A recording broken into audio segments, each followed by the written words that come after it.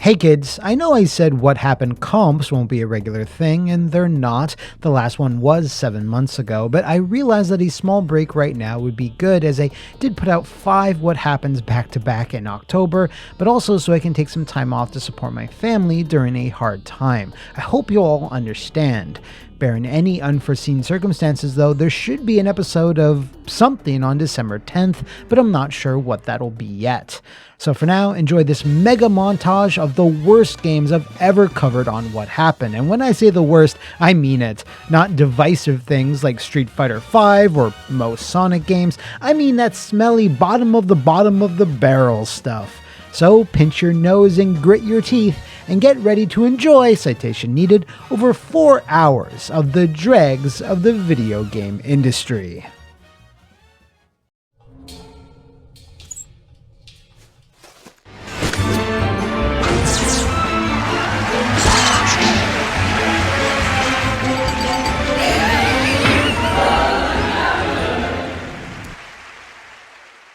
Welcome to another magical, mystical, and dysfunctional episode of What Happened, the show where... screw it with the pleasantries.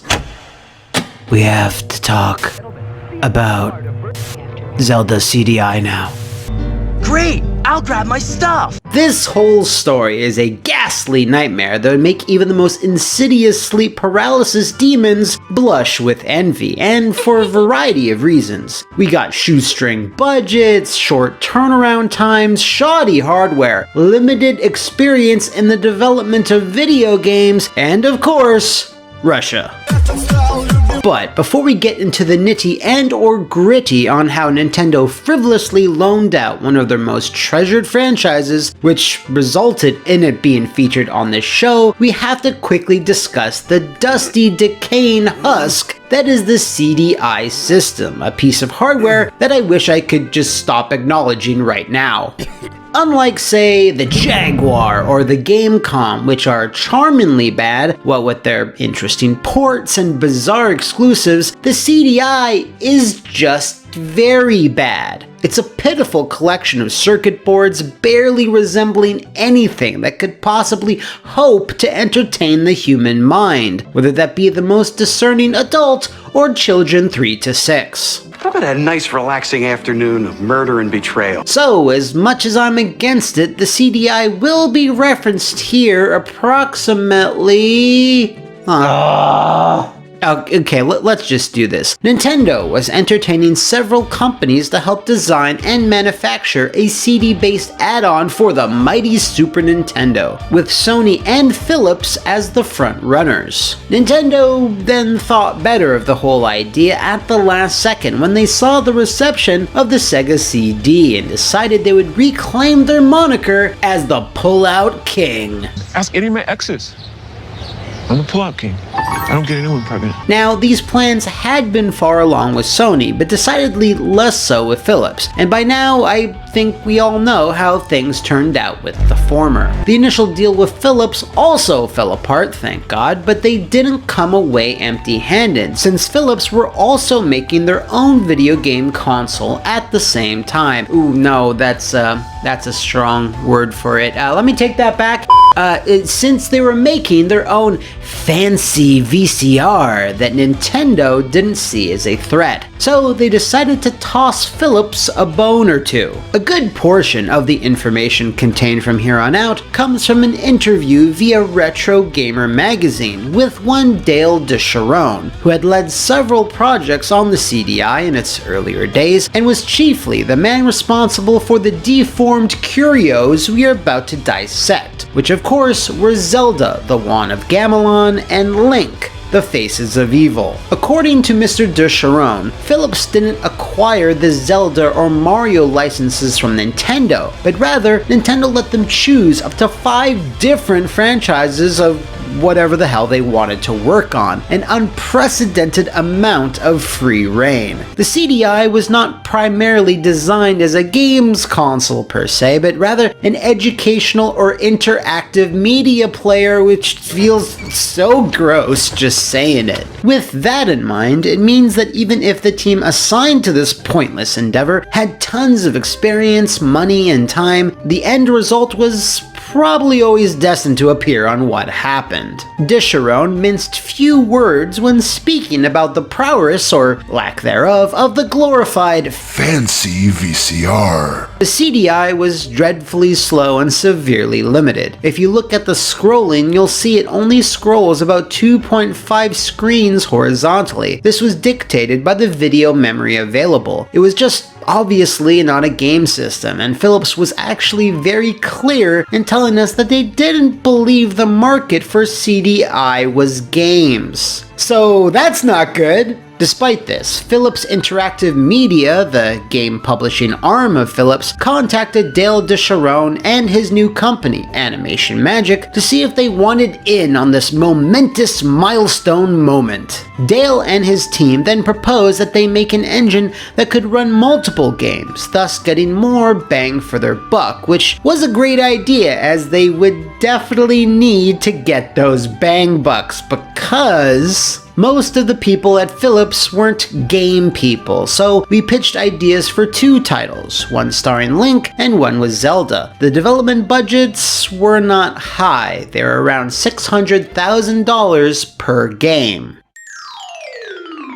Coupled with that, Philip had mandated that all titles had to make use of every single feature the fancy VCR had, which were 1. High-resolution graphics, which maxed out at a luxurious 600 by 400. 2. CD-quality music, citation needed. And 3. Video playback capabilities. That last one though, that was an absolute must. The problem is that combined $1.2 million to make 2 titles was a paltry sum even back then. I mean, by comparison, The Room had cost $6 million to film. Where's my fucking money, Denny? So all of that money was going to be stretched thin to pay the entire team to help them, live for the next 12 months plus, so they had no money to pay animators that they didn't even have. Yes, at the time, no one at Animation Magic could animate, at least on budget, so Mr. Disharon would need to find creative, but much more importantly, frugal solutions. So, who did he turn to?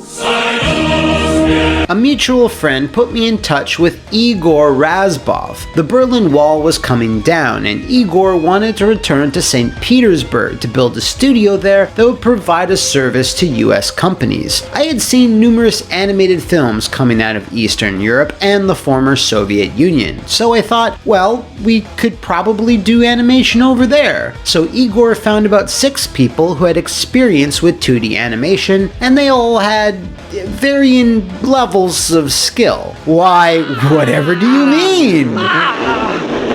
Lucky shot! Golly! Now, while the cutscenes of Wand of Gamelon and Faces of Evil are certainly ripe for finger pointing and eye gouging, the rest of the team at Animation Magic struggled to create a competent side-scroller on the CD-I, especially given their past experience. Since most of the fancy VCR's library was comprised of things like encyclopedias, point-and-clicks, and the graphical artists working on both Wand of Gamelon and Faces of Evil were not accustomed to the traditional methods of laying out levels in the early 90s. Instead of using a grid-based system and kind of mapping out the levels in a long string which was conducive to precisely placing objects, pits, and enemies, they just made digital paintings. This was where the team's experience lied, making colorful artwork that, while nice to look at, was way more form than function. Although this had the nice added benefit of fitting into the mandate that the graphics had to retain that crispy high resolution. So the artists painted and the artwork was scanned in, and that's your level. Of course, building a game like this was not the best way to develop a side-scroller, where you needed to, accurately hit things and be aware of level boundaries and such, which is why you got shit like this. Oh, come on! You gotta be kidding me! Music was also another problem that was both not well thought out and hampered by the CD-I. While the compositions are certainly lively,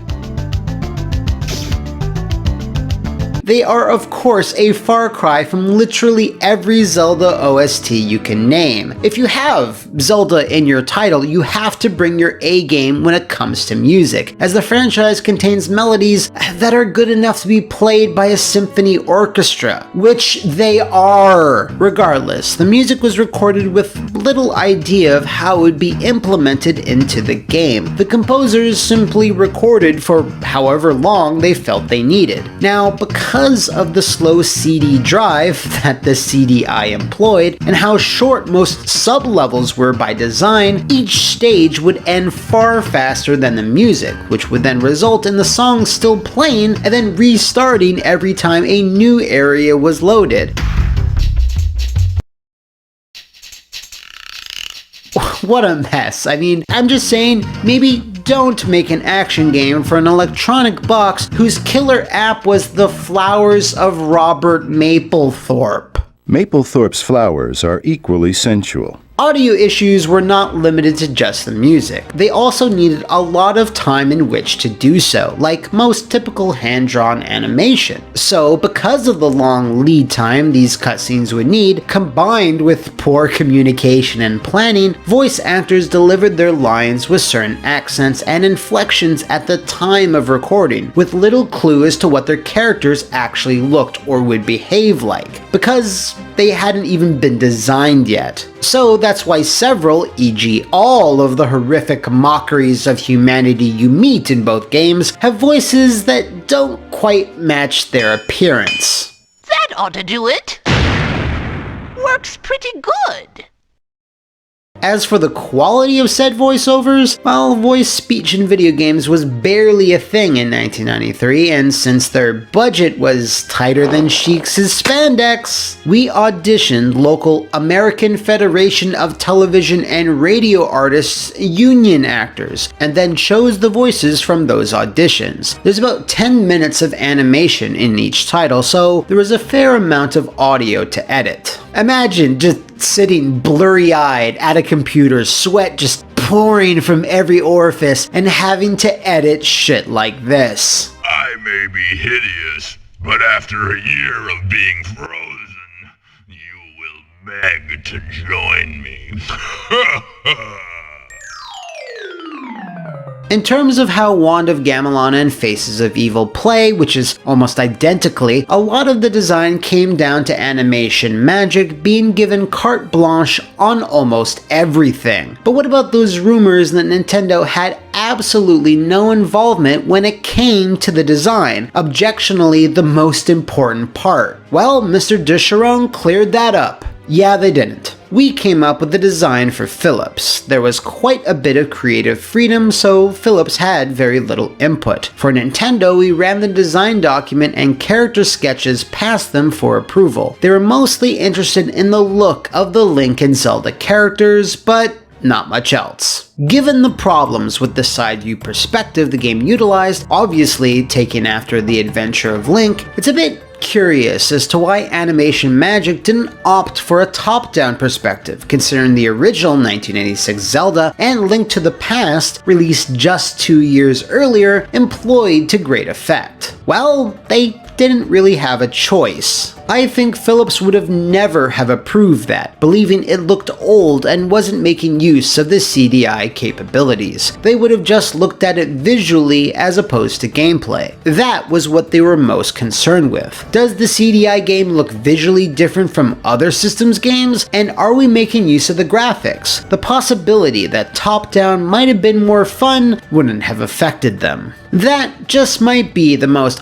surprising thing I've ever heard of, because it's pretty clear that Philips didn't really care about what was getting made. Hell, they had permission to use franchises whose roster of level 1 enemies would have far more fans than their entire console ever would. So ultimately, they didn't really value the deal that they had fallen ass backwards into. Getting really recognizable characters on a non-Nintendo system was something you'd almost never see again. No, let's just lowball some unexperienced team and a bunch of Russian animaniacs into farting these things out, you know, that's good enough. Thus, with all these constraints and issues, de Chiron and his team had a rough time making both games, as you've probably suspected by now. It was a rough time making those games. I would be going back and forth, working with the programmers, working to build the engine, back to the animators, going through the script, and teaching them the process of how to get the animation done. Also, I had hired more US-based artists to make the game artwork itself. We were working on both titles simultaneously, on the script, on the design, and the artwork, everything at the same time. We had maybe just a little over a year to produce them, so it was pretty tight. After all the trials and tribulations, both titles released on October 10th, 1993, and no one really cared. See, the CD-I failed to make any sort of dent anywhere, and fortunately for Nintendo, both games came and went with little notice from the general gaming populace. That is, until almost 20 years later, when an invention called the Internet shone new life on these bastard children spawned from a deal that I'm getting increasingly suspicious was brokered while a Nintendo executive was drunk. The entire accursed CD-I x Nintendo lineup was being dredged up again, with many people getting a glimpse of the horrific forms for the very first time. This also includes Zelda's Adventure, the third title that Animation Magic had nothing to do with. This resulted in countless people lambasting every game, while also laying a nice stinky foundation to many a YouTube poop video. Then you can help me in the morning. When asked by Retro Gamer for a reaction to all of these, Then you can Be tough and hum onto Ganon's beautiful face. opinions on both Zeldas, Mr. de Chiron shrugged. We had been aware of criticism following the release of the games. I can understand that people were disappointed. I guess they made comments about the animation, but also the gameplay and design. Given the time we had, I thought we did a good job. You know, Nintendo makes fantastic games, which are all well tuned in terms of gameplay, and they have amazing game designers. I would imagine that anything was going to fall short of that. At the same time, Philips wanted more production values in terms of music, visuals, and animation. That's what they were pushing us to do. You put effort into that, and it doesn't go elsewhere. It could have been better. Philips, of course, is still in business today, but has since greatly distanced themselves from anything approaching interactive entertainment since the CD-I. Shocking, I know. Dale de Chiron no longer works in the industry today, but his company, Animation Magic, actually survived for almost another decade. That is, until they befell Blizzard Entertainment, teaming up for Warcraft Adventures Lord of the Clans, until that was mysteriously cancelled, which would be the actual death blow to the company. Now, furiously searching for that silver lining, in and around the Zelda CD-I game's launch period, Nintendo was also farming out Mario in various unfun edutainment games, which were similarly poorly received. It's easy to see that because of these massive misfires that Nintendo took the experience to heart, and for several years clutched these franchises close to their chest, becoming incredibly choosy about who gets to work on what. This then led to Capcom giving us some incredible Zelda titles, as well as several American studios delivering some all-time classics of their own. Hey, so in a roundabout way, you did it, Link! You saved the day! You, Link, are the hero of Corridai. I guess that's worth a kiss, huh? Ha! I won! thanks to C2 for nominating these horrible affronts to interactive media. Now, if you'd like to nominate the game, movie, or etc. of your choosing, roll on over to the grassy fields of the Flophouse VIP Patreon to make that into a future episode. See you next time, and thanks for watching.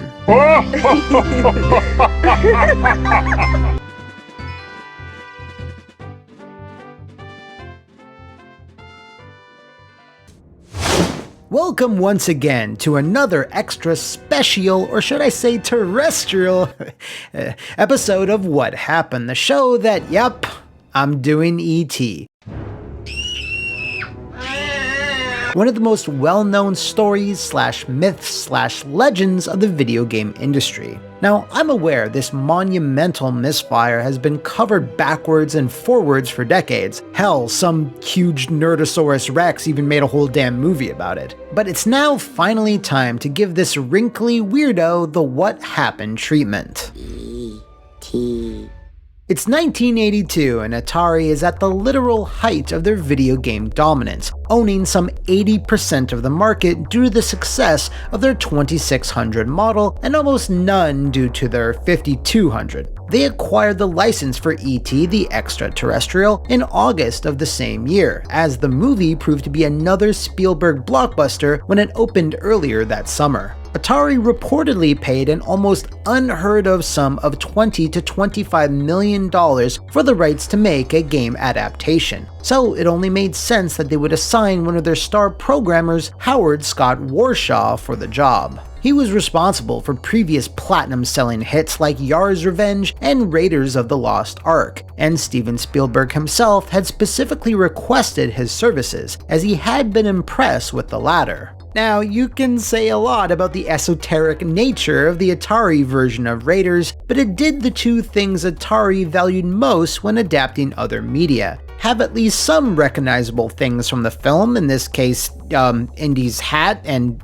a snake, and be completed on time. When Atari upper management called Warshaw, they laid on the pressure nice and thick by saying that this was going to be the most important game they'll ever make. Unfortunately, no one realized just how big of a hit E.T. was going to be, so many licensees were late to the party to capitalize on its success, and Atari was very much one of them. Therefore, they let Warshaw in on the caveat. The game had to be finished and ready to go in 5 weeks to allow for cart manufacturing times, as well as give the marketing campaign a head start leading into Christmas. For Atari, the holiday shopping season was paramount, especially for a game aimed at children, so this release date was ironclad. If Warshaw was to accept, he had to deliver. Now, in the early 80s, most games could take anywhere from 5 to 10 months to complete. For example, it took Warshaw 9 months to make Raiders of the Lost Ark, and he had little over 1 month for E.T.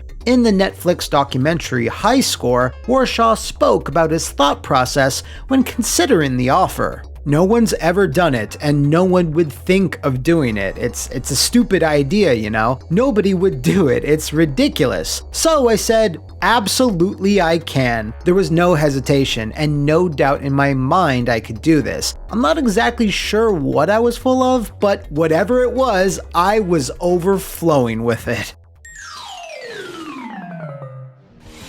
The moment Warshaw accepted this impossible task, he was instructed by his bosses that he would then need to get on a plane, meet with Steven Spielberg, and present his design for the game he hadn't even started yet in 2 days. Warshaw, knowing that the clock was already ticking, designed something that could be completed in 5 weeks, a series of screens players would navigate which could be randomized to present new challenges. Not dissimilar to what he did for Raiders, but obviously way more basic and, unforgiving. 36 hours later, he was in front of Spielberg and had just finished explaining the concept. The director was in deep thought for a moment or two before finally asking, "Couldn't you do something more like Pac-Man?" Flummoxed, Warshaw then explained his version would be true to the film and would be far more appropriate than doing a simple knockoff, to which Steven said, "Okay," and signed off on the design. The fact of the matter, though, was that Warshaw was experienced enough to know that his design was the only thing that could be completed with such a rush schedule. Anything that needed to be meticulously handcrafted, like the mazes of Pac-Man or, say, Adventure, were far too ambitious and time-consuming. So what followed was an intense 35-day period where Warshaw lived and breathed E.T. Virtually nothing else existed in my life other than the game. I worked all the time. I almost killed myself in my car because I was coding in my head instead of watching what I was doing. I could be eating with people, and in my head, I'm still coding. I even had a development system moved into my home so that wherever I am, I'm never more than a minute from being able to get to a keyboard to start writing the code I need to put in. Programmers working from home for Atari was almost unheard of in the early 80s, as the company was hesitant to allow workstations out of their sight lest programmers go into business for themselves, which is something we'll get to a bit later. With the design clear and his deadline set, it then took Warshaw's dedication, confidence, or hubris, call it what you want, to simply get the job done, working almost every day non-stop until September 1st. His labors were not done, however, as he still needed to present the finished game to Spielberg to get the final seal of approval. Warshaw explained the game and its objective once more and nervously watched over the director's shoulder as he played, most likely falling into pits countless times. After a while, he turned to Warshaw, an unreadable expression on his face, and said, "I love it!" Yeah, you might think Steven would have been a bit picky or unsure of what had just been presented to him, but for whatever reason, he gave the all clear. Of course I'm biased, I made the movie. I mean, this is the guy who said no one will ever cry over a scene in a video game, so take his opinion with a truck full of salt. With everything set to go, the marketing machine started gearing up. E.T. was coming, kids, so hold on to your butts! Upon its December release day, at least initially, it made a huge splash, topping the sales charts at number 3, just behind the Coleco version of Donkey Kong and Activision's Pitfall. It's been estimated that E.T.'s launch sales numbers easily soared past 1 million copies, which in most circumstances would be a blockbuster success, but critical reception was not so favorable. Reviews at the time held nothing back, calling it crude and frustrating and well below the expectations most people had for a game based on such a loved and cherished motion picture. Now, let's not mince words. If E.T. seemed like a confusing mess that felt really rushed, well, that's because it was. And Warshaw admitted, outside of the concessions he had to make in order to get it done in time, that the game had issues that were more aggravating than he had originally intended. Specifically, the feeling of disorientation when transitioning to a new screen or area, which could even occur randomly due to bugs.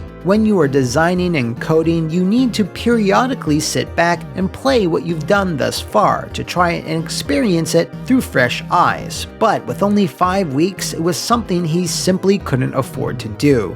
With that said, there are plenty of games of the time that were just as confusing or even worse than E.T., but because this was based on a very popular movie, and with Atari pushing it in everyone's face leading up to Christmas '82, it wound up disappointing pretty much everyone who played it. The hype was just that real.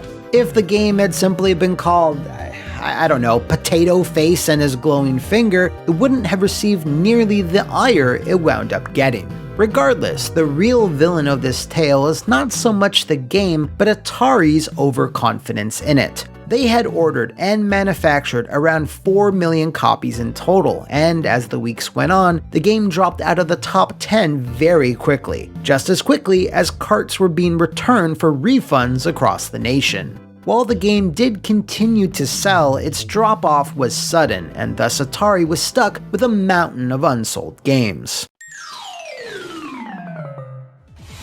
Midway through 1983, the gaming industry itself quickly tumbled into a downward spiral, with E.T. being used as a sort of scapegoat. Now, while it's true that it probably didn't help, the game's release just happened to coincide with a bunch of other, far more potent factors. I mentioned Activision earlier, and I will mention them again. The company was formed by a number of ex-Atari programmers who felt mistreated and undervalued, whereupon they all quit and started their own Atari with blackjack and hooks. Shut the hell up! Their next step was copying Atari's own cartridge format so they could release their own games, thus becoming the first third-party developer. Atari failed to block this process in court, as a judge ruled that as long as a different game or product was in the cartridge shell, Atari could not block its sale. With the legal floodgates open, the market was soaked in a deluge of games published by no-name companies you couldn't possibly name.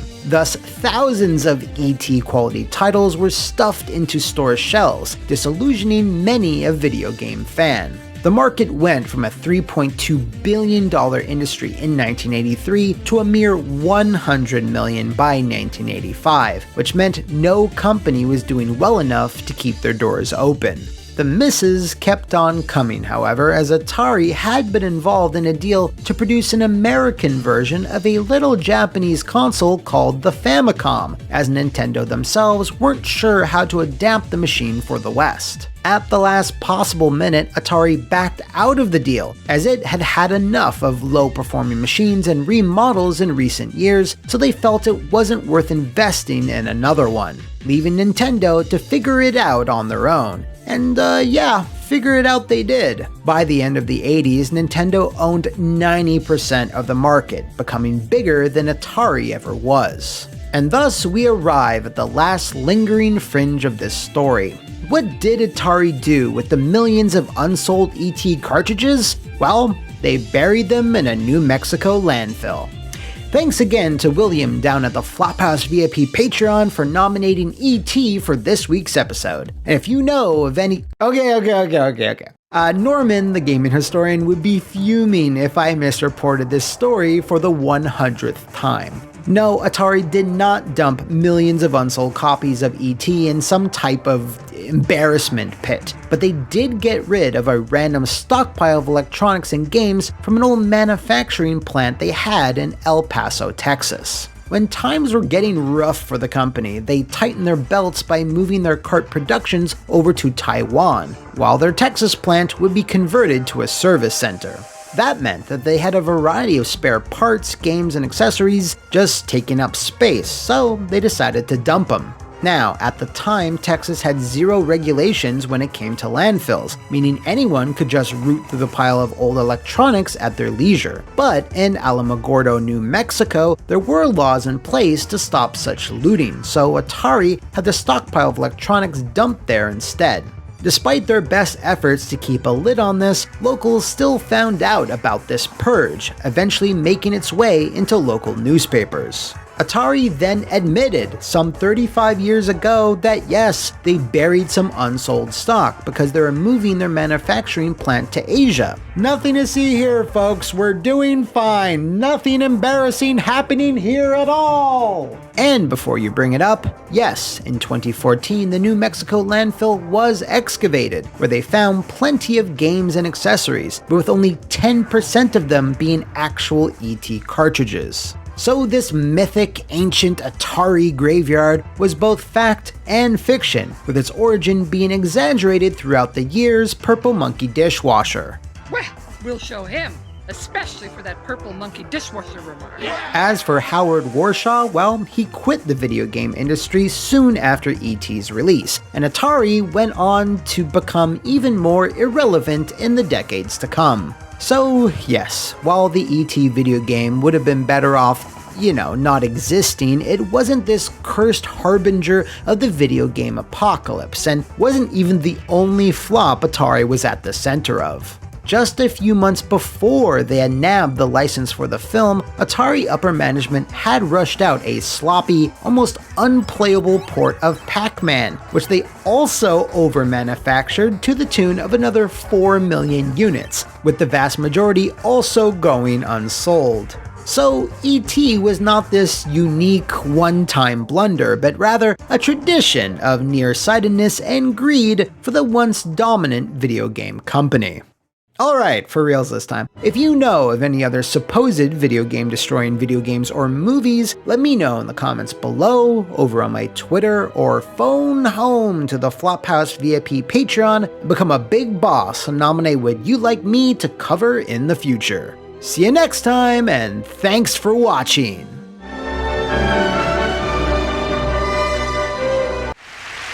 Hey there, and welcome to another omni-eyeball-searing, face-rubbing, headache-inducing episode of What Happened, the show that was created to basically talk about Sonic the Hedgehog, and I guess by that extension, Jesus? Now you can't talk, let alone think about the term video game disasters without having reserved a good chunk of your mind palace specifically for the blue blur. I mean, there's Sonic 06, Secret Rings, the Black Knight, Sonic Extreme, the BioWare one. Your puny brain would get overloaded by visuals of creepy blue feet and Knuckles glitches. So with that in mind, we're revving to go, speeding up on our little spinball of pent-up energy to explode into the fantastic calamity that is Sega and Big Red Button's Sonic Boom: Rise of Lyric. Our story begins in the futuristic war zone known as 2009. Two industry veterans teamed up to found Big Red Button, an up-and-coming new studio that did precisely neither of those things. Nothing was going up, and certainly no one was... never mind. Those two veterans were Bob Raffaele and Jeff Lander, who hailed from both Naughty Dog and Luxoflux respectively. Bob had been with the Nasty Dogs for 13 years, having worked as a director of art on the first 4 Crash Bandicoot, Jak and Daxter titles, as well as the first Uncharted. Jeff, on the other hand, was an experienced programmer on the True Crime series, specifically on both the West and East Coast varieties. East Coast, Beast Coast! But more importantly than all that, Mr. Lander was instrumental in blessing planet Earth with a video game adaptation of Shrek 2. With these two seasoned hands, you'd think the contracts would just be flying across their desks fast and hard, but that wasn't the case for Big Red Button. Maybe because it wasn't the best time to start up a new company, as lots of developers were actually being shut down at the time, but they went through a variety of pitches and game prototypes that never really enticed any publishers. However, one company that was always looking for cheap solutions to making video games, of course, was Sega, who were interested in rebooting Sonic with a more Western focus. Sales of the then current crop of Sonic titles, these winners, weren't exactly smash hits. In fact, they showed a decline in profits overall, and Sonic's reputation wasn't exactly soaring because of it. Sonic was never good. Sega felt that the entire IP needed an overhaul and thought that with Bob Raffaele's experience at establishing fresh IPs over at Misbehaving Puppy, he would be the one to give Sonic a brand new spin. See, it says spin right in the script here. That was unintentional. The working code name for this take on the franchise was Project Apollo, an attempt to not clue people in that a big Sonic reboot was in the works with a Western developer, because aside from some spin-offs and diversions, was something that had never been attempted before. If you recall, this was going to be phase 1 of Sega's big dumb plan to split the universe in twain from then on out. Sonic Boom would be the North American series, while Sonic Team would continue their, usual efforts. What the heck is going on? The Sonic franchise would then pass off between both brands with different studios at the helm, which was again Sega trying to crib notes from other far more successful publishers. So, Big Red Button's first step was delving deeper into the lore than ever before, explaining Sonic's origins as well as Eggman's to really kick off this whole new universe on the right foot. Sega's official edict was to radically change parts of the Sonic formula, which were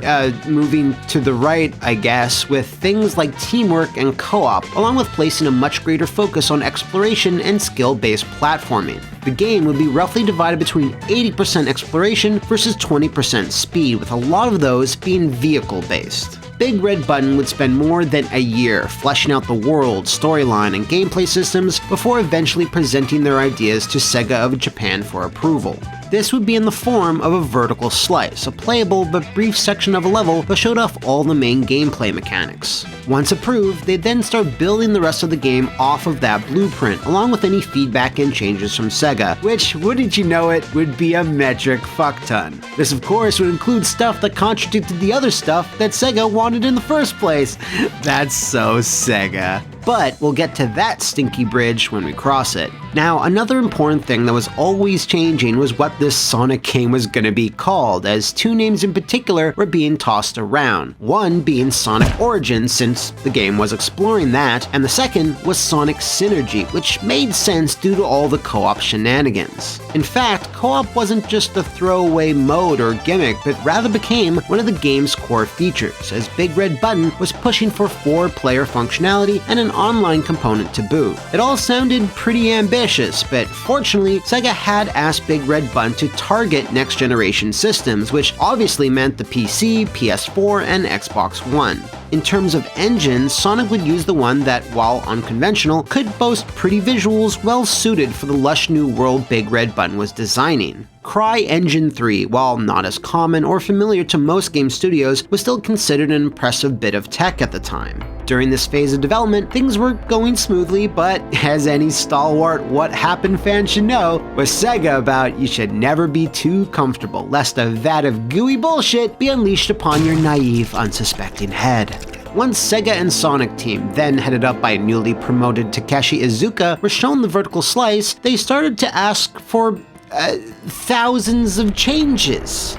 They felt what Big Red Button presented was far too removed from what the franchise stood for. You know, despite that being the whole point of the project, the game was too slow. They were no longer sure about those character designs, and they wanted more speed sections. They also asked for the ability to swim underwater to be removed so that Sonic and friends would instantly die as soon as they touched the deadly substance known as H2O.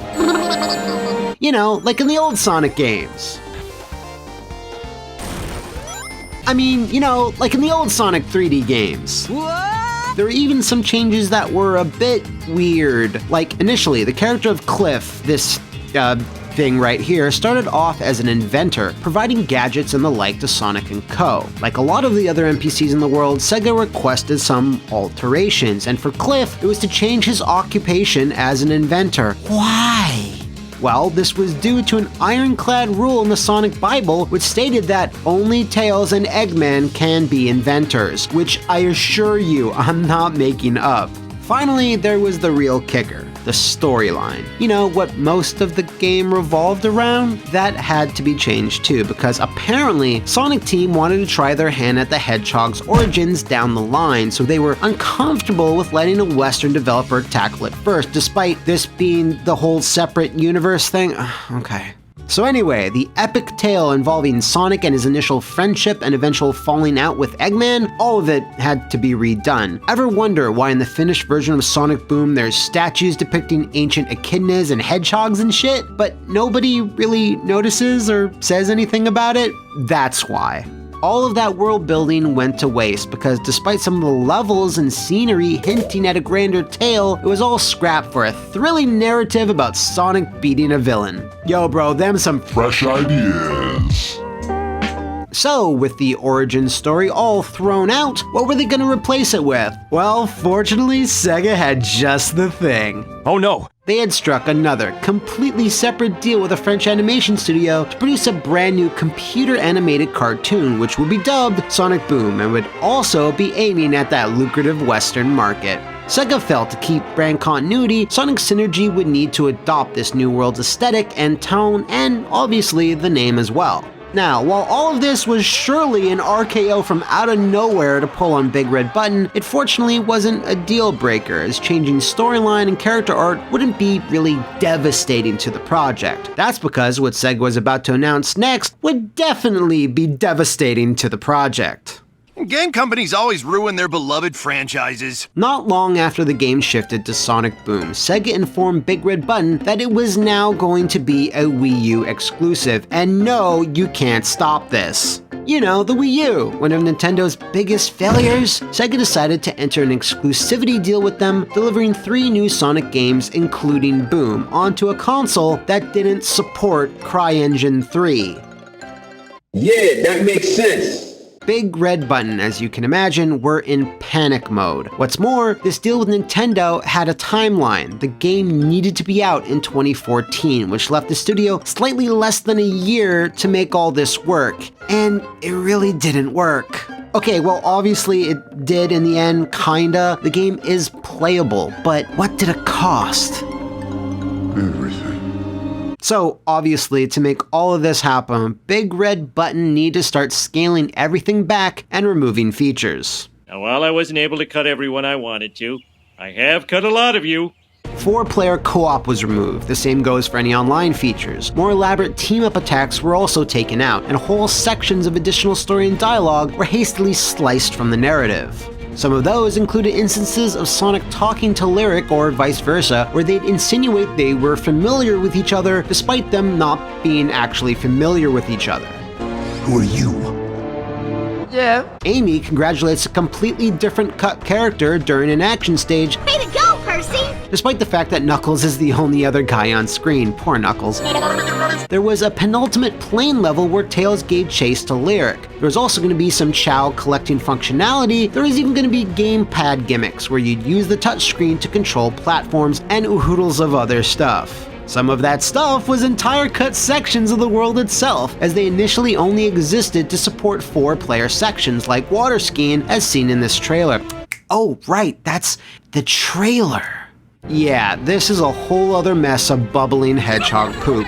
Remember this? Remember how, despite it looking different than most Sonic games, it still looked pretty cool, nice and shiny, lots of animations and effects, and tons of 4-player action? Well, as long as Sega added this vague disclaimer, they could technically show you anything they wanted, even if it was running on high-end PC workstations, which, you know, it was. None of this was Wii U footage, as it couldn't be because this trailer was cut days, maybe weeks after Sega told Big Red Button to start toiling in the barren and lonely Wii U mines. So all of this, lies, some lies there. Ooh, that's a big lie right there. It almost makes you think that during the Colonial Marines debacle, that Sega learned a few magic tricks from one Randy Pitchford, king of the charlatans. Thus entered a soul-crushing, almost year-long marathon of crunch to get all of this running on this. It was a tall order, as every single thing Big Red Button had designed, animated, and optimized was all intended for machines that greatly overpowered the Wii U. Now, not only did porting down to it prove to be a massive pain in the ass due to all the cut content, it was a logistical problem in the sense that CryEngine 3 didn't support the Wii U architecture at all. There apparently were some early attempts at getting the engine up and running for a theoretical port of Crysis 3, but EA and Crytek quickly abandoned that plan once they realized that it might actually result in them, supporting the Wii U. Because of this, a whole lot of basic things were a whole lot of never figured out, like how you need to allocate GPU power to stream onto the gamepad. Big Red Button had to somehow navigate through all of these issues and eventually contacted Crytek for help. They had no other test cases or finished games to tinker with to guide them, as no one had attempted what they needed to do, so it's a miracle they got it to happen at all. Obviously to very, very, very mixed results, but the game boots, and goddammit, that's something. Crytek eventually helped finagle Sonic Boom to run on a special version of the engine that no other game has used since. Now, aside from all that, a typical thing that most developers try to plan for is that when they're deep into production on a game, to start prototyping or designing a follow-up with a smaller team, like a sequel or DLC, just something. This is so that when the priority game is wrapping up, they can retain most of their staff and immediately start building the next thing when everyone's free. Unfortunately for Big Red Button, since the deadline was so tight and they needed all hands on deck, no other follow-up projects were in the pipe. Thus, in the final months leading to Sonic Boom's release, they had to let go of 50 people to cut costs, leaving less than 20 working at the studio. Sonic Boom released on November 11th, 2014, and remains one of the worst-selling games in the series. Stand corrected. Sega took the time to come flat out and declare that Sonic Boom was indeed the worst-selling Sonic game of all time. Like, what type of publisher goes out of their way to give additional information that shows how badly they fucked it up? That's so Sega. What's more is that the blame couldn't even be directly shifted onto the Wii U, as Sonic Lost World had performed far better the previous year. Now, while the game was certainly looking shaky and franchise fans had problems with all the designs, the very idea of Sonic Boom itself was muddled and confusing, especially to casual fans. Get it? Not at all!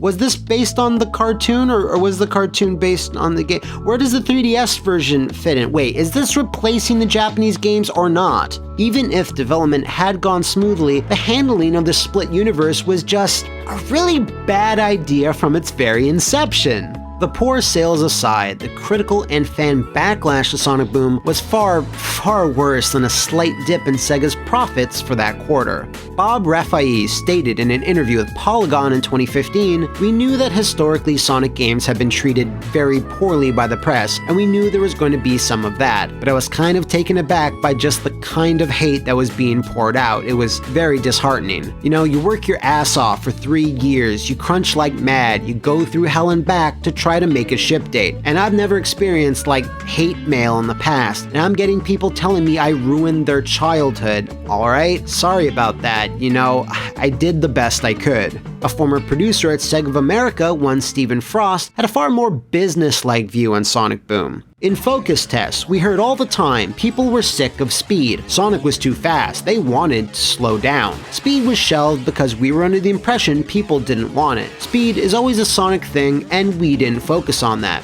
Look, dude, I don't know who you got to participate in these focus tests, but are you sure you're not confusing them with no one? Regardless, he continues. "The biggest mistake in Boom was adding too many features to it. It was too much to ask for any development team. I was tasked with creating an experience that appeals to an audience which doesn't play Sonic. If I could do it again, I would remove features and speed would be the main focus from the start." Oh, okay, I guess. Solo Sonic games? I don't know how long that can last. There isn't enough variety to sustain it. The future of Sonic games needs to be co-op, as it worked really well in Sonic Boom. Community and online play, that sustains it. In general, you need to do multiplayer and add online multiplayer aspects that will sustain and keep the franchise alive. Will it though? So with that idiocy still wafting in the air, what happened to Sonic Boom? Well, the cartoon show produced over 100 episodes, but it's still unclear whether a third season will ever come out, despite the show gaining popularity with its clever writing and fourth wall breaking humor. Let's act out my Sonic fan fiction. I'll pick something family friendly. No, not that one. Sanzaru, who developed Shattered Crystal and Fire and Ice, did far better in achieving a balance between the old and the new, but then again, they didn't need to port Unreal 4 onto the goddamn 3DS, did they? They went on to several more projects, like helping out on the recent Spyro remaster. As for Big Red Button, well, after the critical and commercial failure of Rise of Lyric, they closed their doors in May of... never? Wait, no, this can't... No, wait. Big Red Button are... They're still in business today. No, I could have... Okay, whatever. They seemingly have transitioned to developing for both mobile and VR devices. Let's see. They worked on a John Wick game as well as their own IP, the Arc Slinger, which seems to have been a big success. Good on them. So with that, I think we can definitively say that the Sonic Boom experiment is indeed over, and while it was a good idea on paper, not really. It wasn't even a good idea on paper. That's stupid of me. In the meantime, shout your suggestions in the comments below, or lightspeed dash on over to the Flophouse VIP Patreon to officially vote on our next topic. See you next time, and thanks for watching. Just look at that Sonic the Hedgehog guy. Whatever happened to him? Is he still a thing?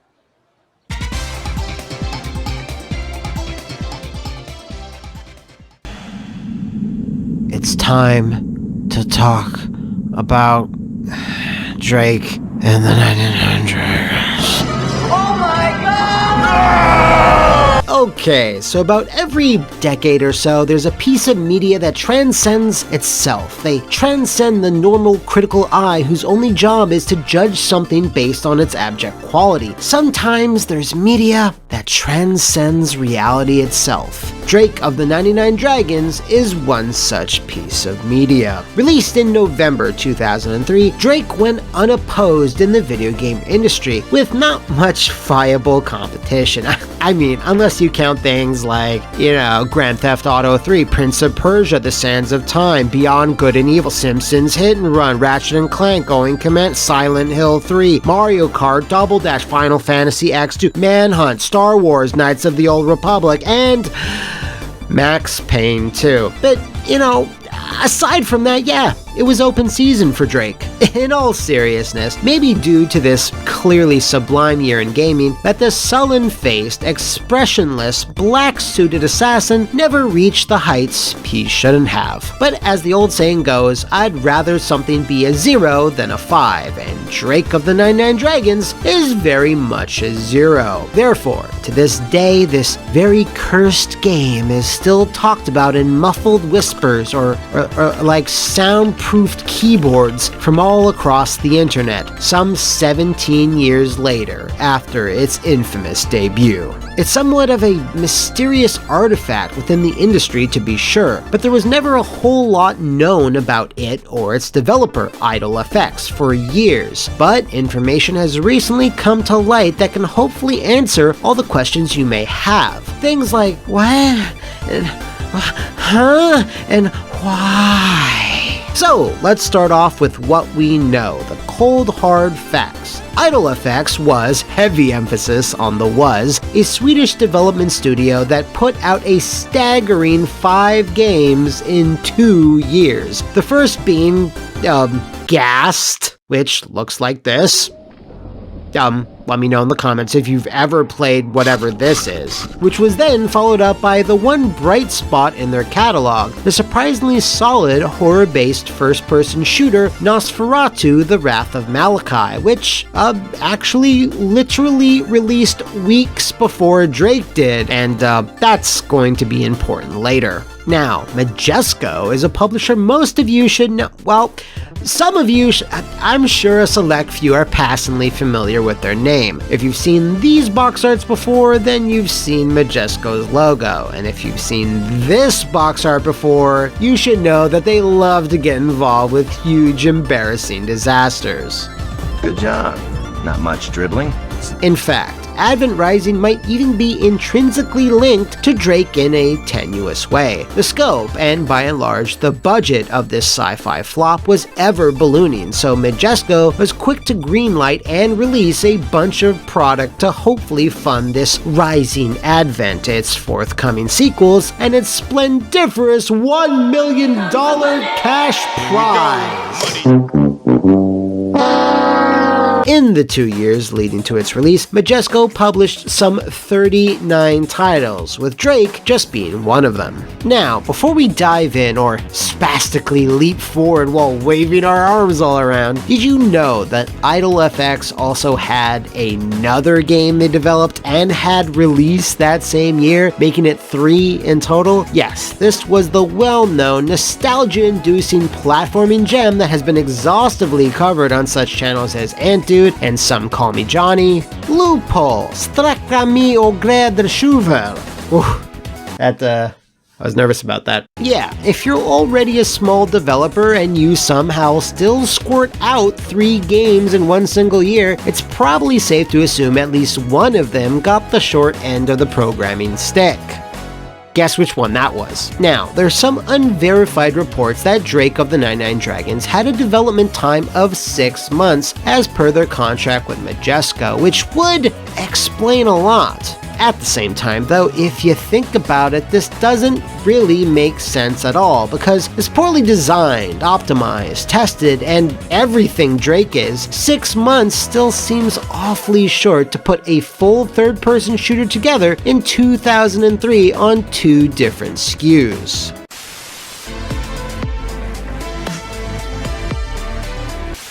This is where one Andrew Baddow comes in. A plucky tester who worked at McMuscles' New Jersey office, he has in the subsequent years opened up about his time working at the company, which includes having to test Drake of the 99 Dragons. Like, for a job for like 4 months straight. In an interview with Bad Game Hall of Fame, he disputes, dispels, and confirms the legends that have surrounded Drake for years, including that infamous 6-month dev time. Having spent 7 years as a QA tester myself, a lot of his account rings true with my own experiences. The information about the game being made in 6 months is false. I started at Majesco in June 2003, 5 months before the game's release, and it was already in beta, so I'd estimate the total dev time to be around 18 months. It seems like there might have been a language barrier, however, between the Swedish Idle Effects dev team and the Majesco QA in New Jersey, because no matter how many times we submit a bug report, nothing ever got fixed. This actually jives with the timeline of the game's marketing as well, because in March of 2003, Majesco began showing a game simply called Drake, which looked about the same as the final product did. If we then apply simple math, that's 1, 3, 6. That's 7 months in between when the game was first shown to media outlets versus when it was on store shelves. Now, in terms of the bug vetting process, only the most serious and obvious issues that the testing team ran into got any attention from Idle Effects, as it's safe to assume that the resources were stretched thin, since, they were working on 3 different games at the same time and all. Knowing that, you can imagine that suggestion bugs, or D-class issues, basically a QA tester finding that a particular aspect of the game could improve, were incredibly ignored. A lot of attention was directed towards suggesting simple solutions to improve level design and signposting, and possible ways to balance the game a bit. But the further along we went, the fewer suggestions there were, as we knew they would most likely be rejected or ignored. In the end, we had to focus on Drake's more glaring technical issues and abandon any hope of improving aesthetics and balancing. So, it's at this time when you must be thinking, why is this happening? Who's keeping this going? Why is Drake even being made? Well, for some reason, good old memorable Drake was actually being positioned to have a media empire built around him. This guy, this is a character, built to last. So this is how it really feels to be undead. The intent was that when Drake came out and knocked the collective socks off the entire gaming industry, a comic book would then be launched, a toy line, and possibly even a cartoon following that. Well, it's unknown exactly where this rather insane notion came from. Who chose him? You did. It's simple to imagine that since Drake leaned heavily on Max Payne as an influence, Swedish Idle FX thought they could duplicate neighboring Finnish developer Remedy's success, which, if you look at them side by side, is pretty overt. Andrew Baddow confirmed that this enthusiasm for spinning Drake off into different mediums was something that a Majesco producer was pushing, and pushing hard, talking about how once it came out, Drake would be the next big thing. Throughout his misadventures working on it, Andrew also came to realize that Idle Effects were incredibly protective and proud of their new blockbuster franchise in the making, which might have, definitely contributed to their stubbornness to listen to suggestions. Now, gameplay and bug testing aside, how could a property that has cutscenes like this Nothing can stop me now. ever hope to translate to comics or cartoons? Well, just as the programming design or animation was maligned, so too was Drake's narrative and voice acting, which, according to Andrew Baddow, were never really improved, not much at all. As far as I remember, the cutscenes were there from the very start, even before the levels all connected, so we in QA assumed they were placeholders. Then came the day when we were supposed to get all final cutscenes. We gathered around our lead's machine, waiting to see how they looked, and they were all the same. But of nicer compression quality. It's starting to become increasingly clear that despite them working on multiple projects and there being lots of potential merchandising money on the table, Idle FX were increasingly ignorant of Drake's lack of quality and general polish. There seemed to be this perplexing, overwhelming sense of positivity about the game's chances when it hit the market. This is very much an Emperor's New Clothes style scenario, because one quick look at the credits of Drake reveals something very interesting. The game was mostly the brainchild of one person. Oh lord, I gotta say this guy's name. Stefan Ljungqvist is listed as the game's co-director and a main designer. But not only that, he worked on it as an artist as well. And not only even more than that, was the game's sole writer. Yeah, while there certainly was a full team that worked on the game, Stefan here could be considered the Tommy Wiseau of Drake of the 99 Dragons.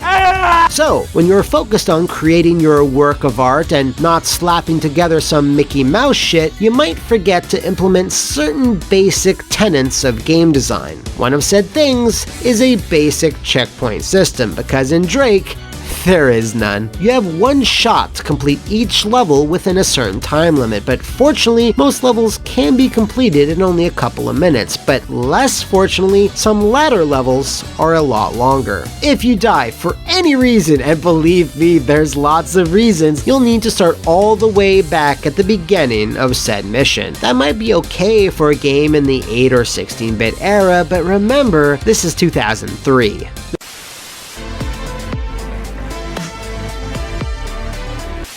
There's also a variety of gameplay features and moves the player can perform in Drake that they will most likely never perform in Drake. Much like in certain FPSs, there is an overpowered state that Drake can achieve, if he gets more health than the maximum limit. When he achieves this, he can then perform the game's most powerful move, Unleash the Dragon, which decimates all enemies on screen, as well as makes short work of most bosses. However, getting in any situation where you have an overflow of health is nigh impossible in Drake, as there is a constant barrage of small arms fire coming from all angles. This is another example of Idle FX not bothering with any sort of balancing whatsoever. These features were implemented, yes, but not tuned correctly to benefit the player at regular intervals. This same mistake also makes the final boss of the game, a three-headed cel-shaded monstrosity, incredibly hard to overcome. Wonky hitboxes, being able to almost one-shot Drake with little warning, and also being incredibly drawn out make this entire encounter, to put it lightly, 100% pure doom. It makes you question why you even came this far in the first place. A ludicrous, unbalanced final boss must be one of the clearest indicators of either a rushed production schedule, simple ignorance, or in this case, a combination of both. The back of the box touts 25 exciting missions, but as I'm sure most people won't know because they most likely never saw beyond the first couple of levels, is that Drake and his 99 Dragons is incredibly brief, clocking in at around the 3-hour mark. There is also absolutely no incentive for the player to ever pick up the controller again, as there's no boss rush, multiplayer mode, challenge mode, cheat skins, or even a hentai CG shrine gallery to unlock once the game is over. Now, with all this knowledge in our brains, when Drake slovenly slow-mo jumped onto store shelves, it received reviews on the lower end of the scale. It was dragged through the mud. It was pegged as the worst game of the year and possibly of the generation. Nothing can stop me now. Shut up. We stopped you. Then GameSpot's Alex Navarro, for example, claimed it was the second worst game of that year, lagging just behind Big Rig's over-the-road racing, which, to be fair, is absolutely fair. Many other outlets shared similar sentiments, and coupled with that glut of amazing titles released in 2003, helped highlight the literal thousands of shortcomings that Drake had. This then combined with paltry sales numbers that, are unknown to the general public unless you count VG Charts' numbers, which, of course, I don't. Boo, you stink! Majesco's big gamble certainly did not spin off into comics, toys, or anything really. It got a PC version the following March, which is, to its credit, greatly improved over the Xbox original. There were plans to port the game to the PS2, but that was cancelled because I mean, of course it was. Idle FX were either closed down or absorbed into another Swedish company shortly after their next and last release, FBI Hostage Rescue. Follow me, follow me. Follow me. Majesco lived on after Drake and Advent Rising, surprisingly, all the way until 2016, where they finally announced they had ceased all video game publishing. Until the following year, where they seemingly started back up again. They have since settled into a nice pattern of refusing to re-release Double Dragon Neon on modern systems. Please politely at them on Twitter about that. As for Drake and his 99 Dragons, well, in 2018, suddenly, for no discernible reason, it got an updated re-release on Steam that, like outlined before, is far more polished than the Xbox original. And it's like $7 if you are morbidly curious. Andrew Batto, for his part, went on to games of his own, being a lead on the recently released Mystic Bell, a charming platformer which was published by WayForward a few years ago, proving that at least someone walked away from those 99 Dragons unscathed. Therefore, it's only fitting that it's with the words of Andrew, the guy in the trenches, that we'll leave on. Drake of the 99 Dragons was a spectacular train wreck from start to finish. We kept on waiting for that magic moment when everything starts coming together, but it never arrived. Meanwhile, the Idle FX guys were confident in their product, as appeared to be the marketing. I remember wondering, could it be that perhaps I was wrong and the game was actually okay? Maybe I was just too close to it, too familiar with its flaws to see it for the masterpiece it was.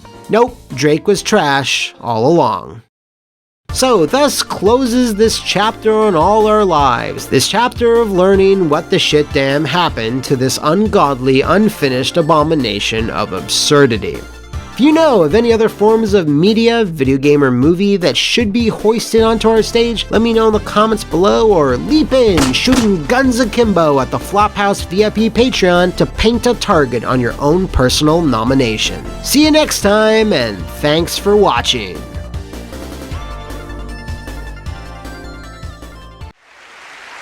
Hey, welcome back to What Happened. So glad you came crawling back to learn more about some of the most infamous pop culture catastrophes across a broad spectrum of media. But they're all mostly about EA, Activision, and Bethesda. Speaking of Bethesda, due to the big bossiness of Flophouse VIP member Josh Silvestri, today we'll be cussing, cutting, and shooting through one of Todd Howard's biggest mistakes. Now, I know that's incredibly hard to narrow down, but this particular foible culminated in Bethesda publishing 2009's Rogue Warrior, one of the sweariest, crappiest, worstiest reviewed games in the entire 7th generation. Alright, so back in 2006, with a gleam in their eye and a rosy glow to their cheek, plucky young Bethesda Softworks tickled pink with the recent release of their small indie title, Elder Scrolls IV Oblivion, started publishing bigger and bigger titles around the same time. One of these was going to be Rogue Warrior Black Razor, an ambitious tactical FPS featuring 4-player local co-op, 24-player online competitive play, and a bevy of other interesting modes and features, all coming from an experienced FPS team, Zombie Studios, makers of the Spec Ops series. So, I'm gonna stick you like a pig. Looks like the douchebag convention's in town. Drop dead, motherfucker, you fucking amateur. That's not what we got, so what happened? Well, just like Richard Demo Dick Marcinko's career, much of the story is classified. Ah yes, Demo Dick, I bet that caught your eye. Mr. Marcinko is the founder of SEAL Team 6 and performed real-life Black Ops missions across the world throughout the 80s. When he retired and, depending on who you ask, framed, he started penning a series of novels under the title of Rogue Warrior, which, while based on his real-life experiences, would tend to exaggerate and dramatize. Just a tad. These novels actually got quite popular during the 90s and early 2000s, with many of them going on to be bestsellers, so it was only logical for them to expand into video games. Why?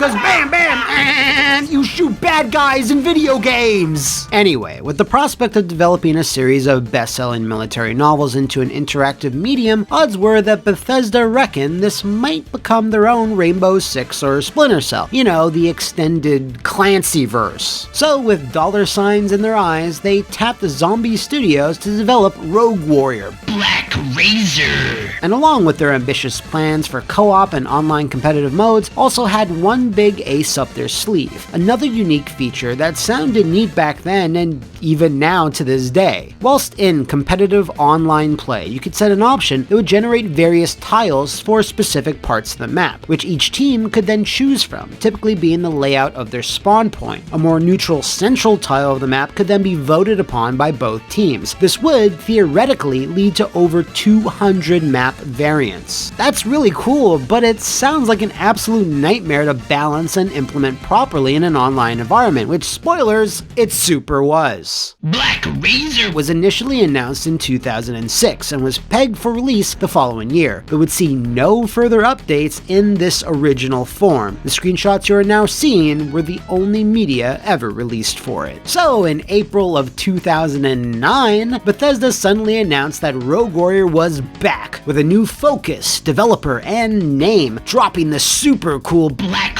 Razor subtitle in exchange for nothing. It's just called Rogue Warrior now. Also, the new company had switched hands to was Rebellion Developments, the biggest, most independent, most British studio in the world.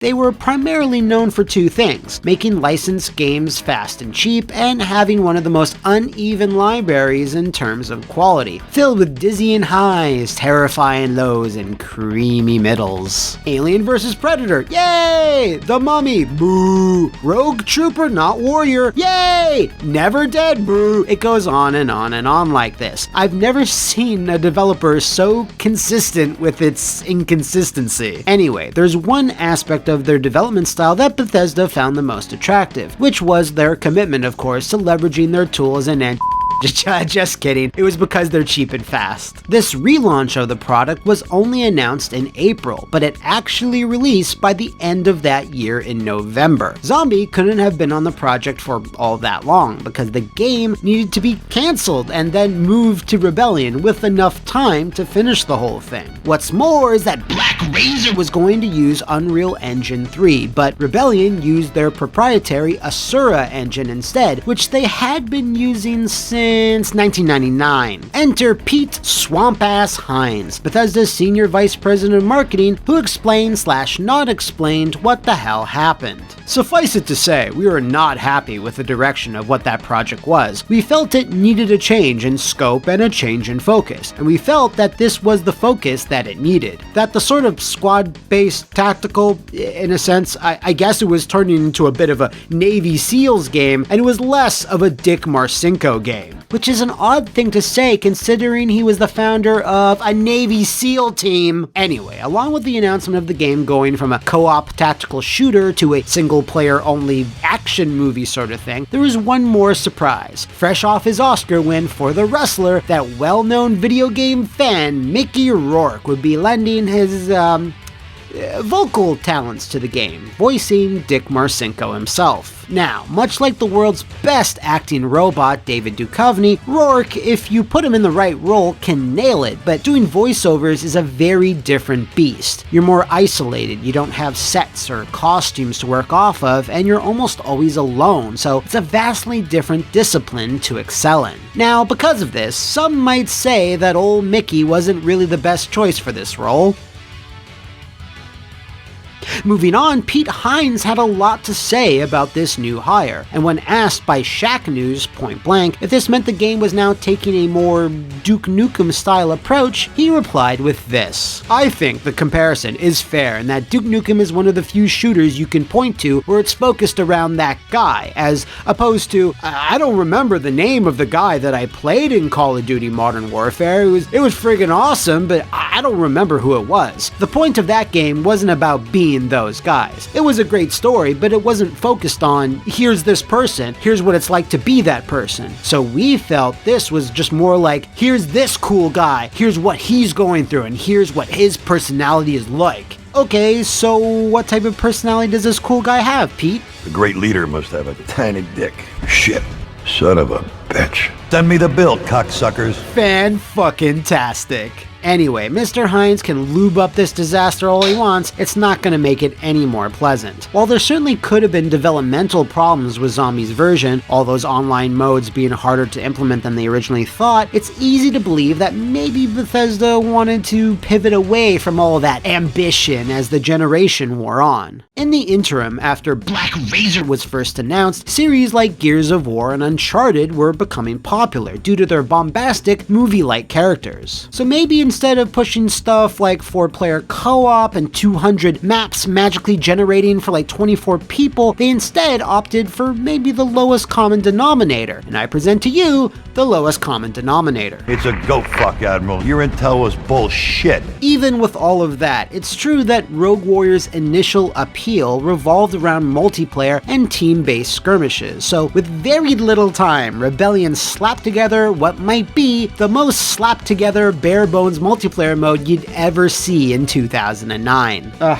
jeez, you had more match options than friggin' GoldenEye than this. The map generator, of course, is MIA. 24 players was reduced to 8, and the co-op is super gone. There's just nothing. In fact, Big Dick Marcinko's 2 teammates are killed in the very first cutscene, so it's going to be a solo mission. Also, the game can be finished in 2 hours, despite being a full-priced release. That's so Bethesda. As far as stupid gimmicks goes, Irish is the best fucking one I have ever seen. So when Rogue Warrior dick slapped the very busy month of November 2009, it was expectedly ripped apart by critics. Now while the level layouts, AI, mission objectives, story, and core gameplay mechanics were classic 7th generation dishwater design, the over-the-top third-person kill moves and conveyor belt of expletives certainly gave the game a bit more entertainment value than, Zero. It was lambasted across the board from pretty much every publication you can think of. But more often than not, you'd always find a certain paragraph, or at least sentence, that would read like the following, courtesy of Jeff Gersman from Giant Bomb. There is something about the game's dialogue. It's read by Mickey Rourke, who mutters all his lines in a way that sounds closer to sleepy than badass. Specifically, it's the content of the dialogue that stands out. Rogue Warrior might be the filthiest, most curse-filled game to ever make its way onto console. When you step in the shoes of Dick Marcinko, you're stepping in a heaping pile of shit.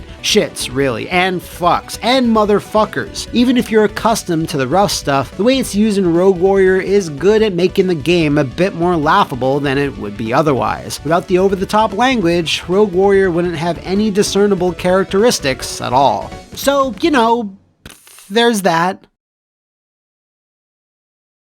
One other thing of note were the sloppy cover mechanics, and the constant switching of first and third person, which never felt especially smooth. Pete Hines once again confuses and befuddles us with his answer. For a while there, we toyed with it being first and third person, and so we finally said, figure out what you're going to do, don't try and be everything. So we said it's going to be first person, but we are going to use the cover mechanics and knife kills, so in those situations, you'll be in third person. So don't try to be everything, but also be in both third and first person? Yeah, that makes sense. Okay. Now, what did Marcinko think about all of this? Well, when asked, Bethesda maintained that the game's script, sluggish and bloated with profanities, was personally approved by the Rogue Warrior himself, and was delighted with the casting of Mickey Rourke as well. What about all the violence? Well, apparently when showed various knife kill animations, Marcinko simply laughed and clapped. And I guess when you look like this, well,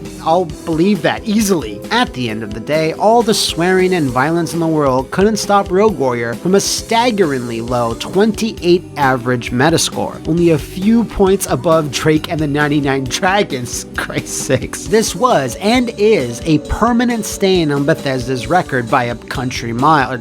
A goddamn shit-fucked country cock mile. It remains the worst reviewed title they ever published, and most likely always will be. Okay, so while we're on the subject of all the reviews and the general populace's opinion on Rogue Warrior, during that same interview with Shack News, when asked about Rogue Warrior's prospects and expected critical reception, Pete Gene Splicer Hines stated, "But every game that people buy doesn't have to be the single greatest experience of 2009. There's something to be said for it's just a fun, personality-driven shooter that's got these ridiculously brutal kill moves, and it's very profane and colorful, and it's got funny moments, and it's got well-paced action, and some unexpected twists and all of those things. And hey, I played it, I had fun, I laughed some." Well said, Pete. Well said. After the release of Dick Warrior, Rebellion Developments shut down 3 months later, except they super didn't. Since they are a very large studio with multiple projects always coming down the pipe, they were able to walk away from the whole debacle relatively intact, and recently released the kind of unpolished but nevertheless fun and schlocky Zombie Army 4. As for Dick Marcinko, well, he never returned to the world of video games after Rogue Warrior's release, shocking, I know, and penned his last novel, Rogue Warrior Curse of the Infidel,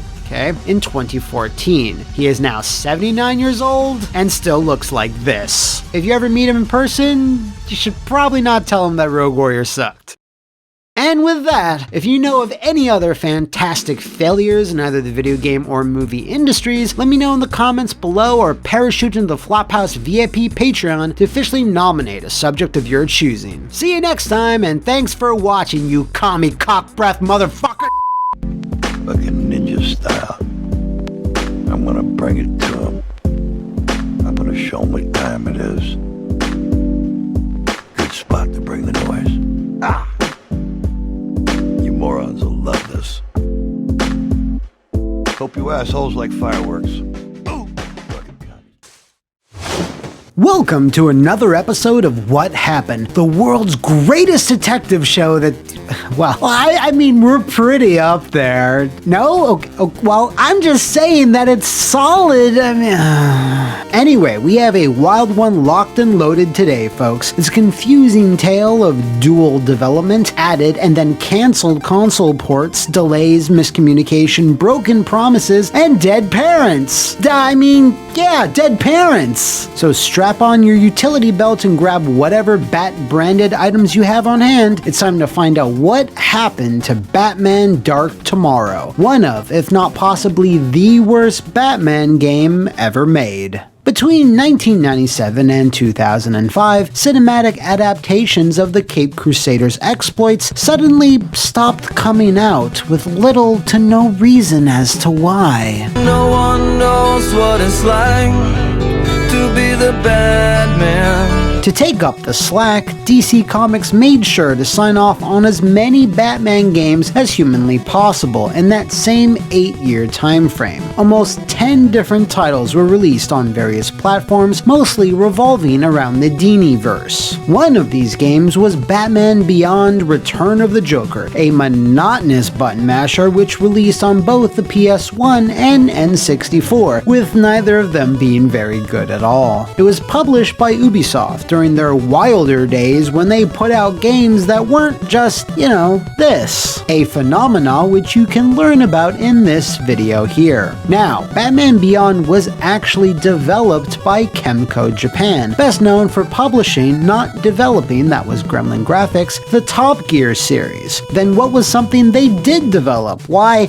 Daikatana ports, and the shockingly prolific Bugs Bunny Crazy Castle games, of course. So so it's pretty evident that Kemco was kinda all over the place. Now, the interesting thing about this era of video games, and particularly licensed video games, is that it was very much a free-for-all. Anybody could license Batman for anything, even if someone else had the rights to him. So if you're making games based on the cartoons like Ubisoft was, that wouldn't stop Kemco from putting bats into other games, as long as it was based on a different version of the character. So that's exactly what they did in 2001. A big shiny press release went out announcing Kemco were publishing and developing a brand new ambitious Batman game subtitled Dark Tomorrow. And it was going to be an exclusive for the almighty GameCube. The original intent was for a fully open world Gotham, where Batman could get behind the wheel of the Batmobile, the Batwing, the Batboat, or the Bat-Segway and fight it out with various criminals from his rogues gallery. Okay, so I have successfully fulfilled the requirement of using the term Rogues Gallery in a Batman video. The story of Dark Tomorrow was handled by Scott Peterson, fresh off his run on Batman Gotham Adventures, and who then moved up into the Batman Liaison office for DC at that time. Basically, whenever a company would want to use the character for video games, a bubble bath, or contraceptives, Scott would often need to oversee it. Now, in terms of the nitty-gritty, the programming and design and whatnot, well, that's a bit of a mystery that we're going to clear up, as there has been some misinformation out there. A studio by the name of HotGen often gets credited as the main studio, which really isn't accurate. They were a late addition to the project and were something more of a support studio for Kemco, who were indeed the ones behind the programming and design of Dark Tomorrow. HotGen were based in the UK, and if you haven't heard of them,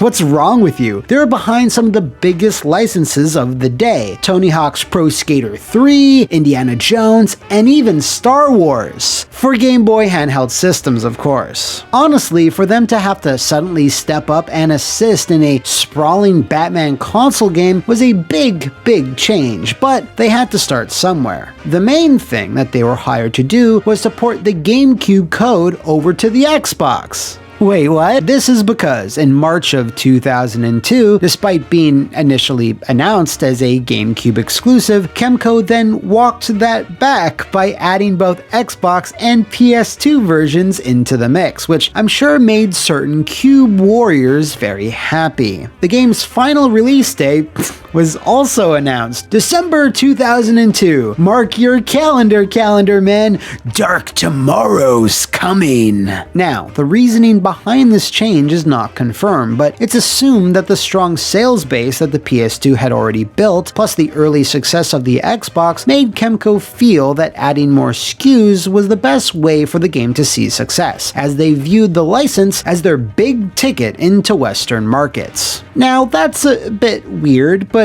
going back on previous exclusive announcements is not unfounded in the video game industry. Just ask Capcom. Yeah, RE4 jokes, people. But you know what's even weirder? Batman Dark Tomorrow was directed by one of the creators of Final Fantasy. Yes, Kenji Terada, the writer of Fantasies 1, 2, and 3, these ones, bounced between various companies in the 1990s. Most notably, he worked on the Sega CD classic Dark Wizard. God, this box art is just burned into my mind for some reason. I didn't even own a Sega CD! Before finally arriving at Kemco come the turn of the century. So yeah, that is a bit weird. Now, even though Scott Peterson is credited as the main writer, Terada also has a story credit, but it's not exactly clear what the extent of his involvement truly was. As of the airing of this video, Mr. Terada has yet to return my emails. But do you know who did return my emails? Well, that would be Dave Vout, who worked on the game during his time at HotGen and who can certainly dispel some of the gloomy clouds behind Dark Tomorrow. Where do I start? I mean, no disrespect to the team or the management, by the way. They're very nice people and very respectful. However, Kemco had a producer and he built a team spread across the world, way before it became common to do so. There was a team in LA, London, as well as us, Germany, and Japan, multiple locations. Music was being recorded in London in downtime by the Royal Philharmonic, so the game had great cutscenes and production value, but no gameplay. Basically, I think Yuki was making a movie, and seeing his IMDb, it makes sense. The basic things, like the in-game camera, just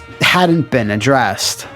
So Yuki Takafumi. This was his first video game producing role, and it seemingly was his last video game producing role. And yeah, if you take a quick look at his IMDb, it's stuffed to the gills with various TV and movie credits, so it's pretty clear where his aspirations actually laid. Now, as stated before, HotGen's main role here was to port Batman Dark Tomorrow over to the Xbox, and in the 6th generation, that process usually started when the main version, in this case the GameCube, was in beta, or at least alpha. Dave told me that when they were hired, Dark Tomorrow was barely even that. Kemco was struggling with a lot of aspects of the game, and that's probably due to the fact that they realized they simply didn't have the time or experience to make a fully open world Batman adventure with multiple vehicles a reality. It's most likely they started scaling everything back and mixing and matching various pieces of the game into a giant Gotham-sized jigsaw puzzle. This was the version that HotGen was presented with after they had signed on to the project. The rooftops became a clunky platforming section. The open streets of Gotham turned into one of the biggest, most confusing areas of the game. Then there's the sewers, Arkham, all of it was repurposed into their own separate levels. Now, while this is certainly a messy way of doing things, it was absolutely the right call, because if Kemco did try to brute force the original open world design, they'd still be developing it today, or more likely it would have been canceled altogether. Under the hood, or cowl, I should say, there were even more problems buried deep within the code, and it's here where I'll let Mr. Vout deliver another doozy. I was taken straight to the Kemco offices and walked into a meeting. Odd thing with the culture there was that everyone had to buy into an idea, so each idea took more than an hour to get everyone to agree to. This turned into me acting as a gameplay designer to get the GameCube version finished so we could then start the Xbox version. Meanwhile, our team was investigating the game code, which was done in Japanese, which didn't help, but they soon discovered that all the AI in the game was actually running in a GBA emulator. It turned out the Dark Tomorrow team had been the GBA team, and as the culture was to not let people go, they had been moved onto GameCube, and for some reason it made sense to them to make a GBA emulator and build the core game in that. I suspect maybe they had started a GBA version and that's what they had been moved from. So that explains probably why much of Dark Tomorrow plays like this.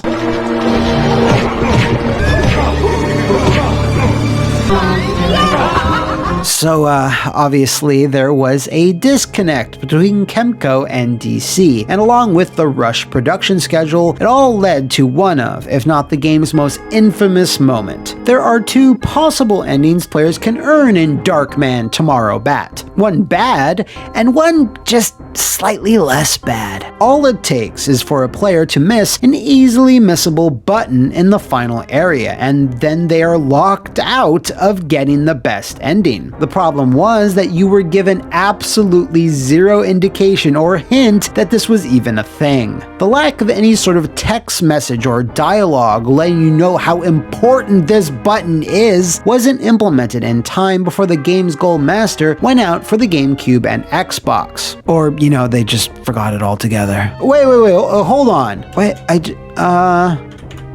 Wait, yeah, there it is. What happened to the PS2 version? Well, by the time HotGen was hired, it no longer even existed, with Kemco having dropped it altogether at some point in 2002. The only thing we can assume here is that since the GameCube and Xbox were pretty similar in terms of power and such, it would be then the fastest, easiest thing to just focus on those two consoles, rather than continue to struggle with the PS double ballin'. And even if they did want to push it, the development teams were already stretched pretty thin as it was, since neither company was particularly large in terms of manpower. Thus, on a cold, dreary night in Gotham, the PS2 port left the theater a little bit early, and was met with a sudden and violent end in the alleys of Crime Alley.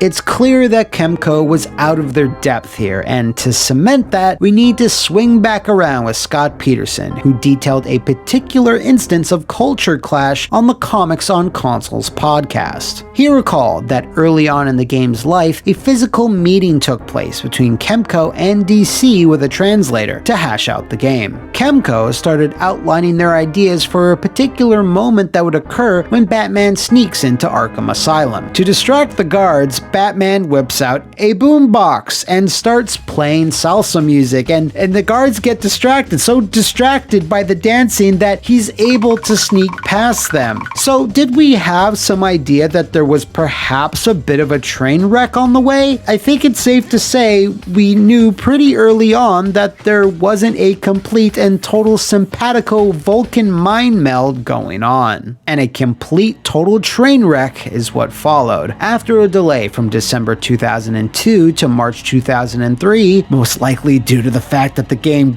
just really actually needed the extra time, Dark Tomorrow lurched onto the GameCube and Xbox with a wet, dank bat fart. Aside from a comic book promotion with DC, the game didn't really have much of a marketing campaign, mostly because, according to Dave Vout, Kemco had burned through most of their money on the actual development. This isn't surprising. What with the CG cutscenes, the Philharmonic Orchestra, multiple studios, it all amounted to a costly misfire for the company. So, without the luxury of a robust marketing strategy, they would just have to rely on word of mouth, which reviews for Dark Tomorrow were pretty savage and were spread fairly equally across critics and most anyone with a pulse and a head, I guess. In fact, if you look it up, Bats is only a few narrow points above Superman 64's review average, so it's definitely the low point for Bruce Wayne. Well, except for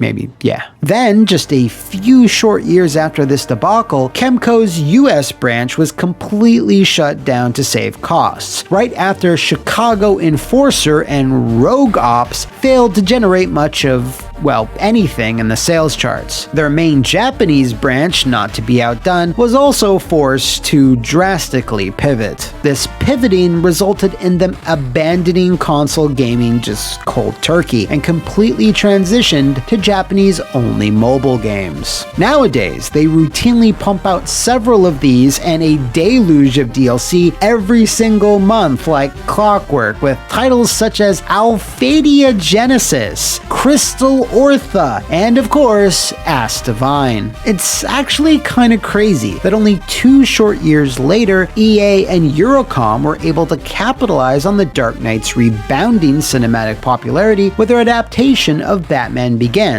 before some other mildly successful Batman games came out later on. I don't really remember what they were. So if you think about it from a different perspective, Kemco was way ahead of their time with Dark Tomorrow, what with using tons of gadgets, a mature storyline, and diving deep into the bowels of Arkham Asylum. But wait, no, it's actually the reverse of that. They weren't ahead of their...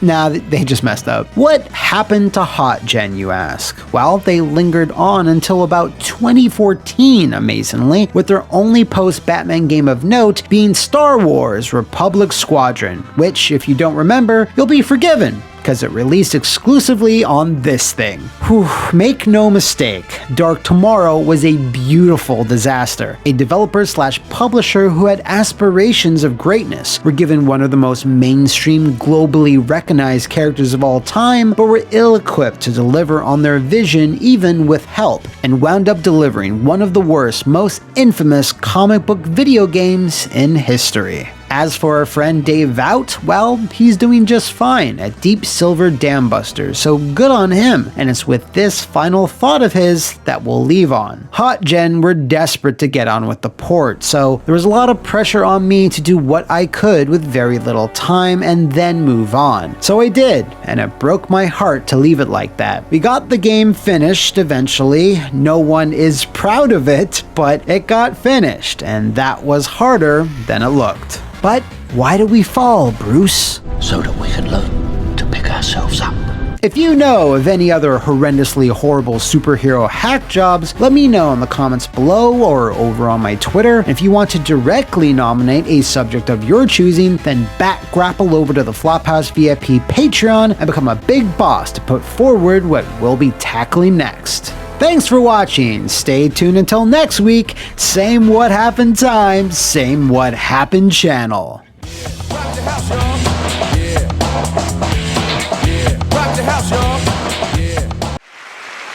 Look up in the sky. It's a bird. It's a plane. It's a cliche Superman reference. No, it's a new episode of What Happened, the show that dives deep into some of the entertainment industry's most deliriously damaging debacles. Alright, so real talk. Comic book and comic book characters have had a rough history within the phantom zone of video games. Batman Beyond, everything with the Fantastic Four's name on it, that one Hulk game, Spider-Man Revenge of the Sinister Six, Spawn Eternal, Iron Man XO, Manowar, and Heavy Metal, you get the point. However, the last son of Krypton stands on top of them all with the distinction of being the only major hero without even a single great game to their credit. Yeah, there's been one or two titles that were kind of maybe okay, but unlike his contemporaries, Bruce, Peter, Logan, or Bruce, Clark Kent never really broke through that barrier of bad or mediocre, let's say badiocre quality games. Now, the story of the most infamous of these attempts at video gamedom has a unique cast of characters. There's, of course, DC Comics, the company that publishes the adventures of the Man of Steel, Warner Brothers, who came into acquisition of DC in around 1989 and routinely attempts to spin off their heroes into other media. And last but not least is Titus, a French company that first cut their teeth in the world of 8 and 16-bitage. They had kicked off the 5th generation in, you could call it style, with things like Virtual Chess 64, Roadsters, and Automobile Lamborghini. In their earlier days, they had also worked with such licensed IPs as Dick Tracy and the Blues Brothers, and the founder of Titus, one Eric Kahn, saw a similar opportunity in late 1996. Warner Brothers had seen massive success with the Bruce Timm-helmed Batman series, and wanted the same treatment for Superman. His cartoons started later that same year, and was part of a big push across a variety of mediums to hopefully make people forget about, well, all of this. Eric Kahn felt if they could score the license to the Man of Steel, it would potentially be the biggest game Titus would ever work on, certainly in terms of character marketability. I had heard from our LA office that Warner Brothers was preparing a new animated TV series around Superman, so I contacted WB Licensing in order to obtain the video game rights. They asked me 3 times if I was serious about making the game. No one else was interested enough in Superman to do a video game about him at that time. Faster than a speeding bullet, both Titus and the Warner Brothers licensing team quickly struck up a strong business relationship as they devised a 3-pronged plan for Supes. This would kick off with a Game Boy title, followed up by an N64 iteration, which would be Superman's big 3D debut, and finally close out with a PlayStation version. Eric Kahn envisioned a fully open-world game taking place within a square-mile metropolis, where Superman would have free reign and flying around, attacking enemies, saving citizens, and just being Superman. Instead, Kal-El found himself banging into walls, humping the ground, flying through rings, picking up cars, flying through rings, having his vision obscured by the thick soup known as kryptonite fog, all contained within one of the most infamously bad video games of all time. Say the line! So, what happened? Yeah! As mentioned, the Game Boy release came to market first in early 1997, and while it was certainly inoffensive, it, like the majority of third-party titles released on Nintendo's handheld, went largely unnoticed, especially since the original GB model was being phased out. Also, this is as good a time as any to clarify. Superman on the N64 is not called Superman 64, and it never was. In no place within the game itself or the instruction manual does it contain the number 64. Hell, the fucking box, the box doesn't even have a normal logo. It's just Clark ripping up his shirt, daring you to look at the big S on his chest. In my world, it means hope. That being said, I'm still gonna call it Superman 64, you can't stop me. Now, things started to go awry between Warner Brothers and Titus pretty early on, because while the Game Boy title was considered an afterthought, the console version had higher stakes attached to it. The Warner licensing team was let go only a few weeks after our deal was inked. The new people in charge hated us and our project. They believed a major company like EA Games would have paid more for the license and created a better title. Thus started a years-long campaign of Warner Brothers doing everything they could to hamper and delay Titus's work. Since this new licensing team felt the French company was not an appropriate developer to handle their marquee character, as I suppose they lacked experience or notoriety, whatever you want to call it, WB set about altering the game to their specifications. Eric Kahn explains, "In every way, they tried to stop its development. They asked us to change it from an action-adventure to a Sim City-like game, where Superman would be like the mayor of Metropolis. That was honestly pathetic." When Titus fought against this mandate and insisted it remain an action title, they noticed that WB's interference and ire started to escalate. Not only was communication between both companies already complicated, as Titus's Paris studio was 9 hours ahead of WB in California, the frequency and communication was also kept deliberately slow. When both companies would finally get to discuss the game and its structure, WB would challenge just about every decision Titus would make, with one of the major sticking points being the idea of destructible elements within Metropolis. That seems a little backwards for Superman, doesn't it? He's Superman. Destroying shit is what he's good at.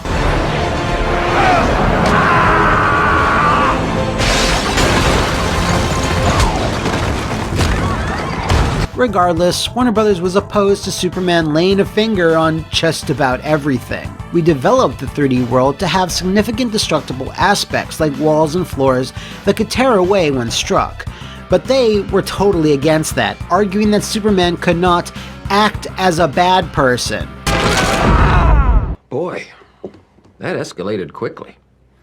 I mean, that really got out of hand fast. This edict, incredibly, also spilled over into attacking enemies as well, as Warner Brothers was apparently concerned that punching NPCs would be out of character for the Man of Steel. To alleviate this and the issue of Metropolis-based mayhem, Titus proposed that the game take place in a virtual recreation of Superman's iconic city, so all that nasty fighting and explosions would be confined within the Digiverse. This idea would be solidified with Lex Luthor kidnapping Terry Hatcher and that guy that got shot in the opening of Batman v Superman in this virtual prison, with Supes having to rescue each one. Working with WB was described as agonizing, according to Eric Kahn, with the game having to go under an oppressive microscope. It took us months to get every single character approved. They also argued against any decision we made in the game under the pretext that Superman would never do that. For example, we had to prove that Superman could go underwater because they had doubts it would be acceptable in terms of legacy. We had tons of documentation and had to go through it all in order to tell them something like, In the October 1957 issue on page whatever, you totally see Superman underwater. Because of all these production delays, Titus couldn't really work on, say, the Metallo boss fight if they didn't even have Metallo approved yet. This of course had a staggered effect on the entire project, which left very little time to actually optimize the game to run on the N64 in the first place. This was especially detrimental since it was Titus's first 3D action game. While it's true that Virtual Chess 64 predated Superman, in terms of scope and ambition, it was the company's most complicated foray into 3D ever. They needed the time to work out the kinks and the gameplay issues, not make sure that Lois's pink power suit was up to WB standards. Having to restructure their vision to fit all these demands, Eric Kahn admits that the rest of the game suffered for it. We lost so much time answering Warner Brothers and DC's concerns and weird ideas.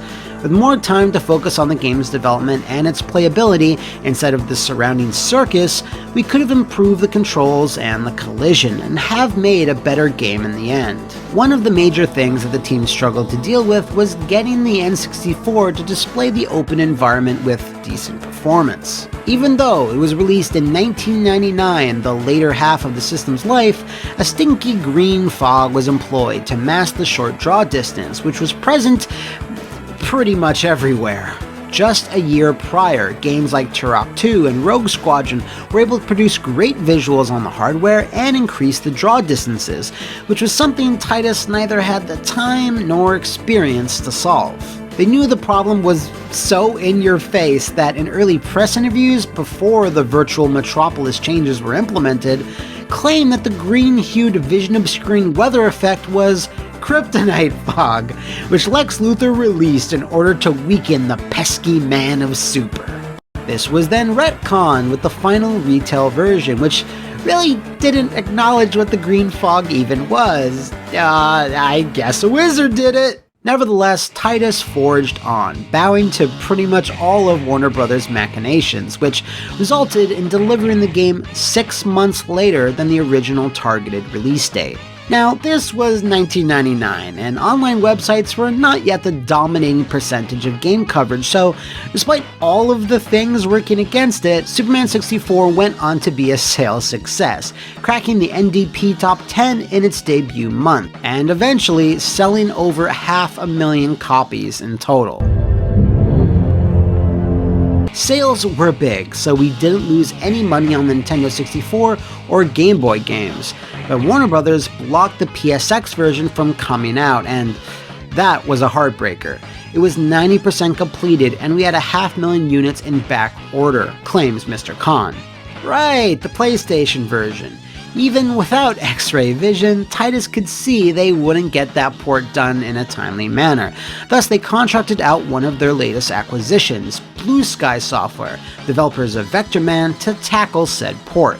Fortunately, since Titus had already gone through the gauntlet of weird and creepy Warner Brothers guidelines and restrictions, Blue Sky were able to navigate them in record time and reportedly got the game to an almost finished state before the plug was unceremoniously pulled. Due to the 6-month delay in getting the N64 version out the door, this accelerated the time frame in which Titus's Superman license was valid until. Now, despite it selling, and in case you thought I stuttered, 500,000 copies, Warner Brothers opted not to extend the working relationship with Titus. This effectively cancelled the PSX version, which, by all accounts, was shaping up to be a massive improvement. And without the project to sustain them, Blue Sky Software closed the very next year. Eric Kahn believed this to be an act of sabotage. I think they were trying to stall us, and we had heard that WB were even preparing to pay out a huge litigation settlement because they forced us to kill that PlayStation version, but we never wound up actually suing them. While certainly Superman the 64th was kneecapped by a meddling partner, the 5th generation of consoles was notoriously problematic for superheroes in general. Aside from the Capcom fighting games and Neversoft's Spider-Man, most couldn't really be done justice with the polygonal power of the PlayStation, N64, or Sega Saturn. The technology just wasn't there. 16-bit hardware could render the powers and worlds of superheroes in an illustrative and arcade-like way, but early 3D was just ill-equipped to properly represent super speed, invulnerability, or just being edgy. So even if WB had kept their smelly dicks out of the project, there's a more than good chance that Superman wouldn't have snagged any Game of the Year awards in 1999 anyhow. With that said, I'm gonna have to level with y'all. After having done all this research on Superman, as well as capturing footage off my own cartridge, I gotta say, as a game, if you thought I was gonna say something positive, well then you're probably running for office on planet wrong. It's only gotten worse with age. I literally can't think of anything positive to say about this cursed piece of software. If you ever meet anyone that says, Superman 64 wasn't that bad, have them arrested. Now, this is traditionally the point in the video where I tell you that Titus went out of business following Superman's release, but due to that 500,000 units in sales, they're able to soldier on for a few more kinda shaky years. They went on to publish a number of enjoyable arena fighters from the makers of BioFreak's Sapphire Entertainment until the release of RoboCop for the Xbox and PC in 2003. At that point, it had been nearly 15 years since the last RoboCop movie hit theaters, so I'm not exactly sure what they were on when they signed that hot property. Maybe Nuke? Today, Eric Kahn no longer works in the gaming industry, but instead at Turvo, a company that I can't really ascertain what they do. He had previously found a job working at Interplay during their short-lived and fruitless revival in the mid-aughts, but seemed just as happy to move on to something else. Despite everything, he seemingly doesn't begrudge the game that caused so much aggravation for himself and his studio some 2 decades ago. I coded, designed, or produced over 100 games in my life, so Superman is just one of that 100. That being said, it is in my top 10 in terms of sales, and it's probably also the one that people still talk about, almost 20 years later. As for Warner Brothers, they moved on from being a simple licensor to full-fledged publisher, working their employees to the bone and ruining games with tons of microtransactions and predatory DLC practices. Oh, and they also eventually got their wish because they brokered a deal with themselves and Electronic Arts in 2008 to finally make that fantastic Superman game loved and remembered by all, continuing the great tradition of the character. Wow, so if you know of any other incredible, spectacular, or uncanny video game / movie fusterclucks, smash your way into the Flophouse VIP Patreon or use your heat vision on the comments below to etch your nominations into what we'll tackle next. See you next time, Metropolisians, and thanks for watching! Welcome back to another episode of What Happened, the show that's everyone's worst nightmare. And really, in the realm of movie games, there are few nightmares as vivid as 2014's Rambo the video game. Just as licensed titles were going out of style on consoles, John Rambo burst onto the Xbox 360, PS3, and PC with guns a-blazing and quickly demonstrated just why licensed games were losing ground. With game development more complicated and expensive than ever before, the short turnaround time and restrictions of adapting a known property would inevitably cause some clashes. This was certainly the case with today's subject, and the inexperienced studios who were tasked with a mission that they were never actually expected to complete. So tighten your headband and grab your exploding arrows, it's time to find out what happened to Rambo the video game. They drew First Blood, not me. First Blood Part 3, Rambo 4, John Rambo, Rambo 2008, was a surprise success when it splattered into theaters and saw Sylvester Stallone's career experience a small resurgence with its high box office body count. To coincide with this, Studio Canal, the owner of the first 3 Rambo films, had licensed the arcade video game rights to Sega, who tapped Takeshi Oda, the director of the House of the Dead series, to helm an intense 3D rail shooter that took you through the pivotal moments of First Blood Part 2 and Rambo 3. A few years later, the home console rights would be licensed to UK-based Reef Entertainment with a formal announcement in 2011. Reef was a mid-tier publisher in the European market and had their logo slapped on the most random assortment of titles you can think of. I'm talking about stuff like the Wii version of Rogue Trooper, Real Heroes Firefighter, and most importantly, Captain Morgan and the Golden Turtle. Carlo and me ain't never sailed with a woman before. As you can see, nabbing the Rambo IP was perceived as a big get for them. The late Peter Rezin, CEO of Reef Entertainment at the time, had this to say. I am a big fan of Sylvester Stallone movies, and when we had the opportunity to secure the video game rights from Studio Canal for the Rambo franchise, we had to grab it with both hands. With the success of the most recent Rambo film and international appetite for action movies with Expendables 2 scheduled for release next summer, we felt now was a good time to do something special with this license.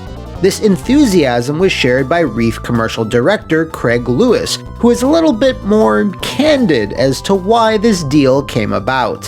We have big ambitions for Reef, and the Rambo IP is the first step in establishing us as a worldwide player.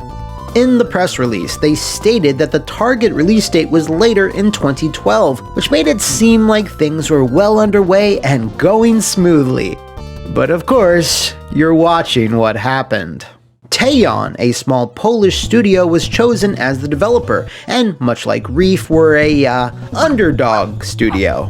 They put out a lot, and I mean a lot of titles, but the one that's really important to us today is Heavy Fire Special Operations, originally released for the Wii in 2010. This was then followed up by the incredibly similar game Heavy Fire Black Arms, which was followed up by the even more similar Heavy Fire Afghanistan, all within a tight 16-month period. Unless you're headless, you can probably tell that these are all interchangeable shooting galleries, made very fast and priced appropriately. Now, when Reef announced that they had acquired the Rambo license, they played it a bit close to the chest about what it was even going to be. In a late 2011 interview with Movie Mavericks, Craig Lewis was asked, "At this point, is there any idea what type of game you will be making, i.e. first-person shooter, third-person shooter, etc.?" He would answer, "We will have a full press release on this very point. All I can say at the moment is, of course, it will be a shooter with lots of guns, explosions, and everything that is Rambo. More specific information on the game will be released on the build-up to Christmas." Coming off of a hot streak of unsuccessful heavy arms games, it's no surprise that Rambo would end up piggybacking on the rail shooter expertise. I was able to confirm privately with a source close to the project that despite the coy answer to the aforementioned question, the game was always planned to be on rails, which you shot on. But despite their experience in this genre, and despite being worked on for close to 3 years, Rambo would end up shipping with a feature-bare 3-hour campaign. The same source I spoke to shared that the game's extended development time was due to a confluence of problems, including management/marketing issues and an overly ambitious scope. After a brief 2012 trailer that recycled clips from the older films, a gameplay reveal was finally shown in 2013, which many complained was somewhat disingenuous. While there are plenty of clips that show raw gameplay, it was mostly all in-game cutscenes, the third-person QTE segments, and zoomed-in footage of the action. These were cut very quickly and deliberately, and I would argue it was done in such a way to hide the on-rails nature of the gameplay. Around the same time, Reef confirmed that both Sylvester Stallone and Colonel Trautman, Richard Crenna, would be providing voiceovers for the game, which was kind of curious, as Crenna passed away back in 2003. A Reef spokesperson later clarified. Our goal is to produce the finest Rambo video game ever made. To do that, we are including dialogue, special effects, and music from the movies. Studio Canal, the owners of the Rambo films, searched their extensive archives and tracked down audio reels containing the original voice recording tapes for First Blood Part 2, and Rambo 3. These tapes provided us with the pristine vocal performances of Stallone and Crenna that we have included in the game.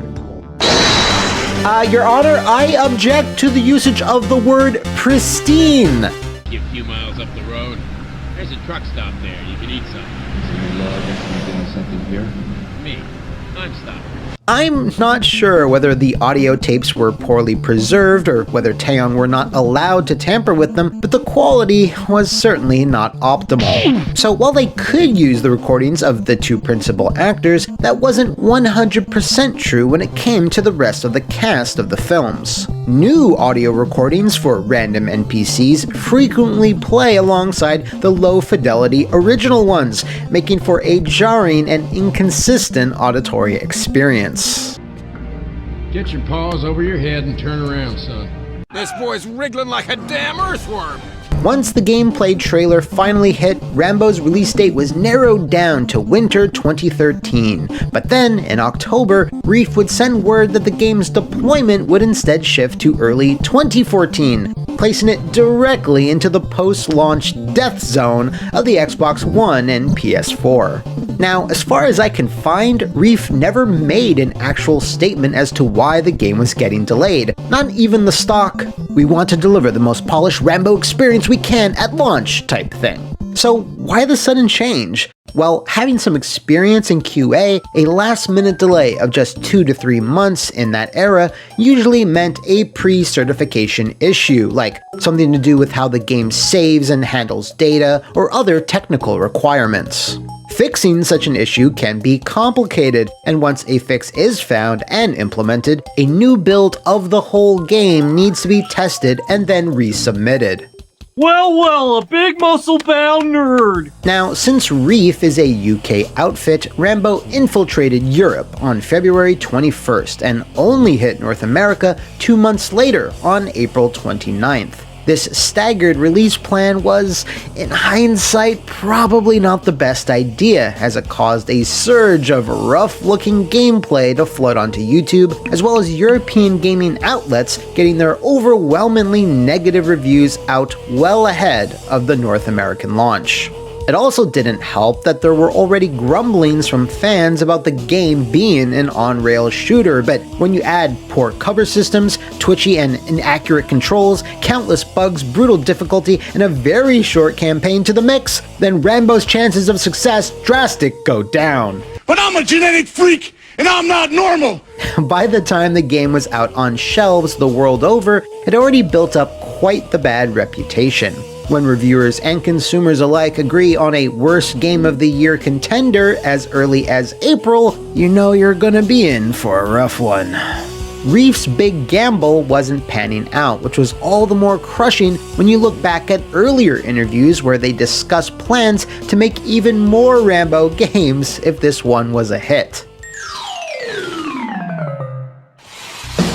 They certainly were aiming higher though, as a free campaign add-on was already in development. This was the Baker Team DLC, which added new story content and also folded in general improvements since they were sorely needed. Months passed, and then years, and eventually Reef stopped talking about the DLC altogether. Then, 2 years later, in 2016, the Baker Team DLC suddenly released on Steam and PS3. In a Kotaku article, Reef Entertainment spokesperson Jaspreet Marwaha detailed why the DLC was so late to the extremely lonely Rambo party. Reef were aware that the game wasn't received very well, and while they and Taeyeon were committed to fixing some of those launch issues, lots of technical headaches prevented the DLC from being integrated in a timely manner. Well, as you can imagine, we never planned to release the DLC 2 years after the release of the main game. Hence the decision for a free update/DLC to the game incorporating a new and original mini-campaign focusing on a prequel to the Rambo story. Given that this was our first time releasing a game update together with the dev team, this was a very time-consuming process with a high learning curve, especially since we had to do this while also working on our other project.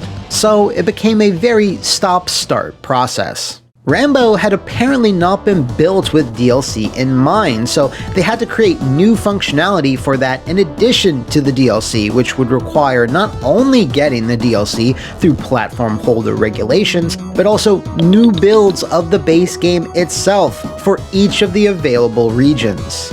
They were still trying to work through problems on the 360 version, and with no clear timeline as to when that would be finished, we decided we could not wait any longer to release the other two versions. There was nothing for us to lose by releasing the DLC. We didn't see any reason to hold back. Ultimately, the 360 Baker Team DLC would never be released. Earlier in that same interview, Jez Preet would earnestly admit, we were a little naive. The team had clearly been a bit in over their heads. They were used to smaller, digital-only games, and this was a whole new layer of added complexity. So the Baker Team DLC released for the cool price of $0, and they really didn't need to do this. The game sold poorly, was reviewed worse, but yet they still wanted to offer up a freebie for all the morbidly curious fans out there. Did it make the game that much better? Not really, but it's the thought that counts. Jez Preet also mentioned another upcoming project, and honestly, it's one of the more fascinating things about this story.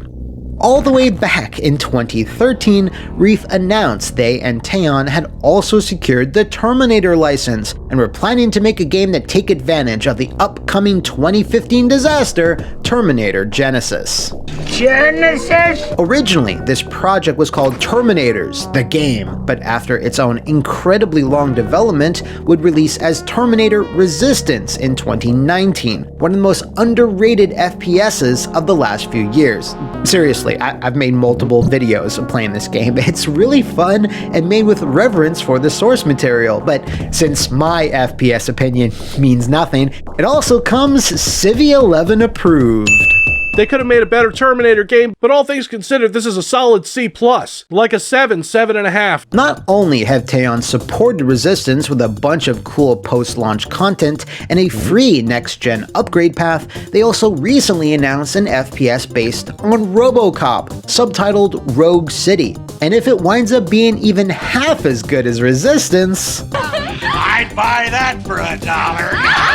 As for good old Johnny R, well, while he hasn't gotten another standalone game since 2014, and most likely never will, he's still been very busy with various appearances throughout the Digiverse. He was the final guest fighter in MK11 Aftermath, did a tour in Call of Duty, and was endlessly referenced, but did not actually appear in a recent bizarre bit of content for Far Cry 6. So, at the very least, the legendary war vet's career did not end on a sour note, unless you count Last Blood, in which case it did. It's clear both Reef and Teon learned a lot working on Rambo, which at the time was the biggest, most complicated game either company had ever worked on, and despite an extremely public clashing over an extremely bad game, both came out the other end better for it. It just goes to show that sometimes, even when things are looking grim, you can't just give in and assume it's all over, because Nothing is over! Nothing!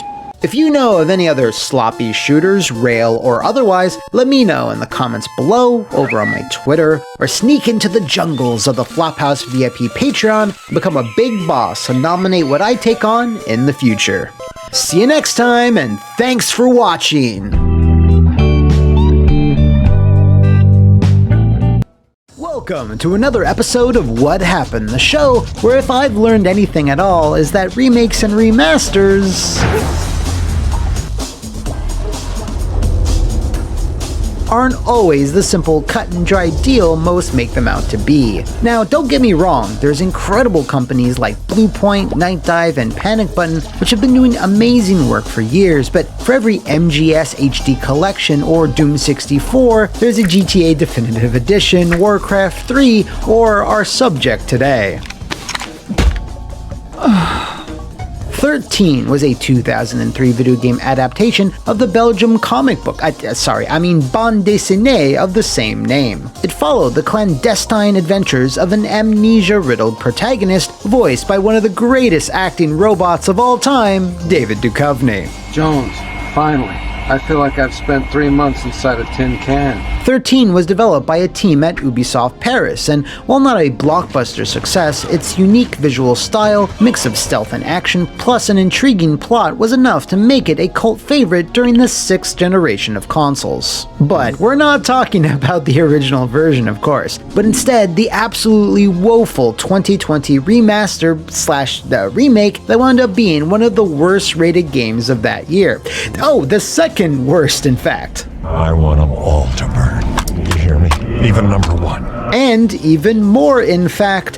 I don't think this is even the first time I've mentioned this specific game on this show. Now, when did Play Magic, a studio currently working on a remaster of Ubisoft's spy-based FPS 13. So, what happened to the 13 remake? Not interested, huh? First things first, Ubisoft was not involved with this whole mess, which I guess is a good thing, as they are a bit busy with being extremely slow in trying to fix their work culture, as well as mitigating backlash from their NFT scams. I'm fully committed to leading the change at Ubisoft. Therefore, the companies we will be discussing, Microids and Play Magic, will be getting more than their fair share of our hot studio lights. Microids, another French publisher, had worked out a deal with Ubisoft, in which the publishing rights to the original 13 game were transferred over to them. They just needed a studio that could bring it to modern machines. Play Magic, an independent Malta-based studio, was then chosen by Microids for the assignment, whereupon problems arose almost immediately. I've fallen into my own trap.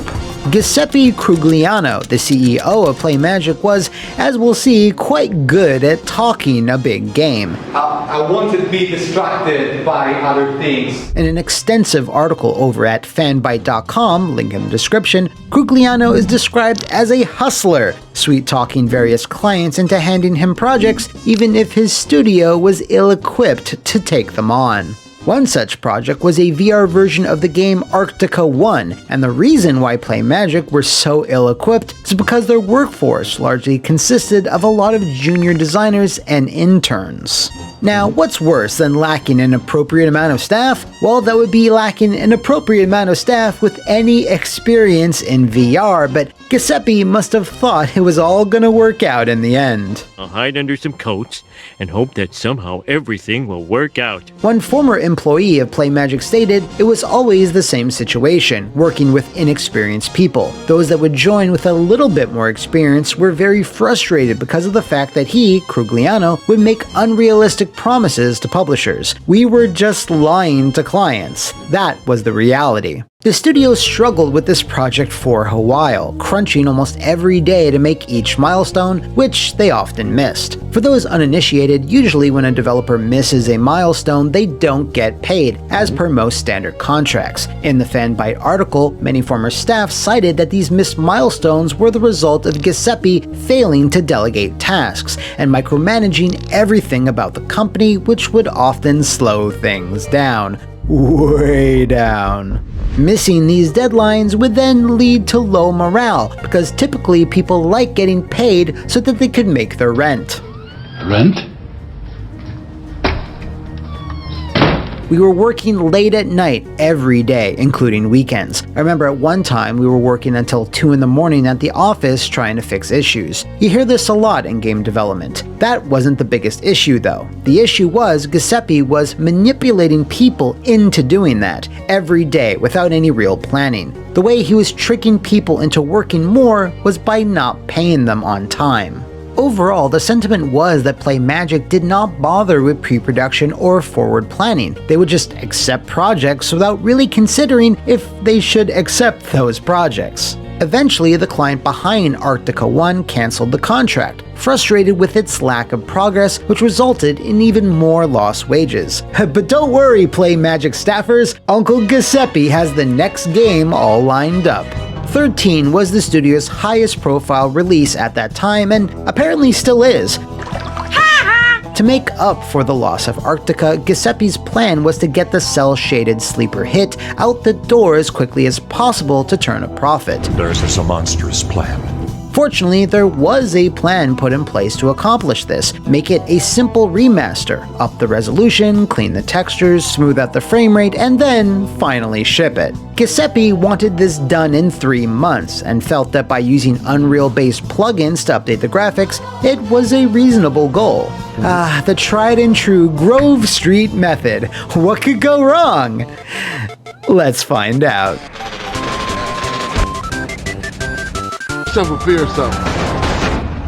Unlike GTA, the problem wasn't the technical hurdles in updating old code with 2020 tech, but rather the fact that this approach wasn't going to work at all. The only direct source files Microids had available from the 2003-13 release were PNGs of certain UI elements and the original dialogue recordings. Those have been preserved in pristine quality, and of course featured the voices of Fox Mulder, Adam West, Nobody messes with Adam Wee, and the real superstar, the queen of the Rough Riders herself, the always incredible Eve. Tighten up your panties, we're going supersonic.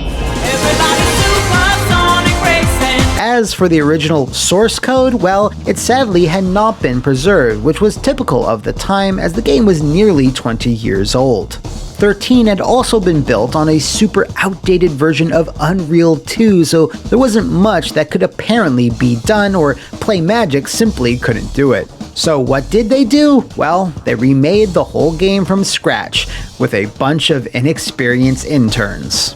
Son, the day I recruited you, I didn't ask for your resume. But the main issue wasn't even the lack of experience, but the lack of numbers. 13 always had the issue of too much work needing to be done, but not enough staff to actually do it.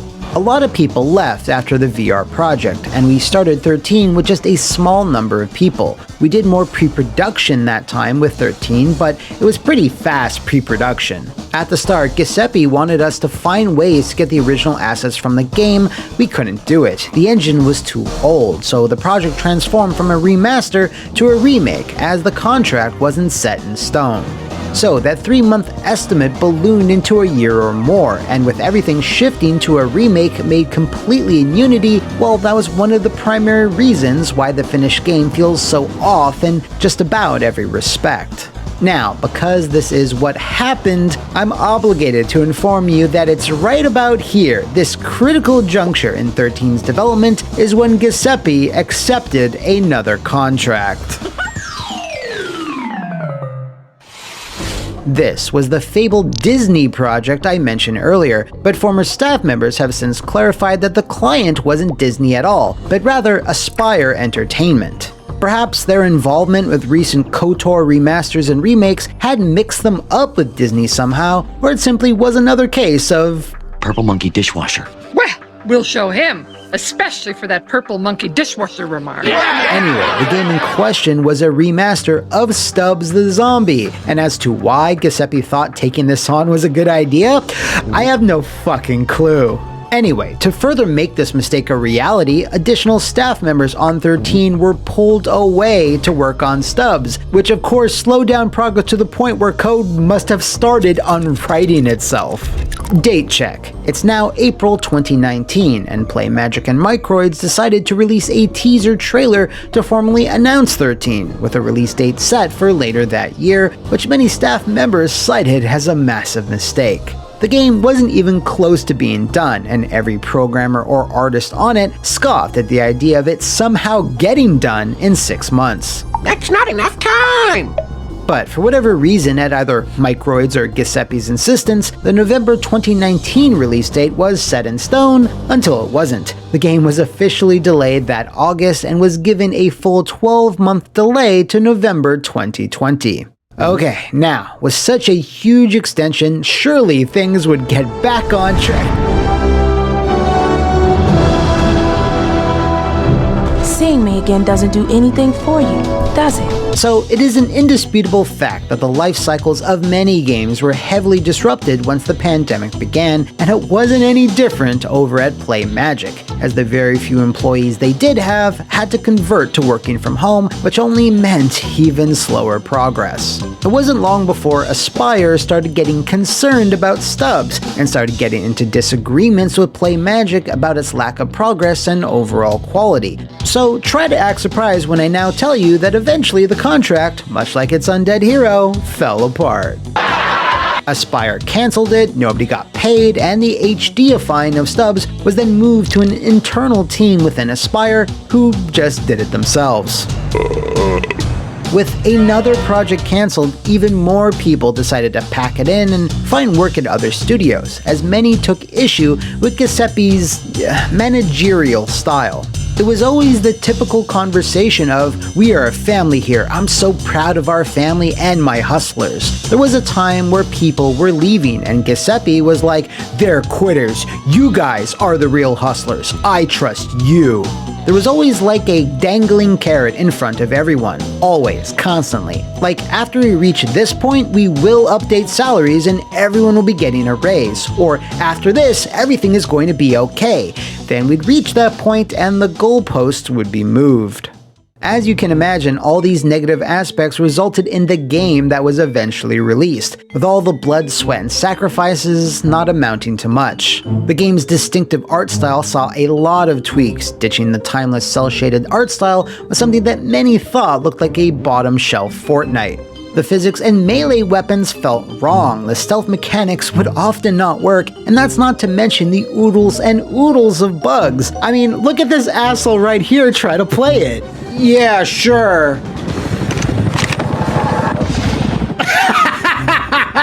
While the core game and art style had its own issues, bugs were in fact one of, if not the biggest problem. The whole thing just needed months more work. But with a whole year delay, why was the game so unpolished? Well, the reason for this is, as someone who did 7 years of QA, this really hurts to say, Play Magic did not have their own QA team, so programmers were responsible for finding and fixing most bugs. That's how the company was run. What the hell's going on here?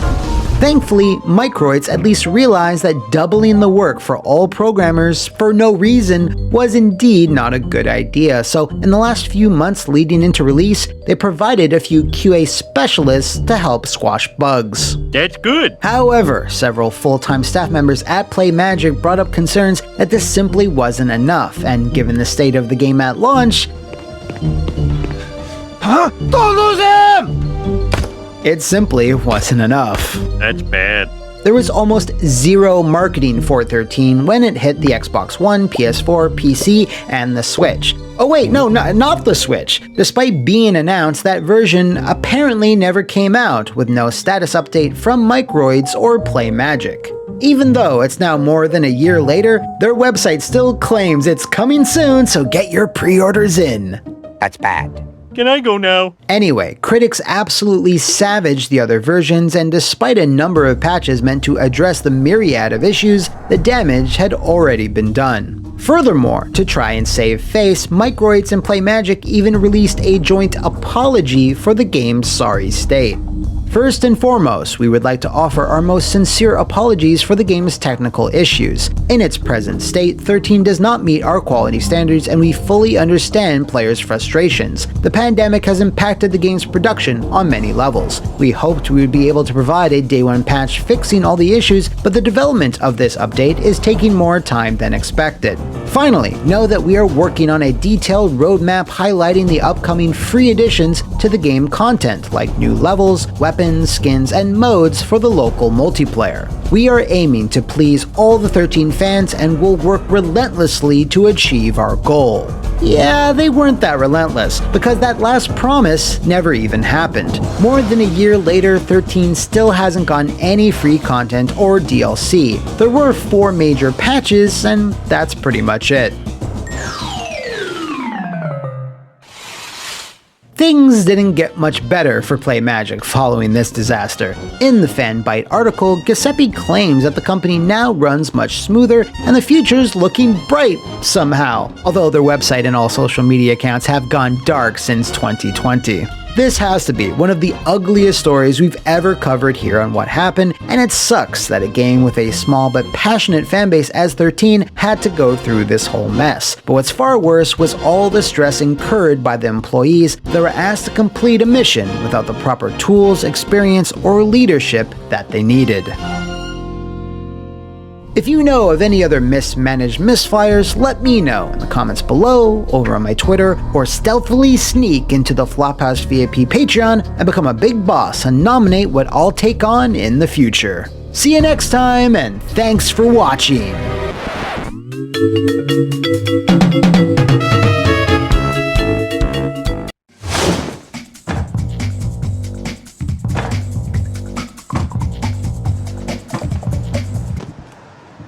And let that set the tone. Now today's subject is pretty infamous, so while I assume most of you know what it is, for all you big rig virgins out there, here's a quick refresher. Driving around in fucking trucks! And that's pretty much it. Said trucks first hit the road on November 20th, 2003 for PCs via Walmart, who had exclusive distribution rights because the world is awful. See, around this time, the horrible conglomerate was a great choice to hawk your shovelware because you'd almost always make your money back, preying on kids who would point to an eye-catching game box at the checkout line.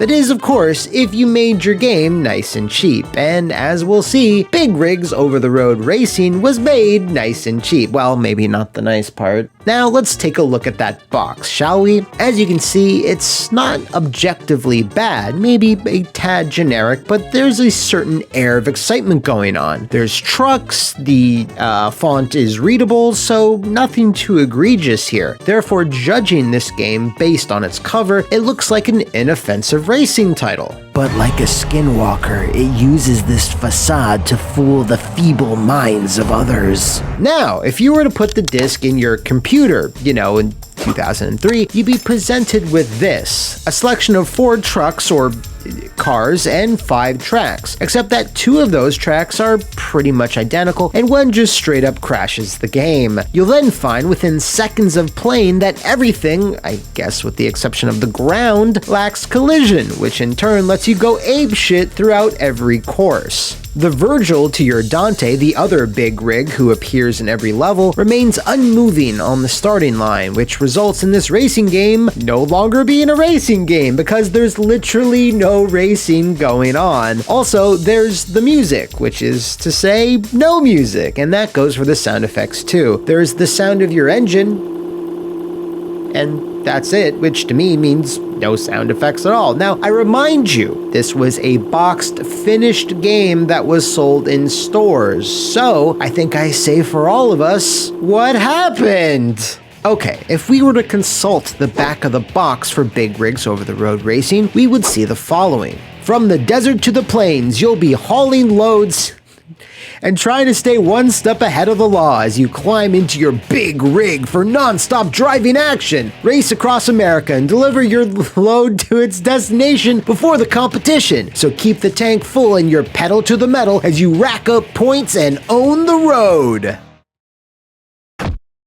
Okay, we need more clues, more insight into how this game became a thing. If we were to let our eyes rove over the rest of the box, we can see that the publisher was Game Mill, which is a milquetoast company that I'd be mildly surprised if any of you are familiar with. Now, the developer of these big rigs was Stellar Stone, a studio of confusing origin that I'd be really surprised if any of you have heard of. I mean, how could you not not, with such memorable hits as Ultimate Civil War Battles Robert E. Lee vs. Ulysses S. Grant, Big Buck Trophy Hunt, not to be confused with Big Buck Hunter, Total Pinball 25, Midnight Race Club Supercharged, and of course, the classic fast-paced arcade taxi racer, Taxi Racer, or as it's more commonly known as, Taxi Bells Harlem. Now, I said a company of confusing origin, and that's because while originally based in California, Stellar Stone would primarily farm out a lot of their work, or all of it, it's a bit unclear since they no longer exist, to a much smaller office in the Ukraine. They did this to keep development costs low, so it's this team who were the real truckers hauling all the loads. Now, one name that pops up a few times in the admittedly very light credits list is Sergei Titov, the alleged producer and lead programmer for the Big Rigs. Sergei is a bit of a controversial character, something we'll touch upon later, but he's relevant in this story because in September of 2008, a Big Rigs fan site, no, you're not having a stroke, I said Big Rigs fan site, yourwinner.com, conducted an interview with Sergei who may or may not have shed some light into the development of one of the worst games ever made. He confirmed that Big Rigs was developed in the Ukraine, as the average production costs would have been between 3 to 5 times higher if Stellar Stone had contracted a studio based in North America or elsewhere in Europe.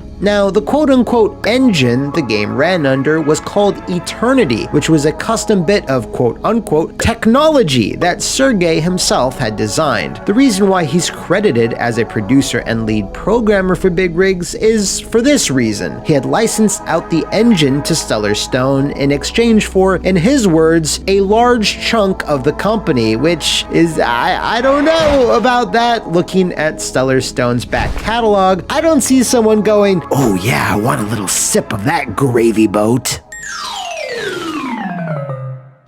Anyway, Sergei then claimed he had nothing to do with the actual creation of all this over-the-road racing, despite the credits prominently displaying his name, and stated in that same interview that he lacked any power to stop Big Rigs from being released. Now, while that's obviously not something that can be easily confirmed, one of his other claims certainly is. Big Rigs used to be something very different, and at a time was probably going to be better, or at least, approaching an alpha state. Originally, the plan at some point was for a full-fledged racing title that offered a multitude of cars, tracks, and collision detection. But according to Sergei, Game Mill Publishing decided to cut the project in half and to make 2 completely separate games out of it. So all the load carrying and truck driving would be relegated to Big Rigs, whereas all the hot supercars and, I guess, bouncing asses would be found in Midnight Race Club Supercharged. While there's no official reasoning for this change, Sergei speculated that it was to make more money, as they could charge double the amount with 2 SKUs versus 1. While some of his other claims seem a bit iffy,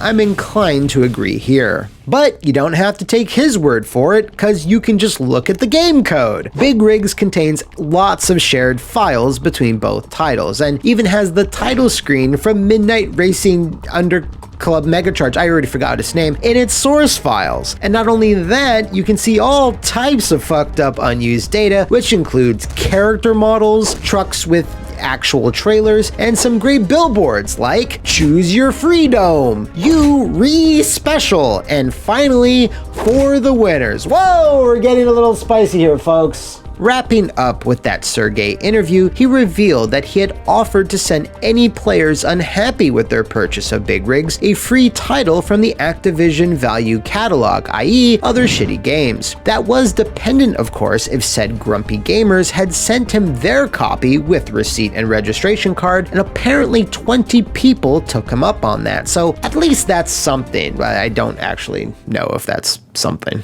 Even Sergey admits that the game was not done at all, but someone at Game Mill or Stellar Stone were aware of that because there was an online patch, kinda, which brought the game up to version 1.0, which is messed up, really, to say that a fully boxed and released retail game somehow wasn't 1.0, whatever. This new version instituted two main changes. One, the rival trucker now seems to have some form of AI as they actually start navigating the track now, but before they complete the race, they always stop short of crossing the finish line. So no matter what you do, you're always winner. Is something I would be saying to you if they didn't also change the game's best feature. That's a massive downgrade if I've ever seen one. And that's it. That's all the additional work that was ever officially done on Big Rig, so it's really clear that either Game Mill or Stellar Stone or both couldn't have given less of a shit when it came to quality or offering anything approaching a finished title. They made sure it had graphics, that a vehicle could be controlled, kinda, and then they shipped it, assuming the average Walmart shopper would never really notice. Now, when all those loads were hauled into those same Walmarts, in most likelihood, the Big Rig stink lines would have gone unsniffed, relegated to the dustbin of history with nary a soul aware of it. But really, it was Alex Navarro's classic video review which cemented the game in most people's minds, and is probably responsible for the type of cult following it has since amassed. Godspeed, you absolute legend. Now, we're not quite done yet. As for the Afternoon Race Boys Ultra Combo, it released just 2 months later in January of 2004, and while not as infamous as its Big Rig brother, wasn't a whole lot better. Ultra Civil War Fighter 2 Robert E. Lee Cross Ulysses S. Grant was actually Stellar Stone's final release, as they shortly thereafter, and when I say shortly I mean immediately, filed for bankruptcy. As for Game Mill, well, unlike Stellar Stone, they are very much still publishing games today, mostly, exclusively licensed ones, such as Cartoon Network, Battle Crashers, Cobra Kai, The Karate Kid Saga Continues, Frozen, Olaf's Quest, Nickelodeon Kart Racers, Nickelodeon Kart Racers 2, Zombieland, Double Tap, and G.I. Joe Operation Nobody Played It. Now, we need to loop back around to Sergey one final time, because we're not done with him yet. While some of his claims regarding Big Rigs seem fairly reasonable, what he's done in the subsequent years is, for lack of a better term, a bit sus. He briefly joined Riot Games in 2009, but then struck out on his own with numerous zombie survival titles that have interchangeable names. War Incorporated, Battlezone, Infestation, Survivor Stories, Infestation, Day One, Outbreak, New Dawn, but none were more famous than War Z, the original name for Infestation, that at one point reportedly had 25 million active players, yet thousands and thousands of negative reviews for being a cheaply made, bordering on copyright infringement DayZ ripoff. And he's still making those exact same types of things in 2020, so those claims he had made where he said he had nothing to do with the baffling decisions, cut corners, and sloppy programming of over-the-road racing?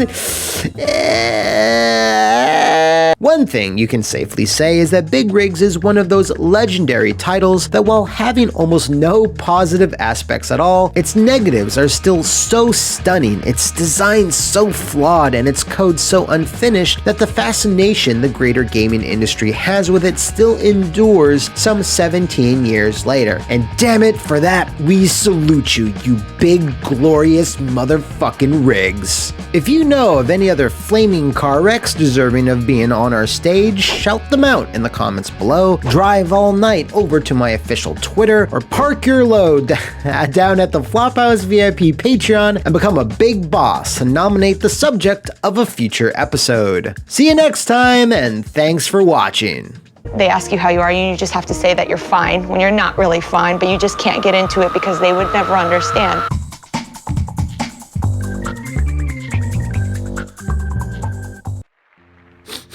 What's that smell?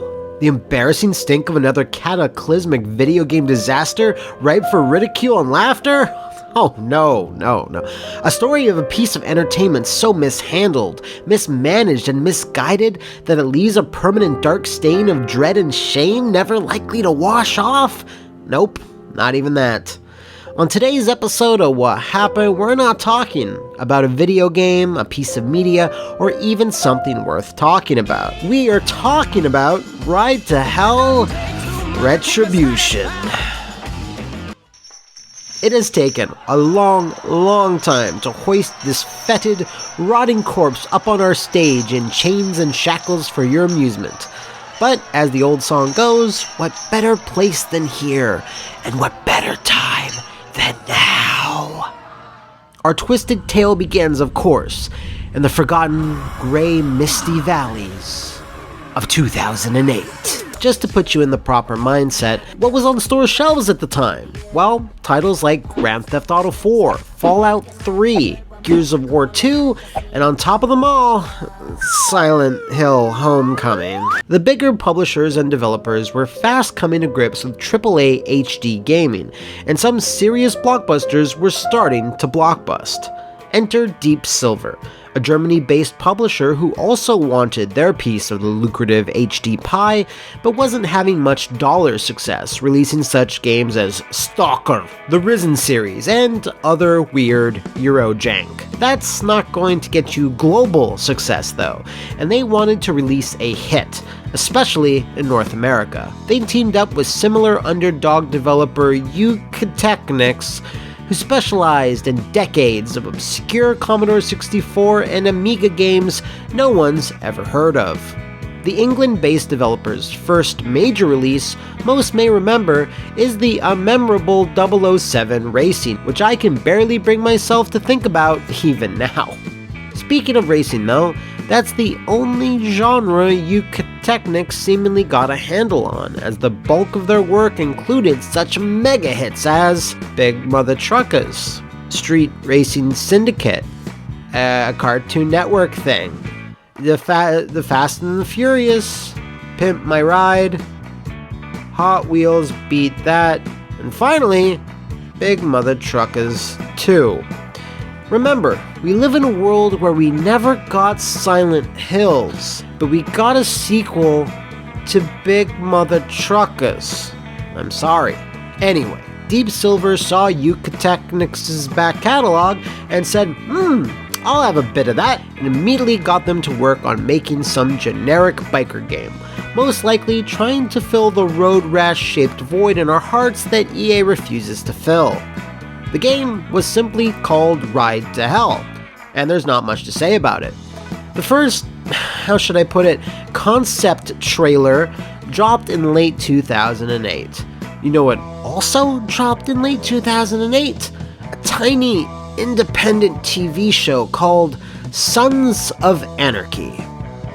This was important, as it most likely changed a lot of the design of Ride to Hell moving forward, as it had a 2009 release date planned, but it would hilariously miss by a good 4 years and become derided as one of the worst video games ever released.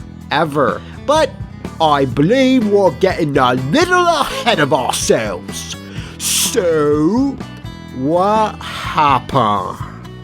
Well, when Ride to Hell was first announced, the entire scope of the project, the design, story, mission structure, just everything, was vastly different than what oozed out of XIII's ass years later.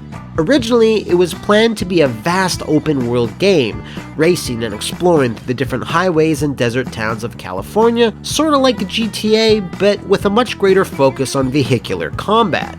You would supposedly have both gun and melee moves on and off your bike, and there'd be miles and miles of virtual turf to explore. This would be the most ambitious thing XIII had ever, and would ever attempt, so it's not surprising it fell through for a variety of reasons, which we will now go into. Deep Silver was struggling to find their place in the market, and the failure of one of their other high-profile titles, Curse Mountain, affected the production schedule of Ride to Hell. And when I say affected, I mean almost goddamn killed it. This is mainly due to another arm of the publisher, Deep Silver Vienna. Who is Deep Silver Vienna? Well, they were Deep Silver, but based in Vienna.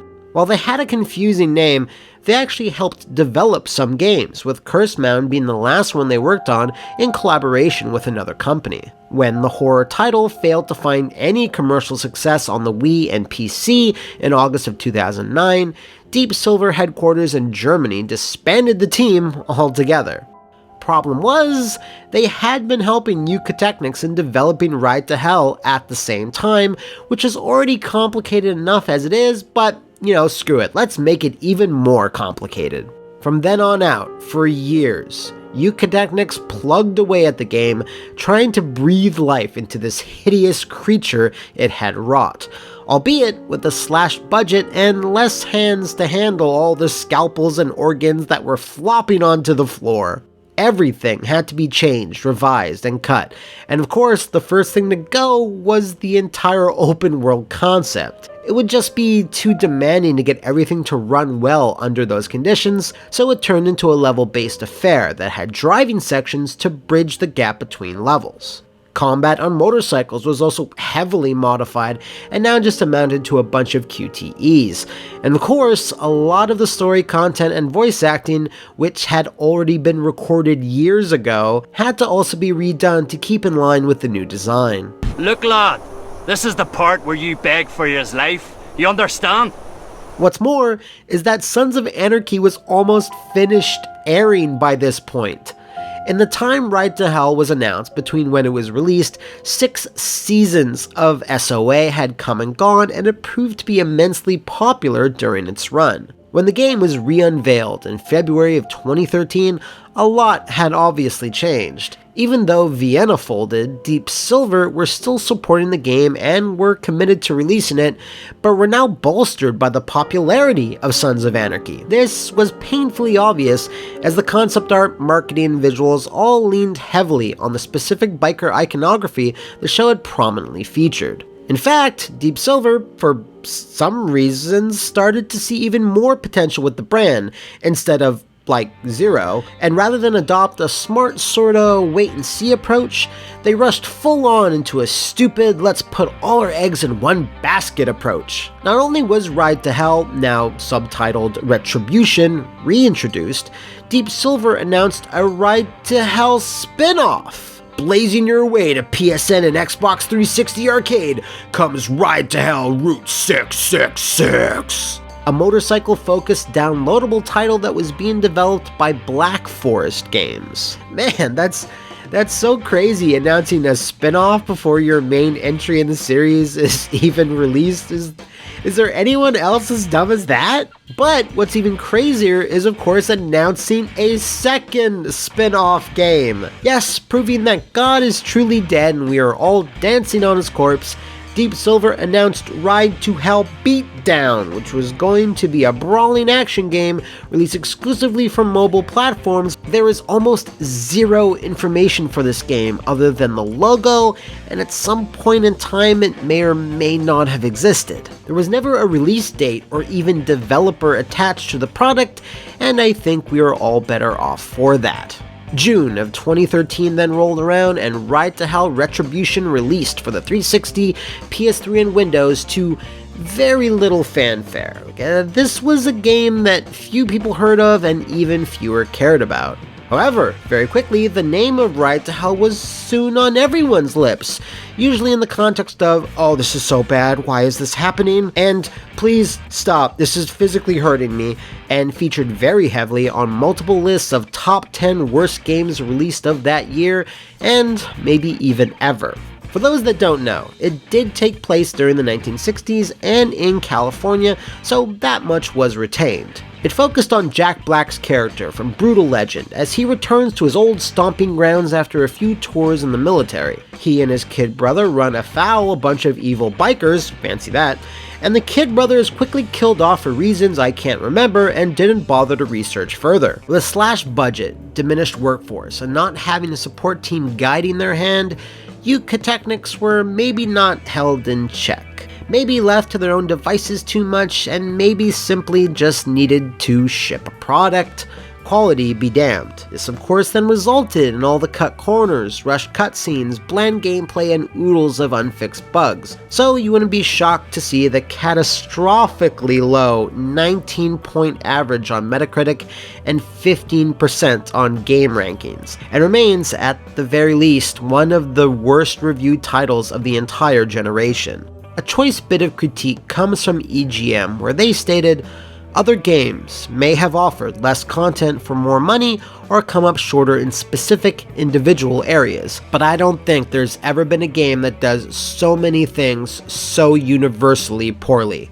The average score they graced it with was a 0.5.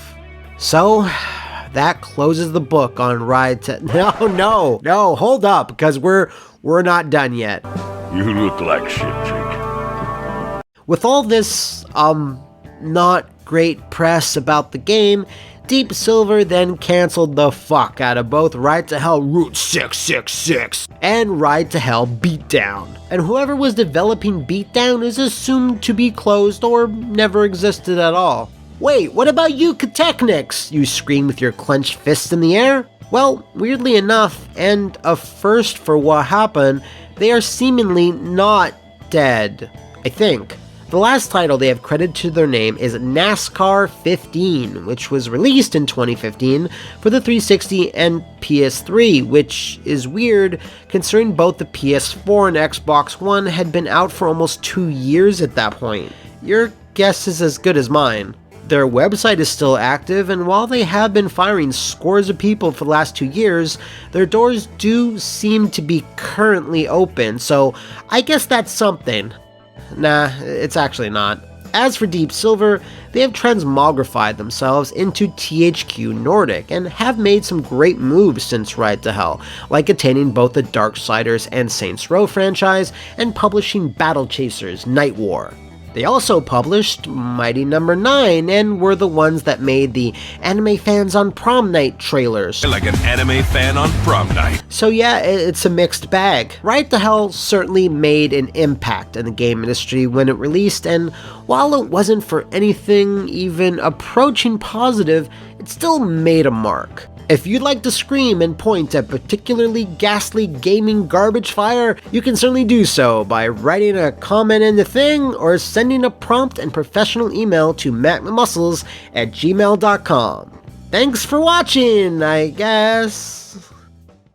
Hello and welcome to another explosively depressing episode of What Happened, the show where we crack open the powder kegs of fiery failure that have left shockwaves all over the bomb puns! 'Cause Bomberman! Ever since we opened up our stage, there's been a constant hum, a buzz, if you will, to cover one of the earliest, most spectacular faux pas in the HD generation of gaming. Bomberman Act Zero, or Zero Hour, I confuse the two sometimes. Anyway, I've said it before, so I'll say it again, the 7th generation was rough, y'all. Dog rough. Because breaking through those skyrocketing budgets and Unreal 3's poor texture load-in and coming out the other side as a success was a fairly rare occurrence. Hudson Soft made a name for themselves through the 80s and 90s with franchises like Adventure Island, Bonk, Bloody Roar, and on top of them all, Milan's Secret Castle, so they weren't the best equipped to compete with the gloppy gray shooters of the HD era, and their premier character, Bomberman, was the illest equipped of all. Now let's take a closer look at this man of bombs, this Bomberman.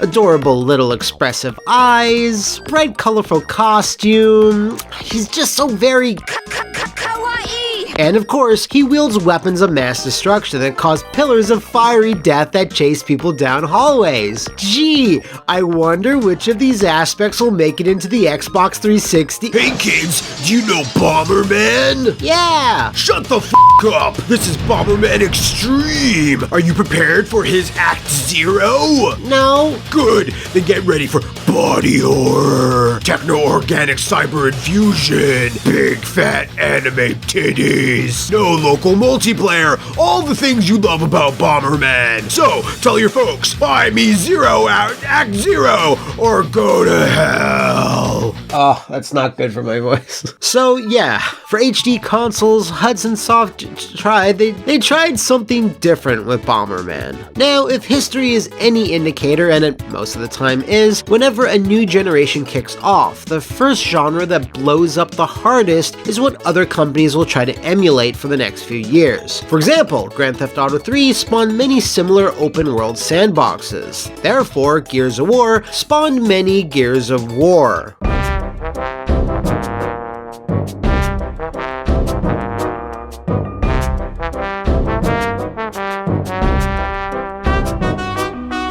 Japanese publishers were already trying to adjust to the fluctuating tastes of the West. Even at the tail end of the PS2 and Xbox's life, you'd start to see cheap attempts to cash in on violent, more darker fare. Stuff like Konami's Nano Breaker, Capcom's Shadow of Rome or Beatdown, or Namco's Urban Reign, so the seeds were being planted nice and early. In addition, with Xbox Live and online multiplayer's burgeoning popularity, Hudson also felt it best to get on that train as well, and hey, they chose to do so with their flagship franchise, which is something that should have never happened. But why did this all happen? Well, an article via The Cartel that no longer exists online, but was archived, written by one John Lee, paints a picture on why is it gotta be like this. Hudson felt this overwhelming need to please its shareholders, so games like Bomberman Act Zero came to be. Before the US division of Hudson was fully established, the remaining creative minds in Hudson wanted to update Bomberman to cater to Westerners. The company believed that the US was an opportunity to grow again. Unfortunately, the game was developed in a vacuum and was based on what the Japanese thought Western tastes in gaming were. Without the original Bomberman creator on board to protect the brand, and without input from US operations, which at the time didn't have any real developers on board yet, Bomberman was thrust into a post-apocalyptic world that was dark and sinister. Now, for him to fit in this horrific post-apocalyptic world, Bomberman needed to go through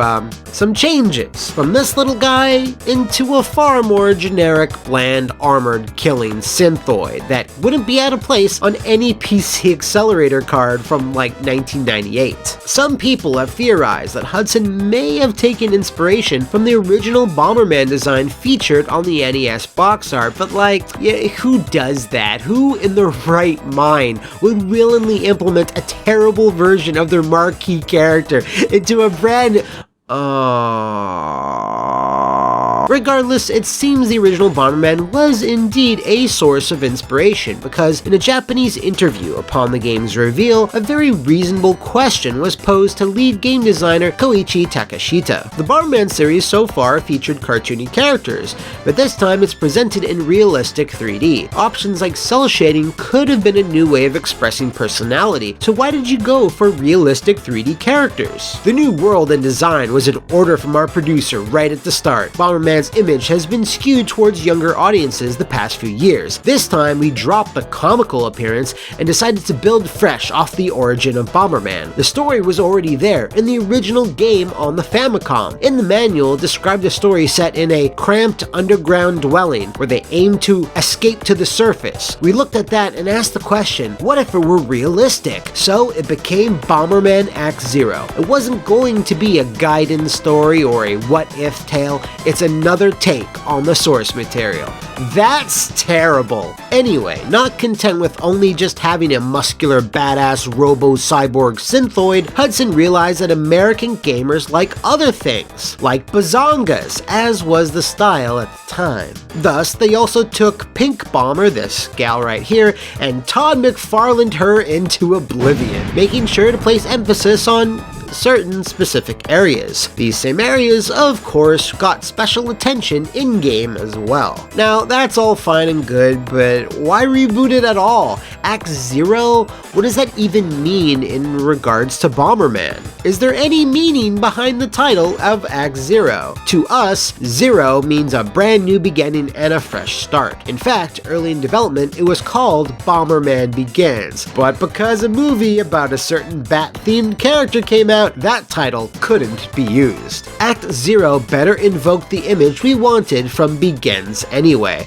Okay, sure, whatever, dude. Now, this all seems really ill-advised, doesn't it? Well, John Grainer, a former boss at Hudson USA, tried his best to explain why this happened to planet Earth. I think this was a case where Hudson, and we cautioned against it, we said, don't call it Bomberman, you might piss people off. They didn't quite get that, and said, we want to make Bomberman new, you know? People don't want that new, they want new features or something like that, but not a new character. Their point was to make a game that looked new, but also maintained the features and sensibilities of Bomberman. That is a logical plan, a logical approach to putting out good products over a period of time, but they changed the character and world too much. There were good things in Act Zero that everybody ignored because they were so pissed about the character.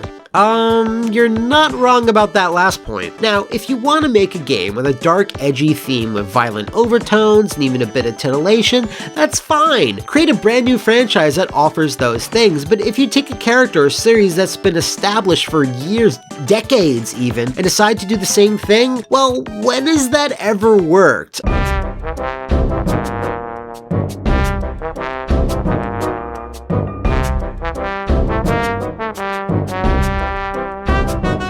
Oh right, never. Fans did not take this new direction well, but it's easy to assume that a percentage of players that enjoyed the Bomberman of old would be able to ignore the ugly reskin and still enjoy that same tried and true gameplay. Those people would be wrong. One of the key things of playing classic Bomberman is situational awareness, being able to see the entire screen and make split-second decisions about bomb placement and enemy positions. Act Zero decided, for some reason, to shift the camera angle to be far lower, limiting that field of vision. Once again, that Japanese interview seems to question this really bad design choice. When people hear Bomberman, they think of the bird's eye view perspective. Why have you adopted the new FPB mode? The classic Bomberman gameplay is still intact. That part of the game has been completed and it is terrific. There are people who wanted to see this new action from the Bomberman's point of view. We built the FPB mode to satiate that desire. There was some trial and error before reaching its current state, like testing out a first-person shooter style of camera. However, we still respected that the traditional gameplay was about scanning the battlefield and thinking things through. It's different, but it's still the same traditional game of Bomberman, so I think we've done a good job. No, you didn't. Okay, we need to unpack this. FPB stands for First Person Battle, but it's not first person at all, but rather a weird third person behind the back sort of thing. It simultaneously shows less of the battlefield than the original games, but it's also not as interesting or novel than if it were actually in first person. So this literally pleases nobody and was one of the main complaints fans and reviewers lobbied against Act Zero. It also had a life bar in a Bomberman game. They even knew this was all a big mistake because FPB is its own separate mode, as the standard mode takes place from a more traditional perspective. Why this just wasn't a toggle in the options is anyone's guess. Now, that's just how the action is presented, the camera angle it's framed in, so what could be worse than that? Well, remember all those great memories you had of playing 2, 4, or even 8-player Bomberman with friends? Well, forget all that, because for reasons that can only be attributed to, I guess, the focus on Xbox Live, all forms of local multiplayer were axed. Not only did this indeed piss off much of the fan base, as it might be the first mainline Bomberman title since the NES original with no local multiplayer, it also ensured that the game would be pretty much useless in the future, as, yeah, no one has logged on to the servers in years, except for maybe stop skeletons from fighting. Good thing she's got those ropes attached to her chest to hold them puppies up. Now, we've saved the best or worst for last. One of the most fundamental of fundamentals that Act Zero lacked was the complete absence of any sort of save feature. No autosaves, manual saves, and before you say passwords, there wasn't any passwords. So you better clear those 99 levels on one single life, because if you don't, you start the whole thing over from the beginning.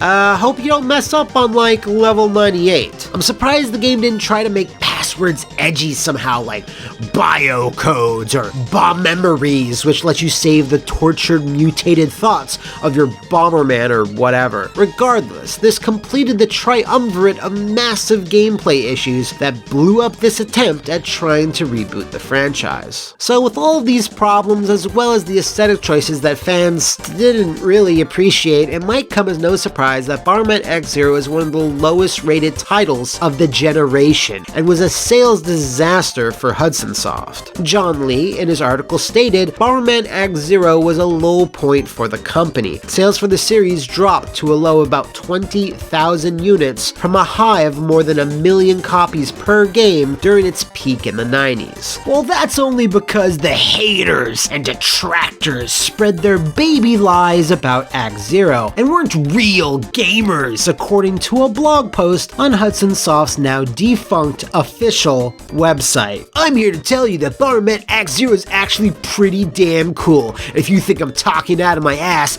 check out my Xbox Live gamer card. I'm actually playing the game and enjoying it. Forget the haters out there and all the lemmings who jumped on the bashing bandwagon. This is the first Bomberman game that tracks player stats on a worldwide level. So all you smack talkers out there, it's time to put your money where your mouth is. You get scored for every kill, so for those of you with the realest skills can boast while people like me giggle when we accidentally win. But if you're still a hater, then go play your Bomberman PSP, bah, and go play with your Hello Kitty toys too. This I command. If you'd like to know more about Act Zero, want to check out some snazzy wallpapers, hit up our official game page now.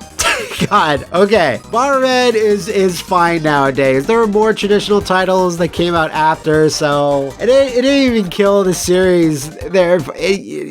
If you know of any other really bad or stupid game, I can't even finish it. Just post a comment in the comments below, or go to the Patreon and check that out. Go play with your Hello Kitty toys. Are you serious?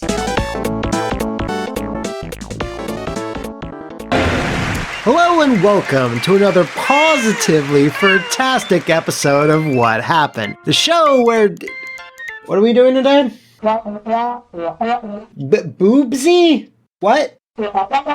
Oh, Bubsy, right. Wait, who? Yeah, I don't know him. Bubsy, Bobcat! Right, okay, yes, Bubsy, yeah. Which game are we doing though? I knew I should have taken that left turn at Uranus! Alright then. The show where we exhaustively research and break down some of the gaming industry's filthiest little failures, and there's no failure filthier than Bubsy 3D. Our story starts in 1984, where two co-founders of Activision, these guys, broke away to start a new similarly named company in Accolade, who is both a publisher and developer, and not amazing at either. Yeah, there was a Turrican thrown in there, Universal Soldier for the Genesis, but they didn't really have a quotation marks hit until the original Bubsy game, which was cleverly subtitled Clawed Encounters of the Furred Kind. And just look at this guy, man! Wherever did they get the idea for such a fresh character? An anthropomorphic mammalian mascot with two to spare, and flaunts his naked form right in your face, except for one article of clothing? I guess we'll never know. Oh, come on, you know I'm your hero. Bubsy is credited as being the brainchild of one Michael Berlin, who was the main designer for the game, which went into production for the Genesis in late 1991. An SNES version was then also penciled in, with the port to primarily be handled by one solid-state software. Bubsy was then released in 1993 and, was a platformer. You can certainly say that about it. Now, reviews for it at the time were on the better end of the spectrum, but ultimately, the little furball was but one face among dozens of a high school yearbook lineup of rip-offs and clones. Regardless, this first title in the series proved to be a hit for Accolade, who, around this time, badly needed one. The logical thing then, of course, was to fart out a sequel the very next year.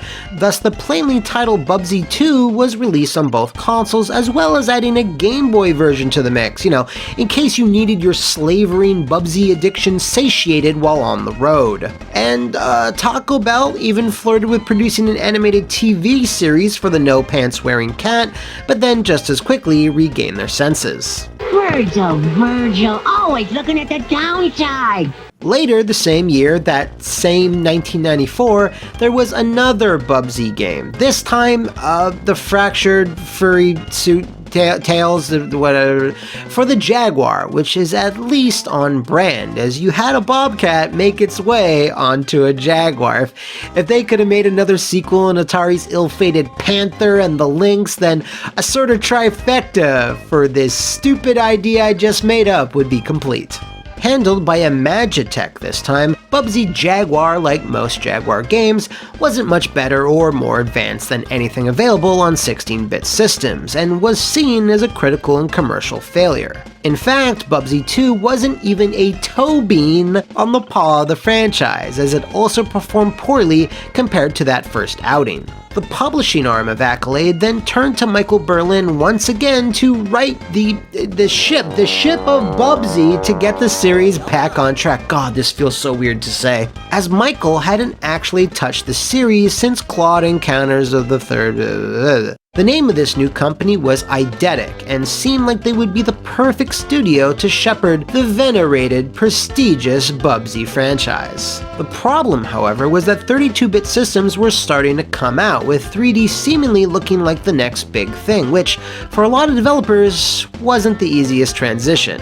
Eidetic was based in Bend, Oregon, and started as a very small team, less than 10, which was something that needed to change when they accepted the task of bringing Bubsy screaming and clawing into 3D. Hey, what could possibly go wrong? They started by hiring anyone that they could, which usually meant young programmers or artists straight out of school and devoid of any real experience. Bubsy was only scheduled for the PlayStation initially, which was just starting to blow up at the time. Now, while that was exciting, this was to be the team's first fully 3D game on brand new hardware, and the IP they were working on was a mascot platformer, which presented a problem. No such thing really existed yet, leaving them little to work off of. Richard Ham, a young hire at the time, had grim memories during this exploratory period working on Bubsy 3D. We knew we weren't doing well. The writing was on the wall and it wasn't very polite. I knew the game was far from perfect, but I took pride in doing the best I could every step of the way. My perspective on making games was still being formed back then, but it was still my dream job.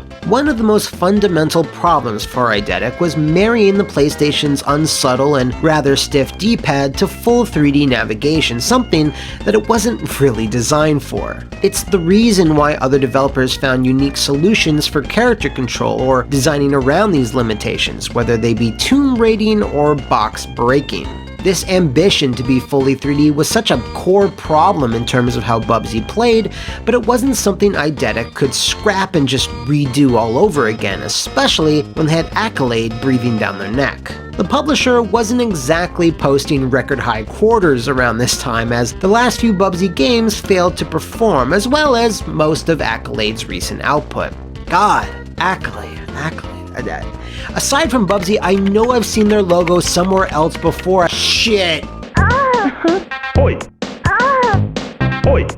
Since there wasn't really a good template in which to model a 3D platform around yet, the team looked towards an unlikely source of inspiration that they really shouldn't have taken as a source of inspiration. There really wasn't such a thing as a 3D platformer. All we had for inspiration was another PlayStation game called Jumping Flash! Jumping Flash had very small levels, and it was in first person with Doom-style controls that had been well received, so we decided to try and build on it. Let's go third person, let's have bigger levels, let's bring in stuff from the other Bubsy games, let's make it really high resolution. We had a higher resolution than anything on the PlayStation at the time, and we suffered hugely for making that decision. We went for high res as opposed to lots of textures because no one else was doing it, and that's why the game had a stark look. Major portions of it are untextured because all the memory was being committed to that resolution.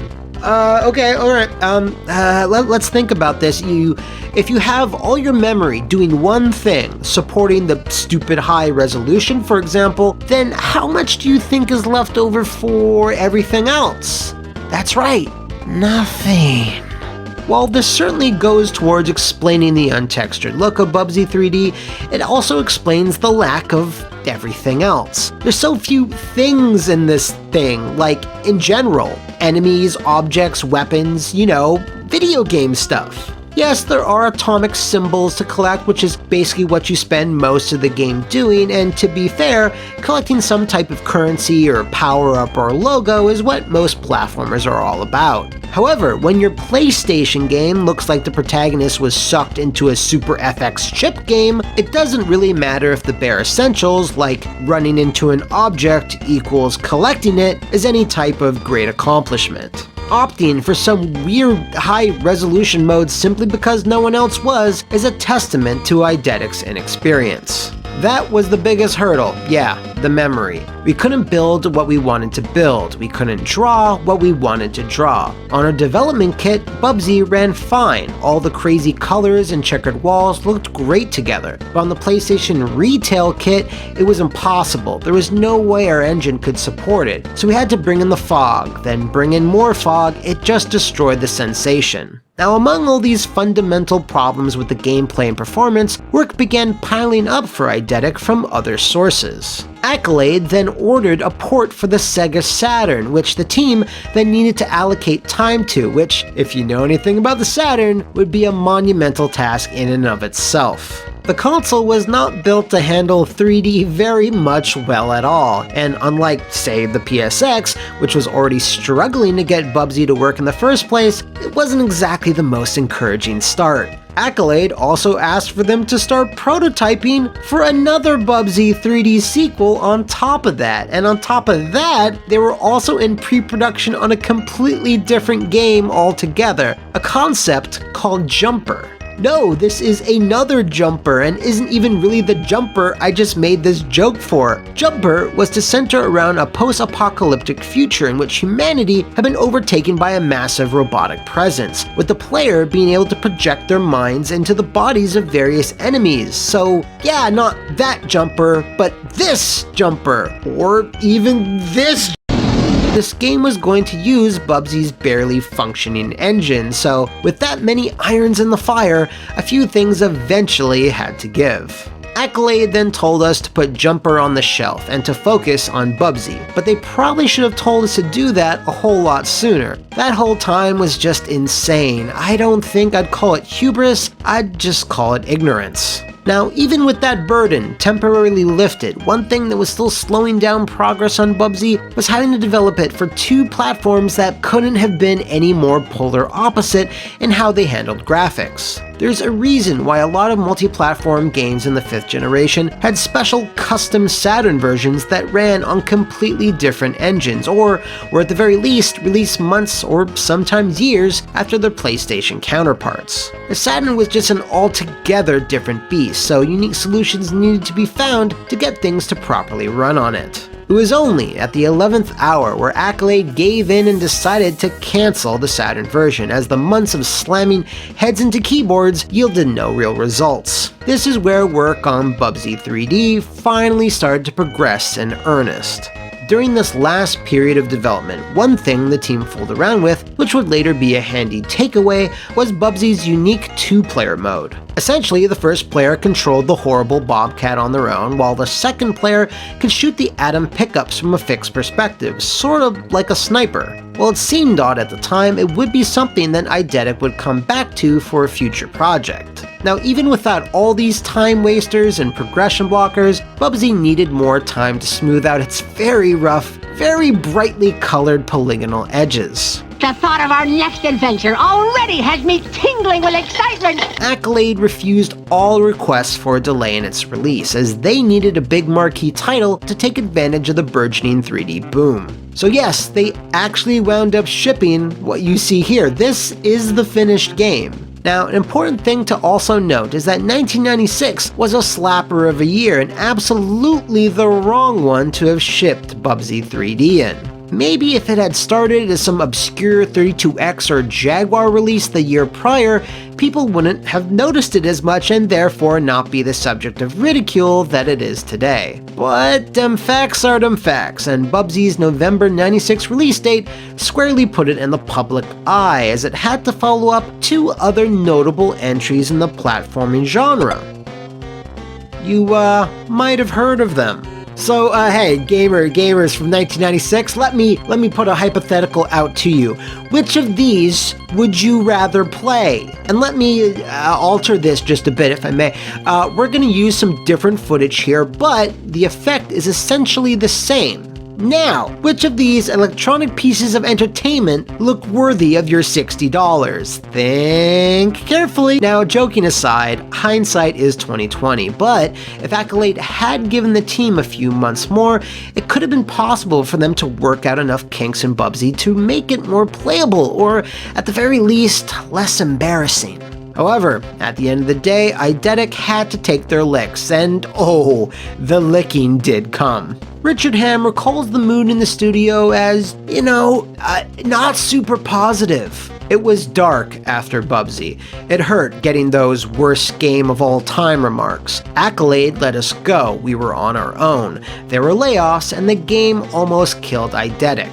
But we were a small team, so that helped. There was a lot of gallows humor. We focused on the little successes. In the meantime, we were out there, talking to every publisher who would open their door, promising we had learned our lesson. We had that prototype of the Bubsy sequel, where we'd tune the controls on the PlayStation D-pad to mimic, as best we could, the movement of Mario 64, and it looked great. So this is where the story kinda takes an unexpected turn. Despite making one of, if not the most critically panned game on the PlayStation, Sony decided to give Eidetic a chance and set them to work on a stealth action game, which had been pitched by a producer at 989 Studios. That stealth action game turned out to be Siphon Filter. This is where those lessons that the team learned on Bubsy, specifically that 2-player minigame, came into play, and while not on the same level as something like Metal Gear Solid, the first game in the series was a critical smash, with Eidetic going on to 4 more sequels. They were then bought up by Sony and were officially renamed Sony Bend, creating 2 Uncharted handheld spin-offs on some forgotten handheld before returning to consoles with 2019's Days Gone.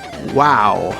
So, unlike a lot of developers we've come across during what happened, Eidetic were indeed very close to disaster, but were able to pull away from the threat of closure, using their mistakes to inform their future and to make better, smarter games overall. Richard Hamm, however, didn't see much of his former studio's success, as he moved on to a creative director position at Splash Damage in 2008, where he worked on a particular first-person shooter that, shall we say, pushed him over the brink and into retirement from the world of video game development. His parting words on the topic of Bubsy 3D are also fairly high in sodium. We did the best we could, and we tried to carry through with decisions that had already been made. Maybe the rest of the team wants to just forget it and never bring it up again, but I'm still proud of Bubsy 3D.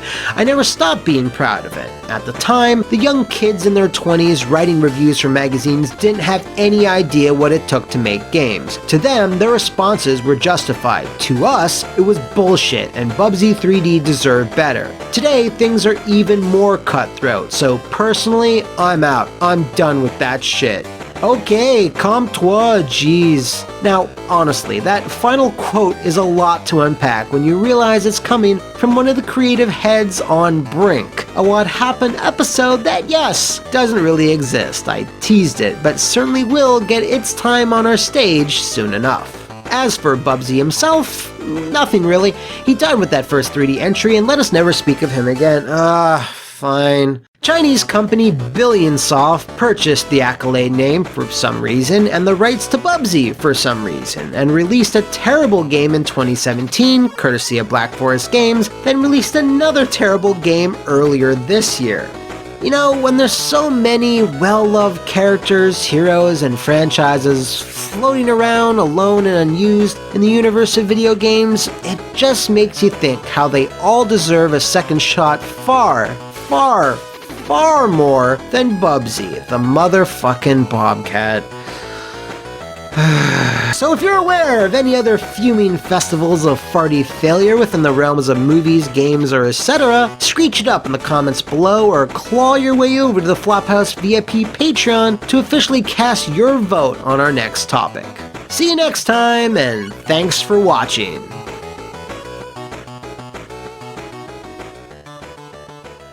It's another episode of What Happened, and was only a matter of time before 2K's yearly grapple-based glitch fest made its way into our ring to rightly get booed by the many, many fans who are familiar with WWE products.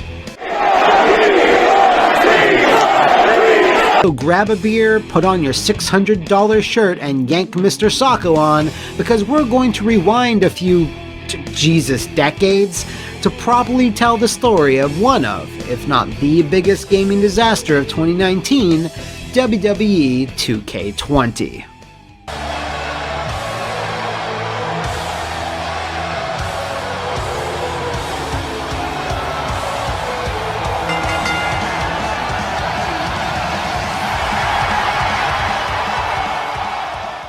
It's 1999 and the state of wrestling video games is very, very different, i.e. better. There's things like choice. There's no microtransactions, loot boxes, or wrestlers locked behind $150 paywalls.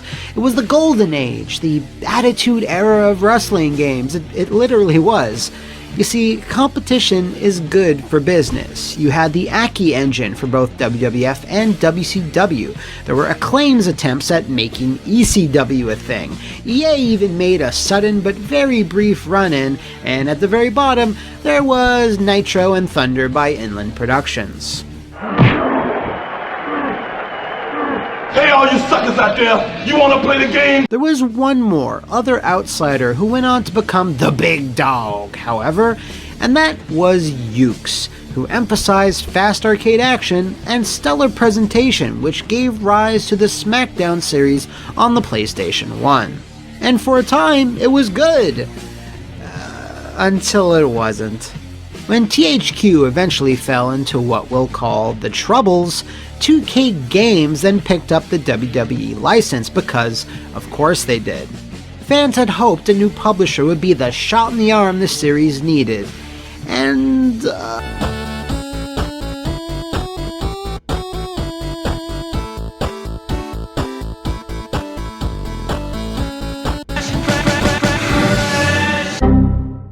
yeah, it didn't quite turn out that way. In 2019, however, things started to take a turn, or swerve, if you will.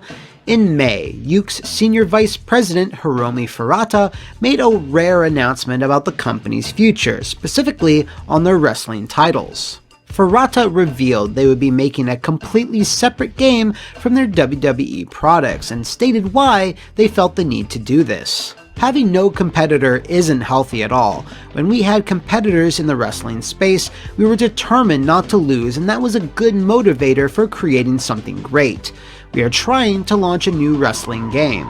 Of course, we will retain the WWE team, but we are also aware that our creators are beginning to lose sight of their passion and confidence and becoming focused only on completing assigned tasks. That's not the direction Yuke's wants to go in. So, in order to compensate, we're going to start a new wrestling project. Less than 3 months later, 2K would then announce that Yuke's would no longer be helming this year's game, which was only 2 months away from launch, despite Furata claiming they would be maintaining that WWE team. So, what the hell happened? Well, Justin Leeper, the director/writer of the Road to WrestleMania mode in SmackDown 09, 10, and 11, in a YouTube video, dropped some drama bombs, stating that problems with Yuke's went further back than most might realize. Mr. Leeper stated that THQ in their later years were apparently trying to transition away from Yuke's and attempted to find somebody else to pull on the sweaty WWE jocks.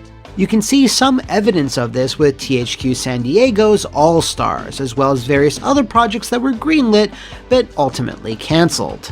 Nothing really worked out in the end. All-Stars failed to sell, and there were very few studios with any experience in the genre available. This was all exasperated by WWE demanding a yearly schedule for their games, as they constantly need new product to boost their bottom line. And that's the bottom line, because Stone Cold said so. Thus, Ukes just stayed where they were, with tensions slowly mounting between themselves, WWE, and THQ. With that in mind, Ukes' attitude towards the WWE grind was pretty clear in the rest of Furata's statement. Right now, looking at the market demands, players are expecting something new every time we release a game, and we feel like we haven't achieved what we really wanted to do. For example, in many cases, we're still using old assets, so we're not able to do some things in the way that we intended.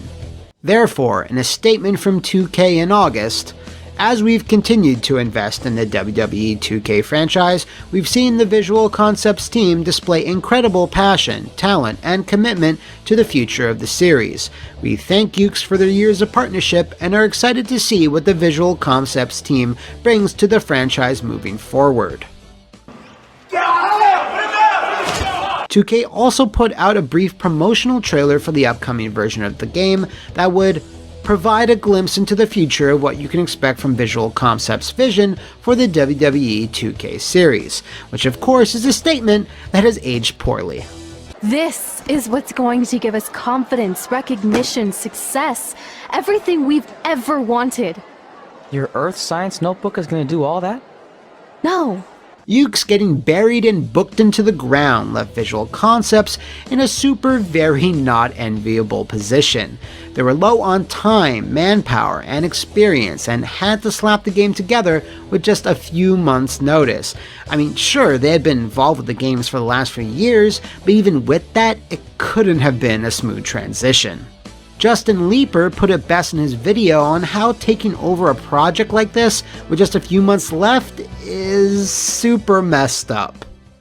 Let's say you had an apartment for 20 years, living in that same apartment, and your landlord comes to you and says, you gotta leave this apartment, but leave all your stuff there. And you leave, and he immediately brings somebody else in and says, now you have to live in this apartment, make it work. And the new tenant is going, well, I don't know where's the key, I don't know how to unlock this door, what light switch does what, and that is what has happened with the two WWE game series. And the problem is that 2K wants you to pay the rent. So I think by now we have a better understanding why shit gotta be this way. Which way do I mean? Well...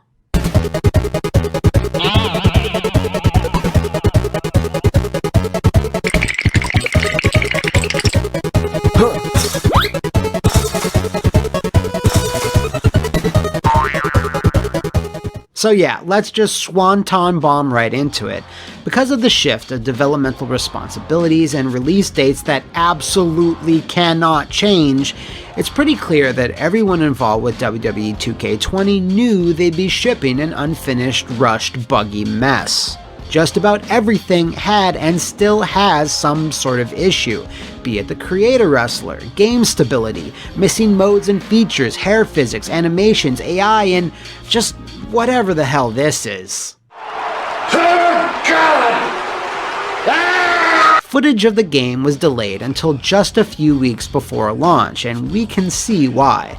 Like most big companies that have a shoddy product they're still willing to sell, keeping footage out of the public eye until the last possible second is a tactic in which not to lose those precious pre-orders, which is a whole other thing we're not going to get into. No, I'm not doing it. Absolutely not doing it. What? The thing with pre-orders is that the deluxe edition would get you access to the game a few days in advance.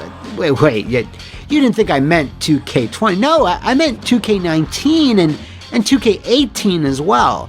2K20 did not offer any option for anyone to play it any early, to hopefully squash any inkling that something was amiss. But these are WWE fans. Their natural state is assuming something is or will be amiss. I'm gonna take that marker, bring it to your grandmother's nursing home and cross out parts of her chart so when the nurse goes to give her turn-down service, she won't know to flip her over. That's right, I'm gonna give your grandmother bed sores. Regardless, just this one deviation in the yearly plan should have been enough of a red flag to let players know that this was gonna be a rough year.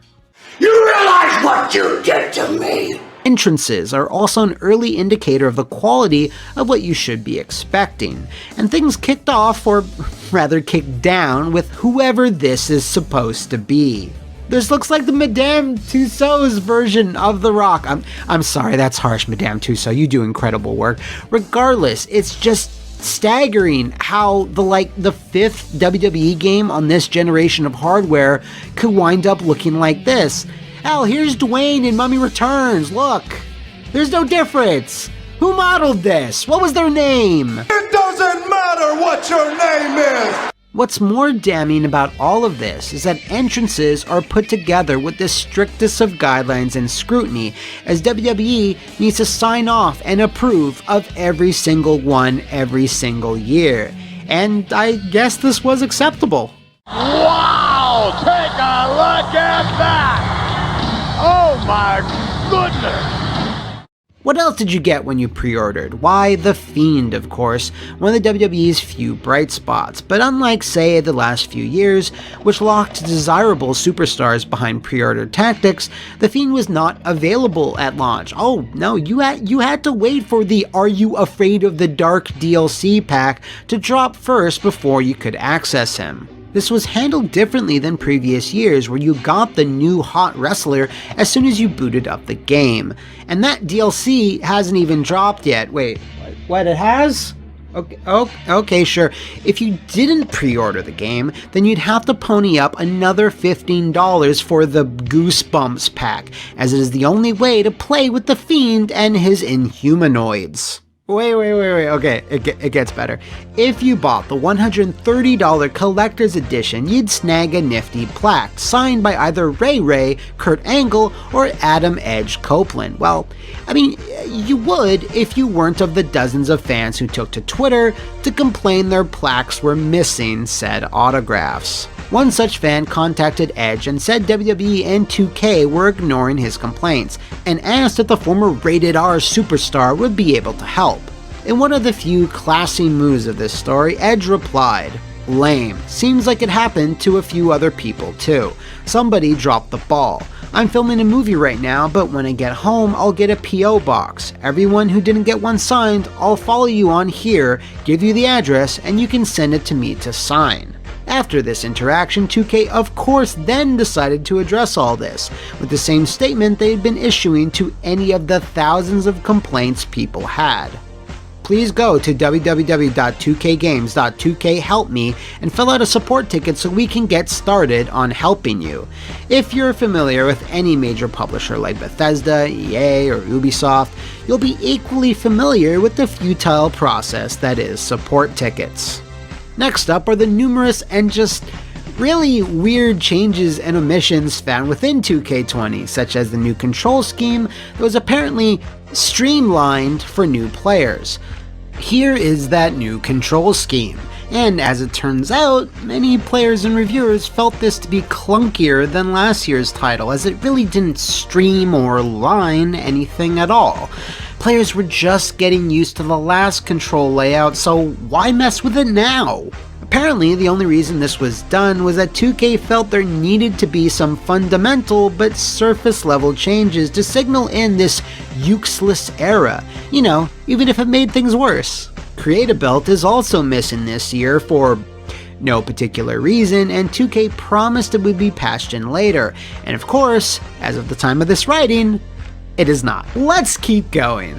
The moment you hit on the EULA screen upon booting up 2K20, you know, all this stuff, you are now locked to that game via some type of digital blood ritual, and you can now no longer go back to WWE 2K19 to upload any custom images in any form.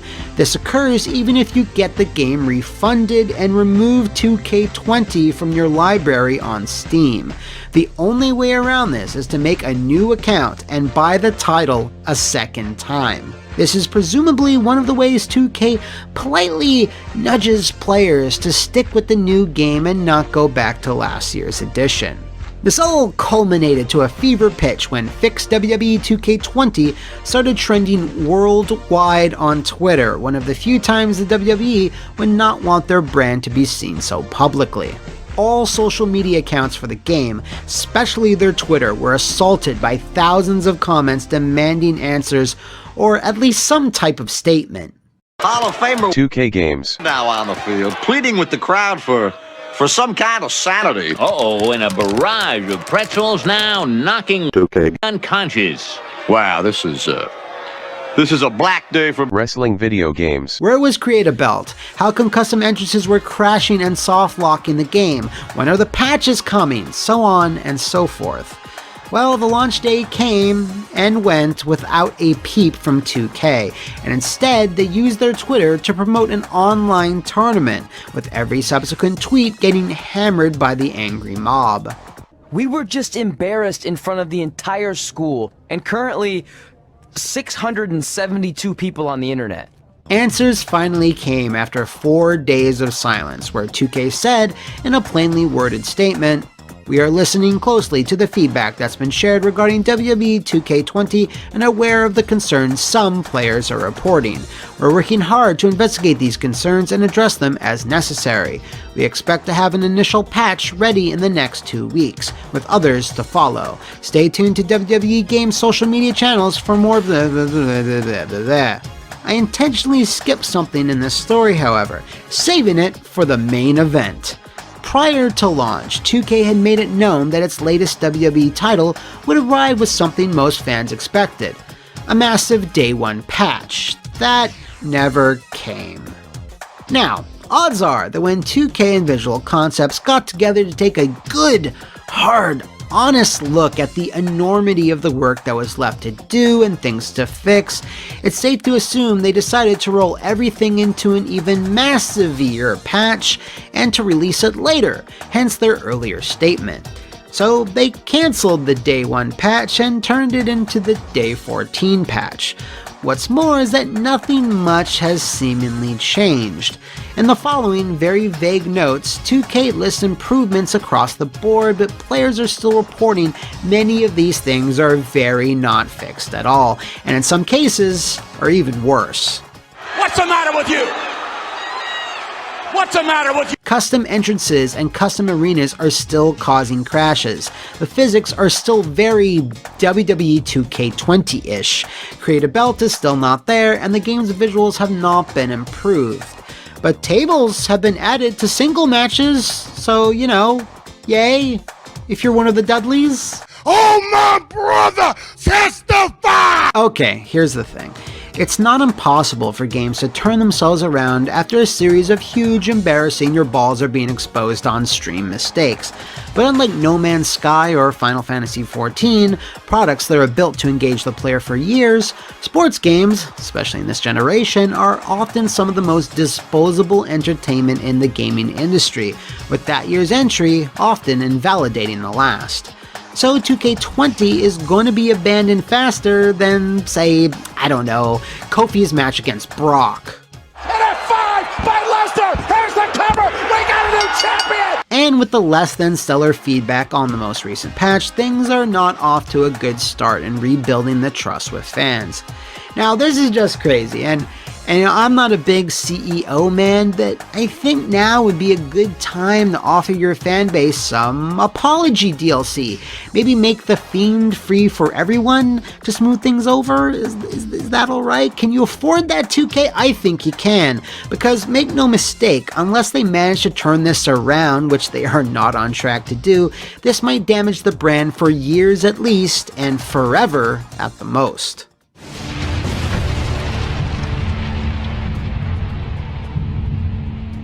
Also, let's not forget the poor sumbitches at Visual Concepts that have most likely been getting visits from the captain for the last 6 months or more, and will probably be doing so for a good while longer, all because Vince and the WWE top brass refuse to give video games the time they need to be video games. As for Ukes, they've made no statements so far regarding wrestling projects since the summer, and while they've been busy with other titles like the latest Earth Defense Force, it's unclear when they'll be returning to the ring, but let's hope that when they do, the game they'll make will be elite. So if you're aware of any other ginormous gobbledygookers of gaming disaster, punch it up in the comments below or dropkick your way over to the SmackDown Hotel or the Flophouse VIP Patreon to officially vote on what we take into the squared circle next. See you next time, jabronis, and thanks for watching.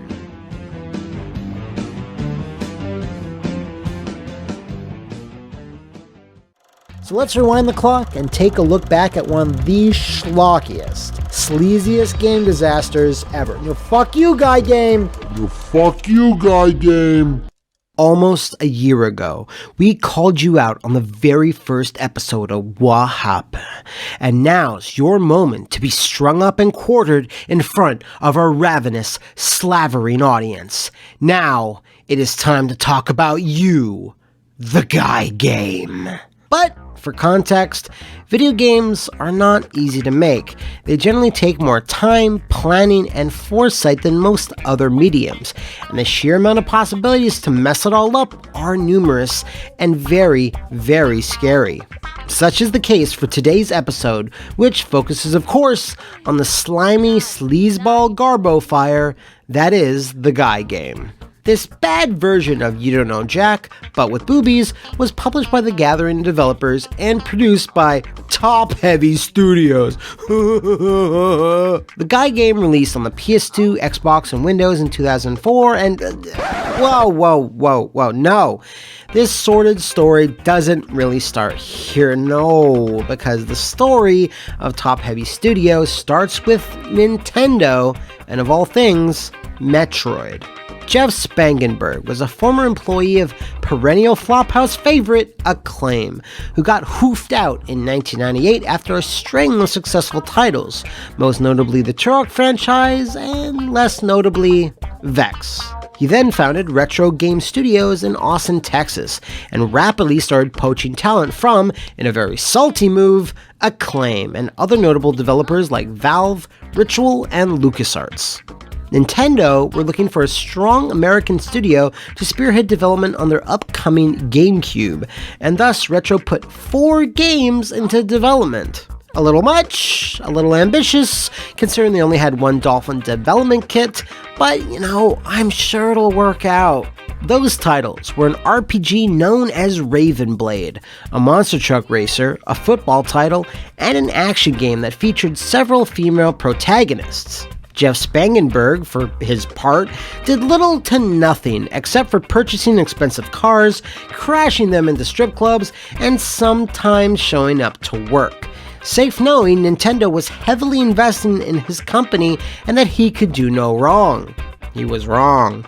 He got a rude awakening when Nintendo of Japan execs, including Shigeru Miyamoto, made a visit to Retro and pretty much hated everything that they were working on. The football, monster truck, and Raven Blade games were all cancelled, but they saw a modicum of potential with their action game prototype. Miyamoto was playing with the idea of a first-person Metroid game already at this stage, so everyone was redirected onto said action game, which would become Metroid Prime. "But Matt," you shout with froth spilling from your open mouth, "get to the titties!"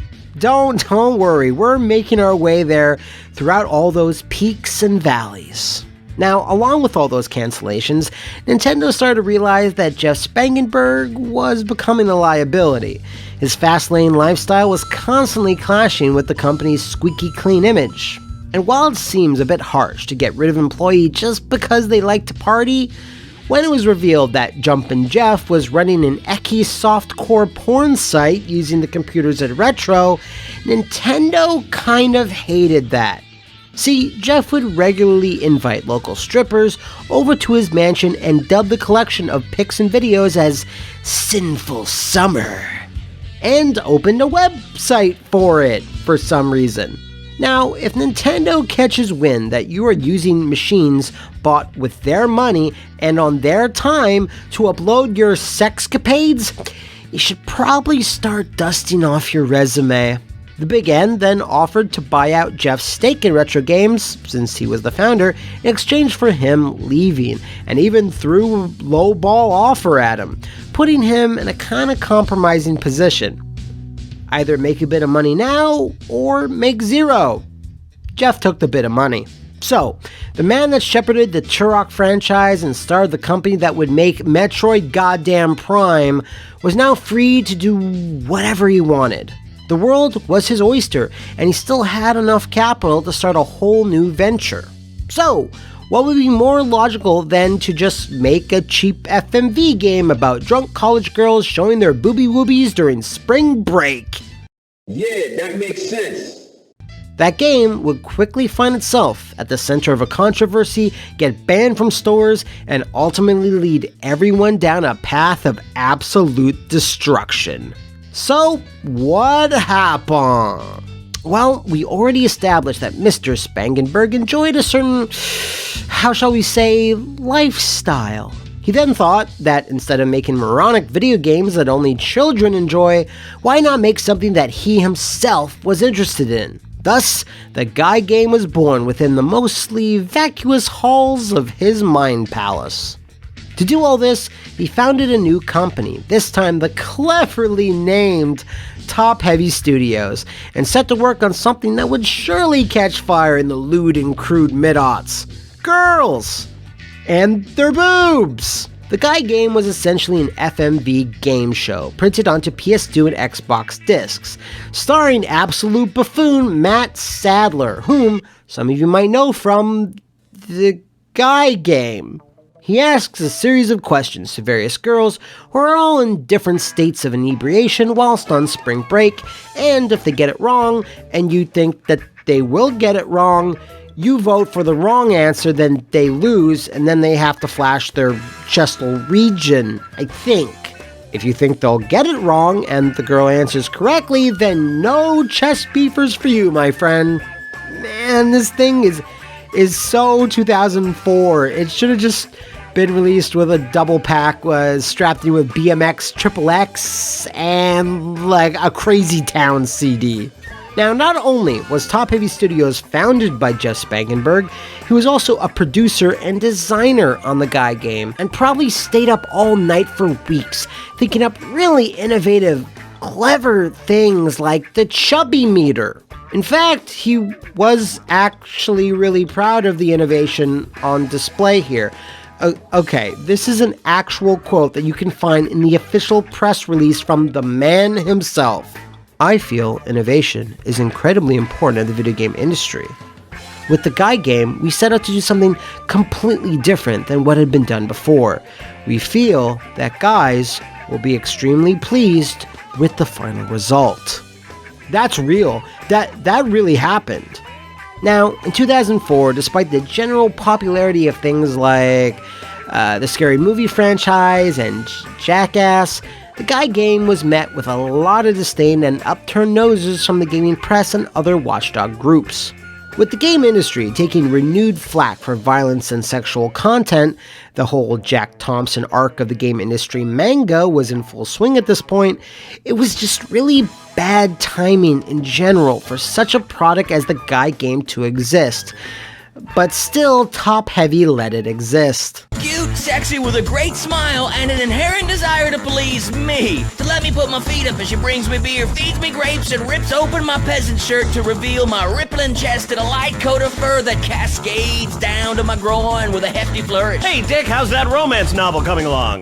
Their publisher, The Gathering of Developers, was a unique beast in that it was actually sort of a governing body comprised of a variety of developers who united to release their games under their own terms, whose members were no joke: Ritual Entertainment, Epic Games, 3D Realms, Terminal Reality, and Edge of Reality. While that list is impressive in and of itself, God would wound up publishing such classics as the Blair Witch Trilogy, Oni, and Kiss Psycho Circus. And in around this time frame, they were bought by Take-Two. Now, the Guy game was pitched as something to bust out at parties and was trying to be an envelope-pushing piece of software. But what other games did it have to contend with when it released in August of 2004? Just a few titles like Pikmin 2, Burnout 3, Takedown, Beautiful Joe, WWE Day of Reckoning, and Doom 3. So this game for guys didn't have that much of a chance for commercial success going in, so its prospects were even worse going out. It also didn't help it was missing a SKU, thus leaving money on the table due to the lack of a GameCube version, but you might as well chalk that up to Jess Spangenberg being a petulant child over his former employer, Nintendo. He took great pleasure in headhunting people out from under Acclaim once they had fired him, so you shouldn't and wouldn't put it past him. So, critically, how did the Guy game do? Not well. It was shredded in reviews, the many citing just poor, cheap game design in general, featuring somewhat confusing gameplay despite the fact it's a simple trivia title, bland, unfun minigames, and of course, there are many who regard the crude nature, unfunny writing, and little replay value as massive negatives. So everything was going pretty terribly, but fortunately for Top Heavy, things were going to get worse. 4 months after the Guy game slanged its way into store shelves, one of the girls who appeared in said Guy game sued the gathering of developers, Take-Two, Top Heavy, Microsoft, and Sony, as she claimed she was not informed in the manner in which the footage shot of her would be used, because at the time of recording, she was 17 years old. This would technically make the Guy game the pedophilia game by US law. She wanted the piece of software taken off of store shelves, and a judge made that official by banning its sale in North America. Top Heavy took this in stride, proudly declaring on the website, "The rumors are true. The most controversial video game ever created, the Guy game, is no longer available." Now this girl has a quiet fury that will not be ignored. Openly hostile in previous interviews, she is no darling of the press. You have to remember, you can't keep a gross sleazeball down, and from what we know of him already, Jess Spangenberg was kind of a sleazeball. What? The man is telling me what to do? No, sir. I must ensure that my love of drunken debauchery will last forevermore. Not content with just that cheekity marketing headline on the website, Top Heavy then repackaged the game as a DVD, with extra content, footage, bonus materials, and even more girls than were present in the original version, of course with one important omission. This DVD was called The Guy Game, Game Over, but at this point it was about as much a game as browsing a DVD menu. You just watch all the FMVs that they already shot, and that's it. $19.99, folks. Buy now. Be the shame of your family. Wait, there's more. The special package offer at $39.99 will net you the game, a hat, and a shirt with the Guy Game logo on it. That's a bad deal. Is there anyone in the world that owns this shirt? If you own this shirt, out yourself in the comments below, or send me a picture of yourself wearing the shirt, or even just the hat, at McMuscles@gmail.com. I could use a good laugh. Now, one positive aspect of this entire mess is because of the ban on the title, the Guy game has become somewhat of a rarity for collectors and weirdos the world over. What's more, the controversy and lawsuit at least afforded it one shining moment of infamy before it was committed to the dustbin of history. Undaunted, however, Top Heavy Studios started working on their next big project, bankruptcy. Yes, it was the only game the studio ever worked on, and the DVD release of it was the last thing that they were ever associated with. The Gathering developers also quickly disbanded not long after the release, and while most of the individual developers were fine, the publishing arm of the group was absorbed into Take-Two, effectively erasing them from the timeline. As for Take-Two, they're doing okay. Retro Studios would go on to make some of the best revivals of Nintendo's IPs ever, with 3 incredible Metroid games under the belt, 2 fantastic Donkey Kongs, and hell, they even got to help out on a Mario Kart title. So yeah, they did just fine under new management. Now, what about Jeff Spangenberg? Well, he's actually doing very well, not existing right now. No one knows what he's doing, in fact, or even if he's still alive. We tried to track down any sort of career history following the release of the Guy game, but came up zilch. His name is credited in the Night Dive remaster of the original Turok, but I think that's just because he was on the original staff when he worked at Iguana Entertainment. So, he has seemingly disappeared off the face of the map, and we didn't want to get too stalkery, but I think we can safely assume he no longer works in the game industry in any meaningful capacity. Still though, a bit of an anticlimax in lieu of all the ruffled feathers, scandals, crashed Ferraris, firings and hirings and bankruptcies, but maybe it's more appropriate that way. A whimper rather than a bang, or, in this case, a spurt. So, wherever you are, Jeff, what happens salutes you for having terrible business practices, classless game design, but nonetheless entertaining failures. So that about wraps up the Guy game, a much requested title for all your derision and laughter. See you next time, and thanks for watching. So hey, you know those particular shooter franchises that had interesting development stories? And I'm talking the all-time classics here. Quake, Halo, No One Lives Forever? Well, we're gonna be talking about one of those today. So, wait, what? We don't have that script finished? Okay, well let's just talk about Postal instead. Gee, I hope nobody is taping this. Postal started as a 1997 isometric shooter released exclusively on the PC because of course it did. It was violent, edgy, over the top, and 90s as all hell. It was developed by Tucson, Arizona's Running with Scissors and published by Ripcord Games. Ripcord Games. There's no way a company like that is still in business, and yeah, no they're not. Then in 2003, it was followed up by Postal 2, which ran on the glorious Unreal 2 engine, and also happened to become a first-person shooter in the process, as was the style at the time. Now, since Ripcord closed, Postal 2 obviously needed a new publisher, so those duties passed on to Whiptail Interactive, who were responsible for such high-class entertainment as Blade and Sword, Gangland, and of course, Psychotoxic. Postal 2 was a bit more of a light-hearted game, but was still just as violent, depraved, and relished in its, sense of humor. It also presented the player a lot of choices in the gross things that they could do, as it featured an open-world mission design that was pretty unique for an FPS in 2003. While it was Whiptail Interactive's fastest-selling title, which wasn't really saying much, it wasn't long before they also exited the game publishing business. Sometime in the mid-2000s, maybe around here, they decided to transition to video poker services, which is very, extremely appropriately on brand.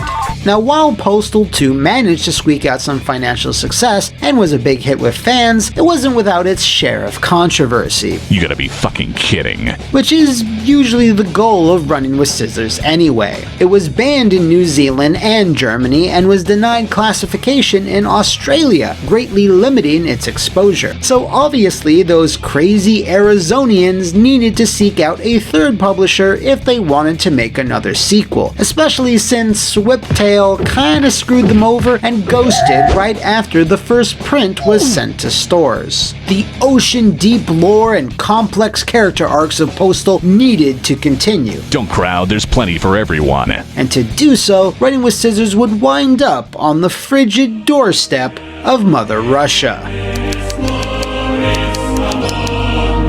It's here where I think I'll turn over to a bit of an expert, someone that has plunged the shitty depths of the franchise all the way down to its very core. He's the Sultan of Sewers, the Warlord of Wang, and the Pope of Postal, Civi11! Okay, I've had it up to here with this shit. I don't know who you are, McFuckleface, or where the hell you came from, but Gordon Ramsay is my intellectual property. I give John Carmack obscure, sometimes terrifying monikers, and I'm the de facto biggest channel in the world that covers Postal games. That's my sacred cow, and I'll be damned if I share a piece of that sweet meat. Postal 3 sucks, get over it, and you still haven't paid me. Thanks, Civi! Anyway, enter Akela, sometimes referred to as the Russian equivalent of Electronic Arts.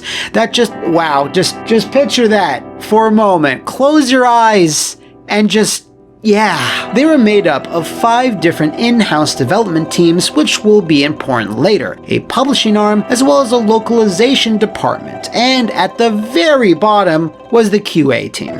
It was then 2006 where Postal 3 was formally announced, and was very different to the product that most postmen are familiar with today. Running on Valve's Source engine, it featured vastly different graphics, weapons, features, and all the crude humor fans had come to expect, all scheduled to release sometime in 2008. Not only was it going to grace its old piss-stained stomping grounds on the PC, Akela had big plans for the franchise in general, with PS3 and 360 versions also in the cards. If you say so. Running with Scissors would be handling the design and the writing, with Akela taking the reins of the programming and modeling. Now, why did this marvelous team-up happen in the first place? Well, Akela had done a great job publishing prior games in the series throughout Russia up to that point, so it seemed like a mutually beneficial deal, and development was reportedly going smoothly until it wasn't. I don't feel so good.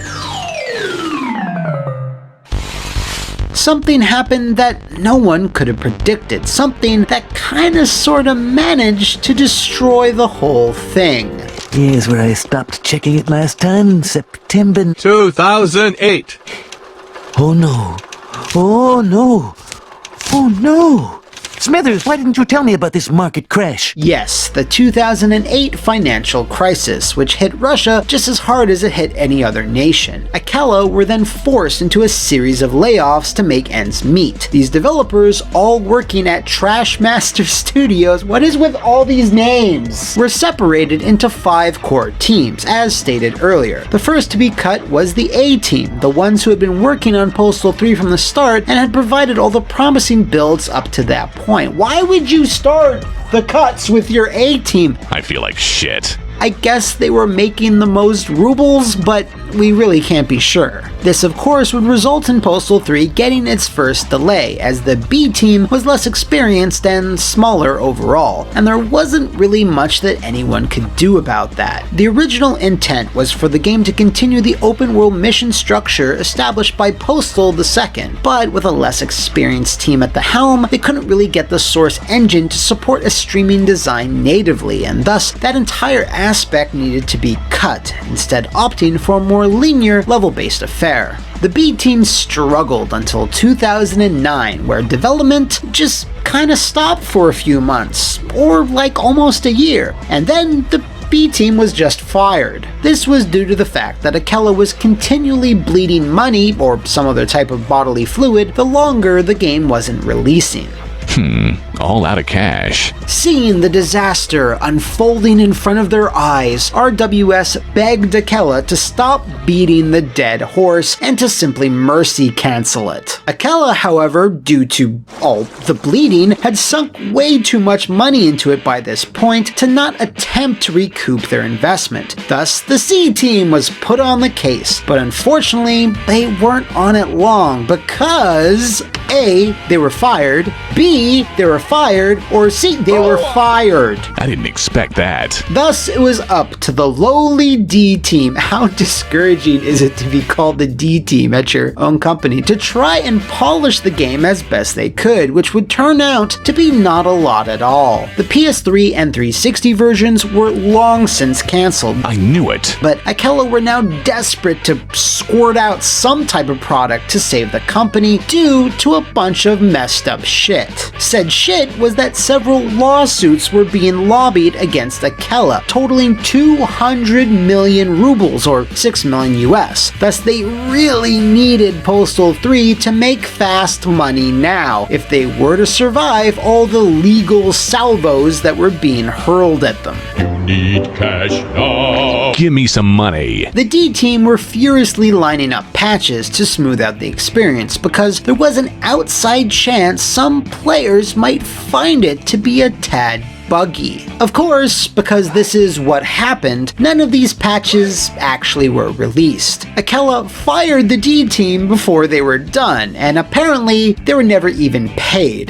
Das Vidanya? The game released for the PC in early November of 2011 in Russia, and only saw a worldwide release on December 21st everywhere else, and fans were understandably upset with the end product, which tends to happen when you can't even get it to boot. How convenient. For their part, Running with Scissors tried their best to calm the tumult, promising that the game, come hell or high water, would eventually be fixed. That is, of course, if Akela was willing to play ball, which they weren't. Negotiations to release the source code fell apart, with the Russian EA being so incredibly EA about it, as they flatly refused. EA Games. Challenge everything.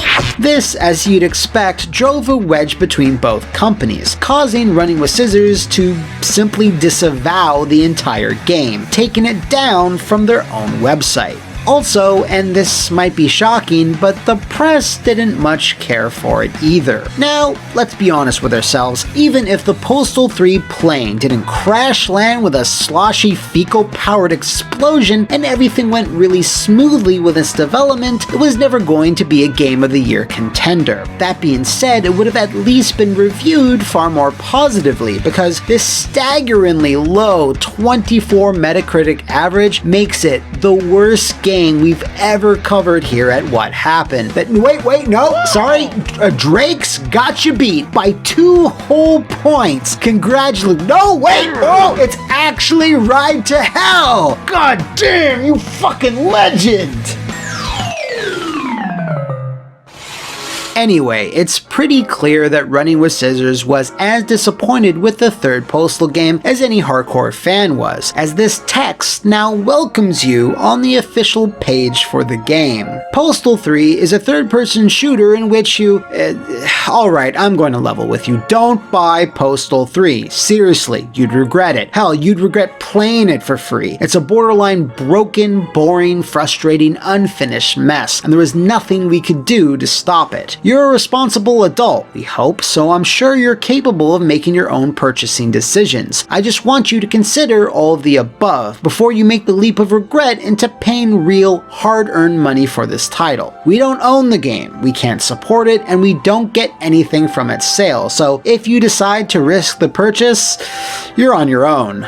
In an effort to try and salvage something from all this, Running with Scissors actually went back and updated Postal 2 with an expansion called Paradise Lost, whose main purpose was to sandbag the entirety of Postal 3, chalking it up as some coma-induced fever dream, officially making it non-official. The expansion could also be seen as an apology, a small thank you to those who stuck it out through the rough years of 2011 to 2015. This went a long way to contributing to the healing process, as Paradise Lost was warmly received from fans of the series. Rough times were still in store for Akela though, who, due to the obvious commercial failure of Postal 3, were pushed to the very edge of bankruptcy, but narrowly avoided it by selling its unsold stock of games as bank collateral, if you can believe it. While still technically existing, the best type of existing, they have ceased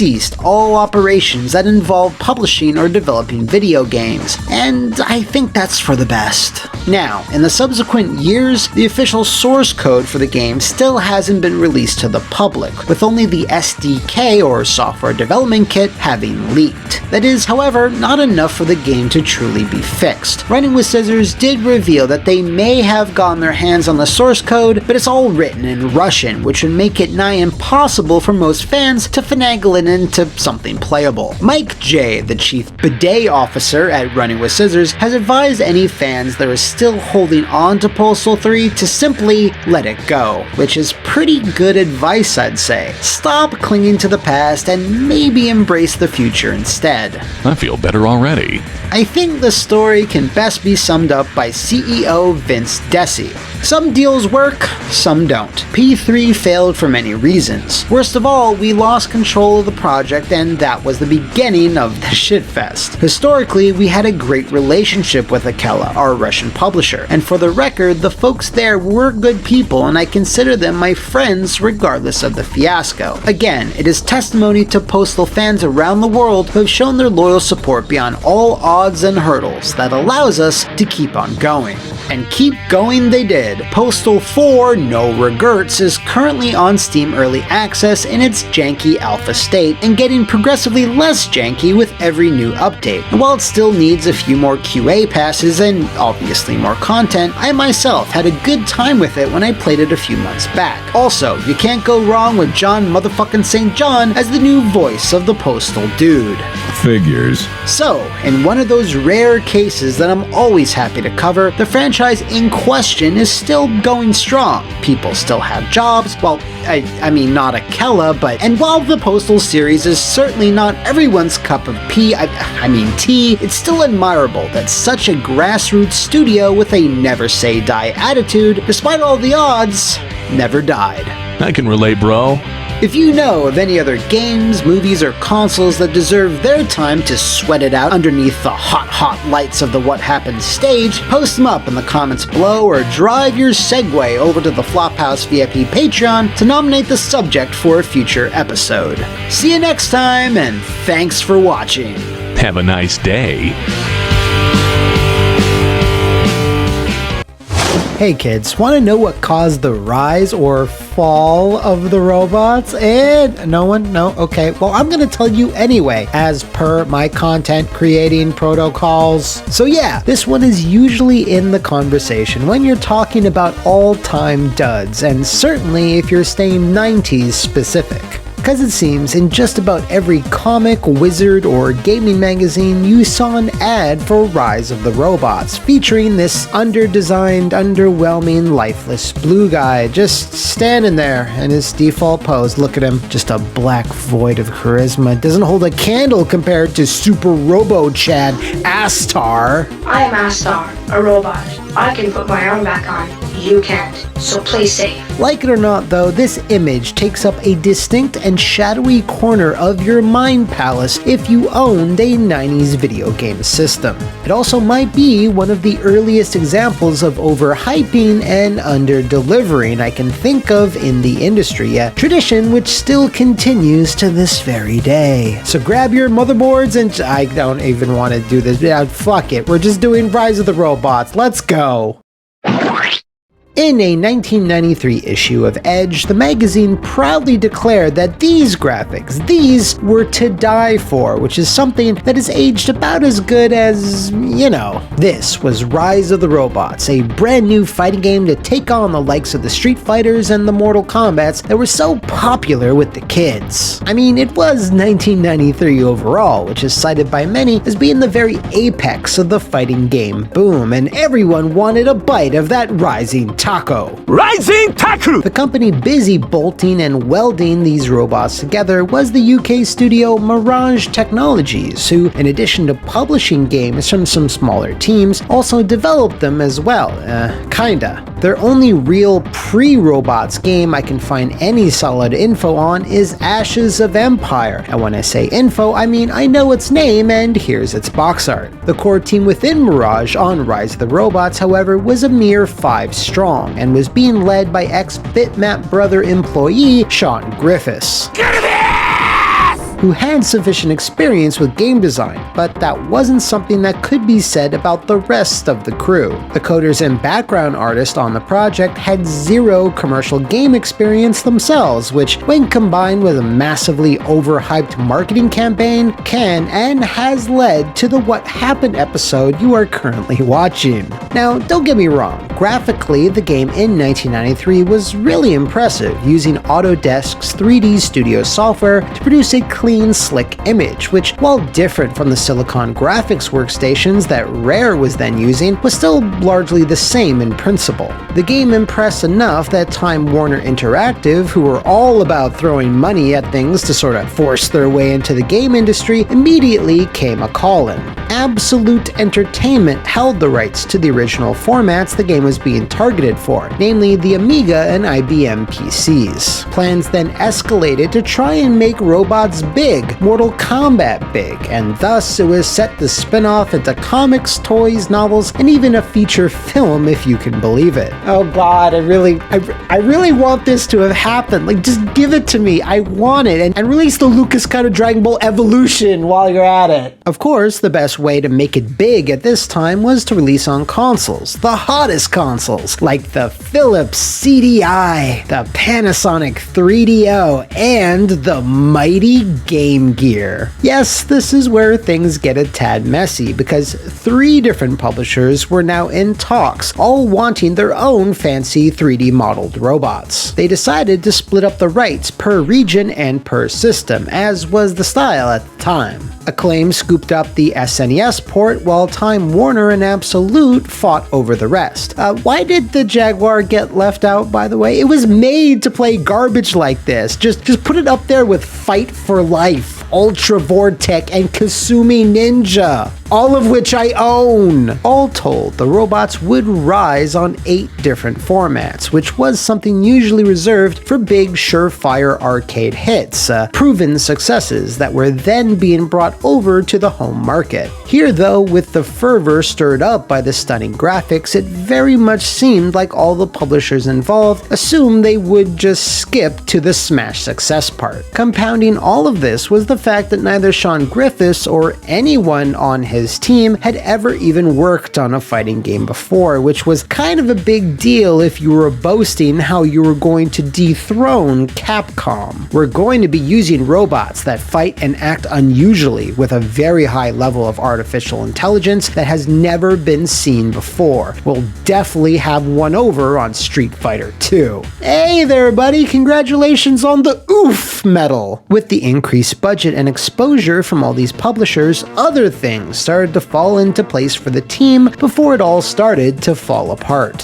While working, they had become infatuated with former Queen guitarist Brian May's solo album, Back to the Light, and wanted him to record the game's full soundtrack. Like, they really wanted this to happen, cause the Rise of the Robots box art proudly declares this. Now, let's not mince words. Queen, one of the greatest bands in history. But what was the thought process behind this? If you were like a 13-year-old snot-faced kid in the 90s who wanted to play a dumb robot fighting game like I was, did you also go, oh man, they got Brian May too? Fuck yeah! Like the rest of the game's development, this didn't really work out in the end though. Mr. May did in fact record a full soundtrack, but disputes with his record label caused delays in the deal and held the work back long enough that it simply couldn't be included by shipping time. Now, I know what you're screaming. Well, what's his name still doing on the box? The name that's super close to the robot, making little baby kid Matt think that the robot itself was called Brian May. Well, that's because the game's title screen track has about a 5-second guitar snippet from one of Brian's songs off his original album.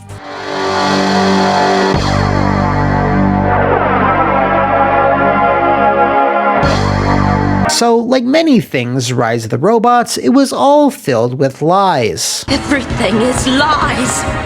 Everything is lies!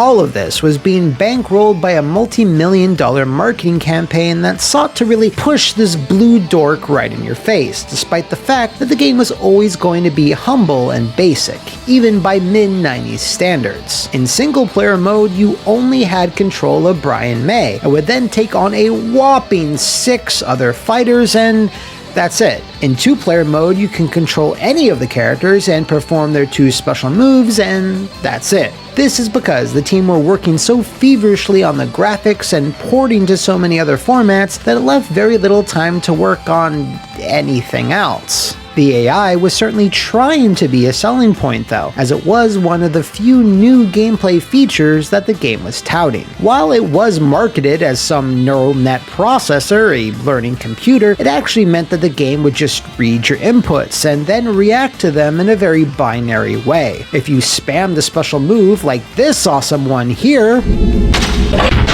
it simply wouldn't work against the AI more than 2 or 3 times, leading to a restrictive fighting system where it just punishes everything you do, except for jump kicks. This was, however, made even worse because the fighting system itself in general was so incredibly stripped down. No super moves, real combos, OTGs, juggles, it just wound up feeling very stiff and rudimentary, almost as if the team had no idea what they were doing. And with them being stretched so thin with all the console ports, Rise of the Robots then suffered a long delay as a result. While originally scheduled for February of 1994, it instead had to be shifted to November of that same year. The reason for this? To continue to perfect the graphics and enhance the gameplay as much as possible. So the months pushed on with the hype train full steam ahead, all the while more complex and flashy looking fighting games were entering the ring.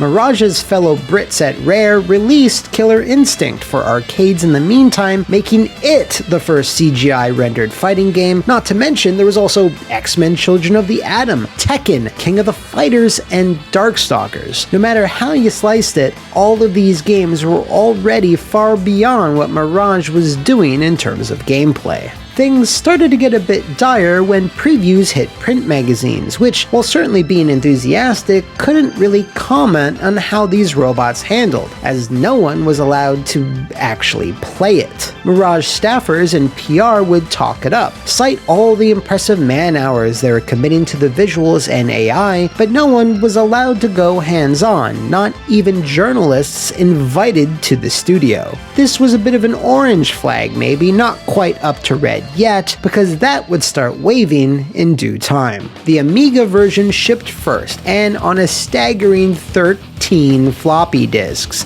which you need to swap every time you fought a new robot. That's how intensive the graphics were for the old Amiga. The rest of the release was something of an incredible mess. The SNES version hit a month later in December and would come to North America, Europe, and even Japan. Oh man, I'd love to see Japanese Rise of the Robots money matches. The Genesis version, well, there was no Genesis version because it released only in Europe, so if you were a Sega fan and didn't own a Mega Drive, you were shit out of luck. Same if you were one of the dozens of Game Gear owners who hated themselves because they wanted to play a game that looked like this.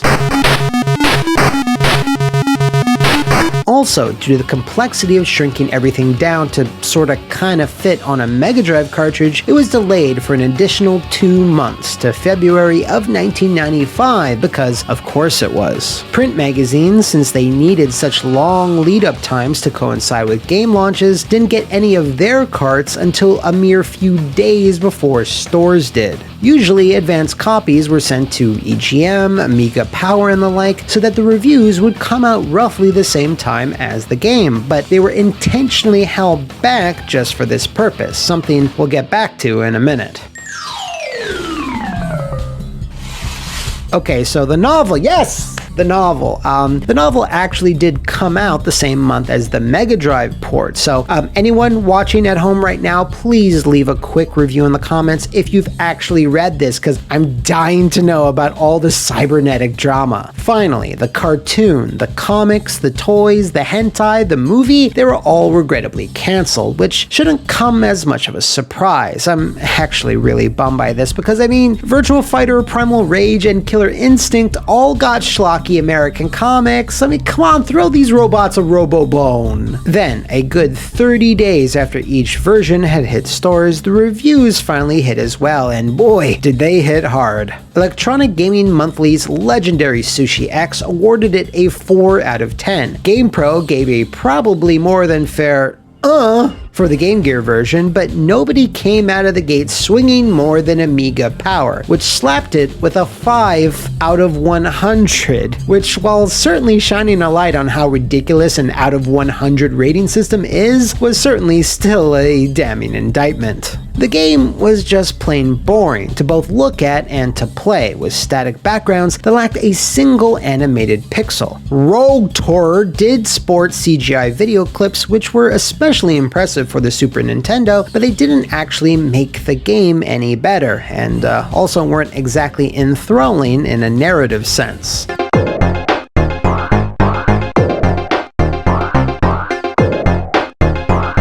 Now, while I mention all the fighting game competition that was around in late 94 and early 95, there was one game which completely invalidated Rise of the Robots, and that was One Must Goddamn Fall 2097, released 1 month earlier in October on MS-DOS, and was better than Mirage's effort in every conceivable way. Irregardless, due to those delayed reviews and the unstoppable force that is hype, Rise of the Robots was still a commercial success. I mean, it didn't do Mortal Kombat or Street Fighter numbers, but it was enough to pave the way for a PlayStation and Saturn 1996 sequel, Rise 2: Resurrection. Cyborg wins. And it actually wasn't much better. Now, on paper, it should have been. It featured over a dozen selectable bots, had fatalities, and a fully original Brian May song called Cyborg. At least they made that happen, but in terms of how it played, looked, and sounded, well, I mean...